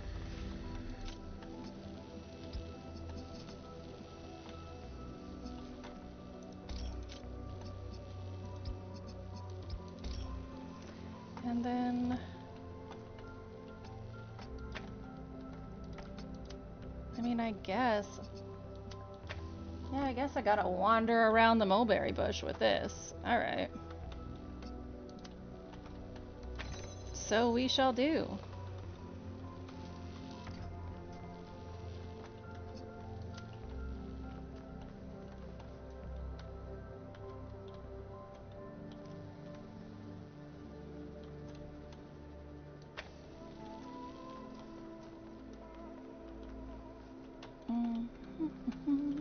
So you can unlock that, and that, like that.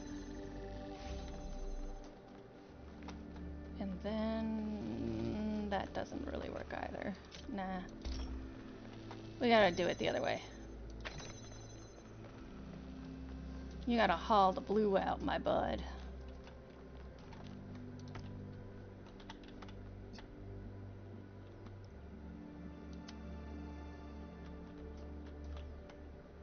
Or not.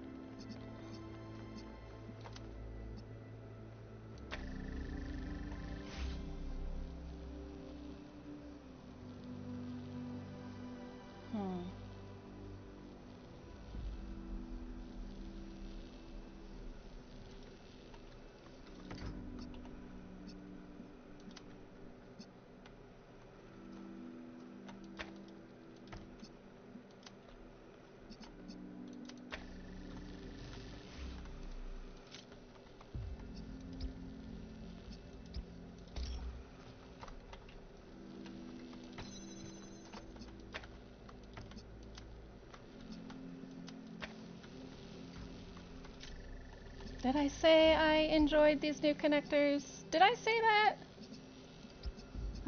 I must have been misspoken. Mistaken.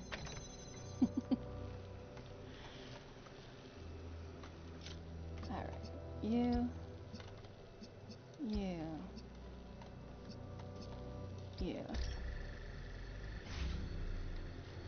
And then the big issue becomes getting this to there.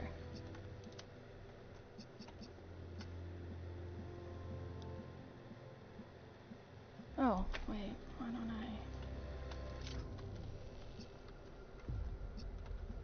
No, that won't work.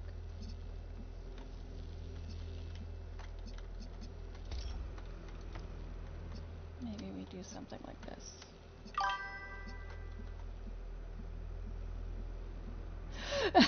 All around the mulberry bush. I don't hate doing that one.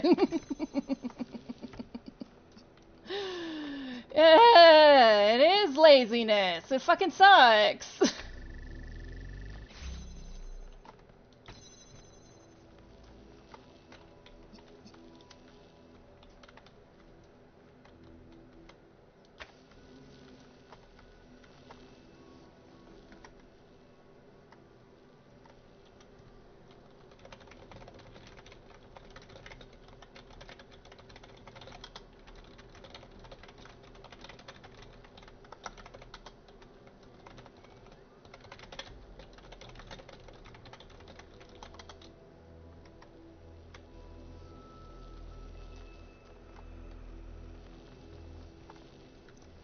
Yeah.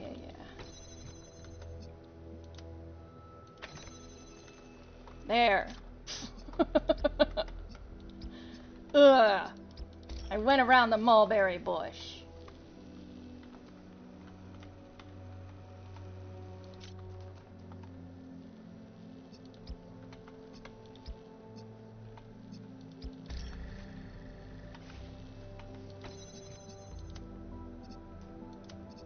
There.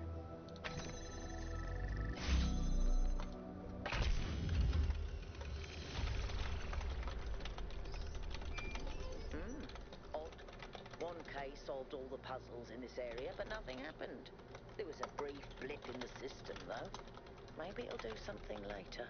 There has to be some sort of point.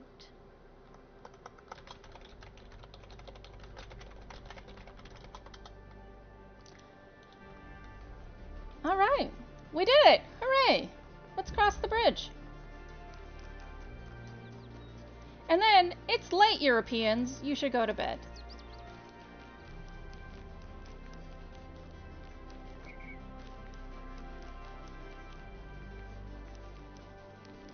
Wait. There it is.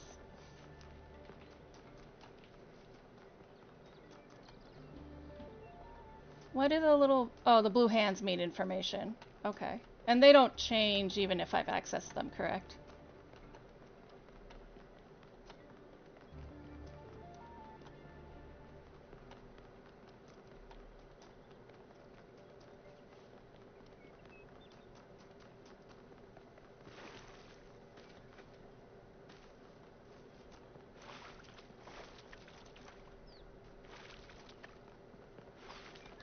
Oh, what up, Yakut? 1K, what's up? Tell me about yourself. I don't know if there's much to tell. I'm not that interesting. I'm just a member of the scavenging team. Well, senior member. Lead scavenger, I guess. That's interesting. There's not that many of us left, to be honest, and Garrus doesn't get along with the mayor. What else? I have a cat named Bruce. I like old music. I have a collection of antique bottles. I think that's it. Why did you become a scavenger? I've always loved exploration. Seeing new places, that feeling that you're the first person to set foot somewhere after all this time. But you know, it's not even that. It's just seeing new things. The world is full of remarkable sights, and experiencing them changes you. It's not the same as just reading about it. I agree. Discovering the world enriches our lives. Exactly. Every time I go on another mission, I find something that surprises me, that extends my horizons in ways I couldn't have anticipated. The world is so much bigger than we are. It contains things that we can't even imagine. And if we limit ourselves to our own minds, we'll never grow. Tell me about Bruce. He's 5 years old, half goofball, half psychopath, loves sticking his head into things, chews cables, pees on electrical stuff. Melville banned him from her workshop, but he loves visiting her and peeing on her equipment. Why do you collect bottles? I just find it fascinating that these fragile objects have survived for so long. Plus, they're kind of pretty. Okay, Yakut's the best. I rescind all love of Melville. Yakut is now my robot husband. Do you want to solve some of these puzzles? Oh no, please. No puzzles. I'm so bad at puzzles. I barely got out of the booting process. Elohim thought I might be defective. What's the furthest you've ever been from New Jerusalem? It might be this. Although there was an expedition to a superconductor storage facility up north, incredibly well preserved, but the logistics were an absolute nightmare. Now that I think about it, there might be some of that in you. Have you ever seen anything like the megastructure in your travels? Our ancestors built some pretty amazing things. Huge cities, factories, mines, monuments to their history, but nothing quite like this, no. That's all.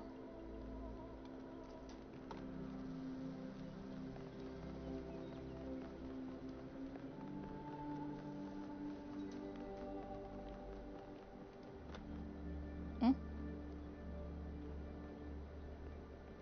Mm.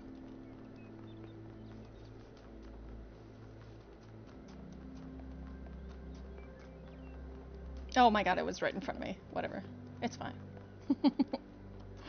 Let's go! Oh no. Okay. Okay. Fine.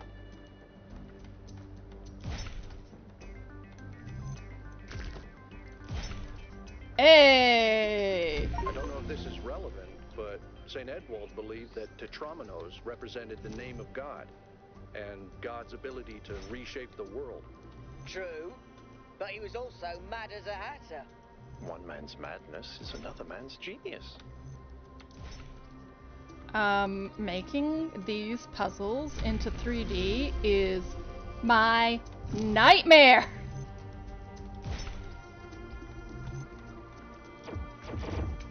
No.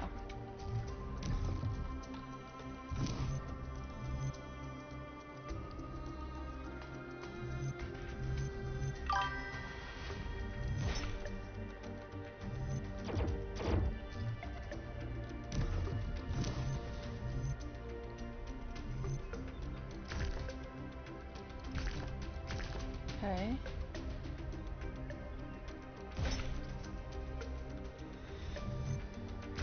No. Well, yes.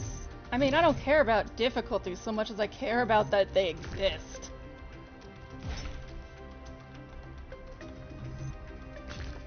Yeah! Fuck you. When I was booked up, I was terrible at the tetromino arrangers. Those were actually the only ones I was good at. What? I'm just saying. It's true. It's quite prettier. And Yakut, I empathize.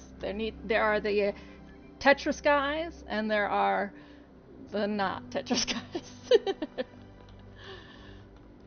All right. Let's see what the fuck this is. Is that some kind of anti-gravity? I'm not sure. Could be, I guess. Okay, I'll go in.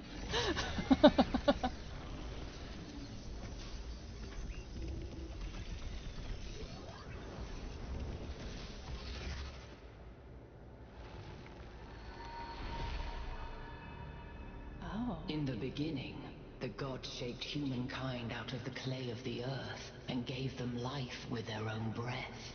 But who is closer to perfection, the creator or the created?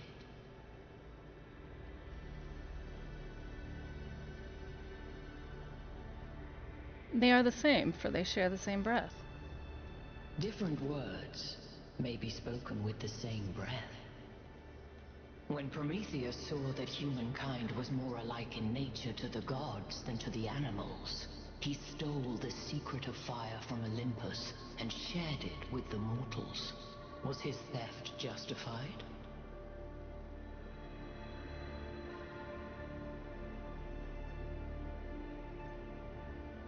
Zeus did not create fire. It was not his to own in the first place.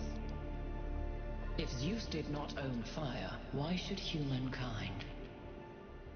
Angered by the betrayal of Prometheus, Zeus punished humankind by creating Pandora. He gave her a box, and when she opened it, from inside escaped sorrow and suffering. All that remained within was hope. What does this mean?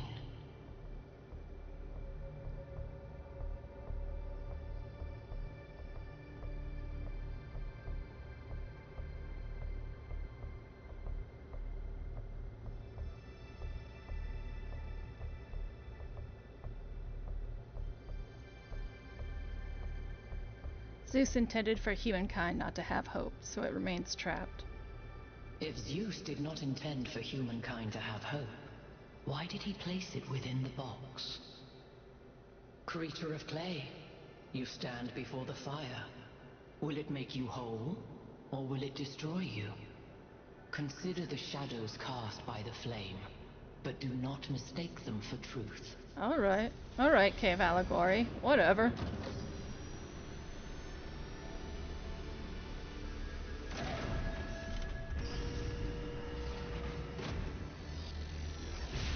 What? Guys, look at my stream. The beam 1K activated is connecting to the pyramid. That looks like a massive amount of power. We need to talk about what just happened. Thoughts? I'd say there are two distinct issues here. What is the being 1K spoke to? And what is the function of the beam? Let's start with the Sphinx. It seems similar to the apparition in New Jerusalem. Presumably the same technology. What I'd like to know is what we're dealing with, ontologically speaking. Was this a sentient being or some kind of recording?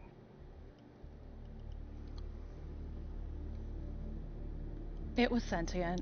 It seemed to react to what I was saying. That doesn't necessarily mean that it's intelligent.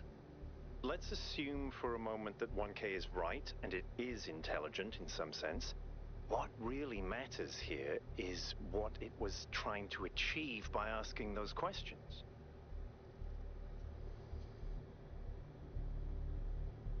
It was testing me. Testing you to what? See if you're worthy? That's an interesting thought. You solve the puzzles, you get access to the towers, you enable a beam, and if you do it 3 times, you get access to the megastructure. Maybe, but why? I don't know. It's a mystery. Don't you like mysteries, Al? Everybody likes a good mystery. You know what I like? Certainty.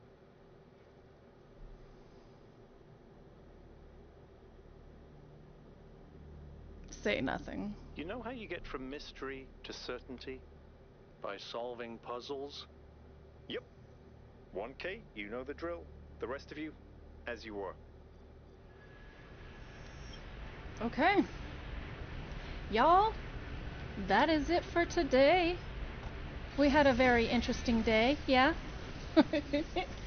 We'll be back tomorrow. Yeah, I'm not sure how I feel about it. I haven't decided how I feel about mystery and certainty. Is it better to know everything or to know nothing? I don't know. We'll be here tomorrow. Same Talos time. Same Talos channel.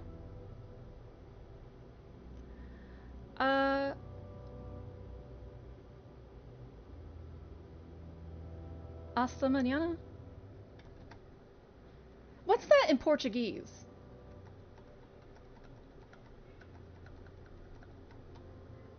/ Dutch. Até amanhã. Close enough.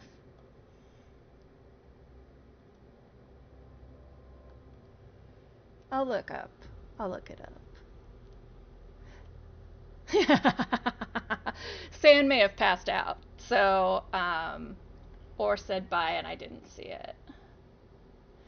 But, I'll look it up. Alright. See you tomorrow.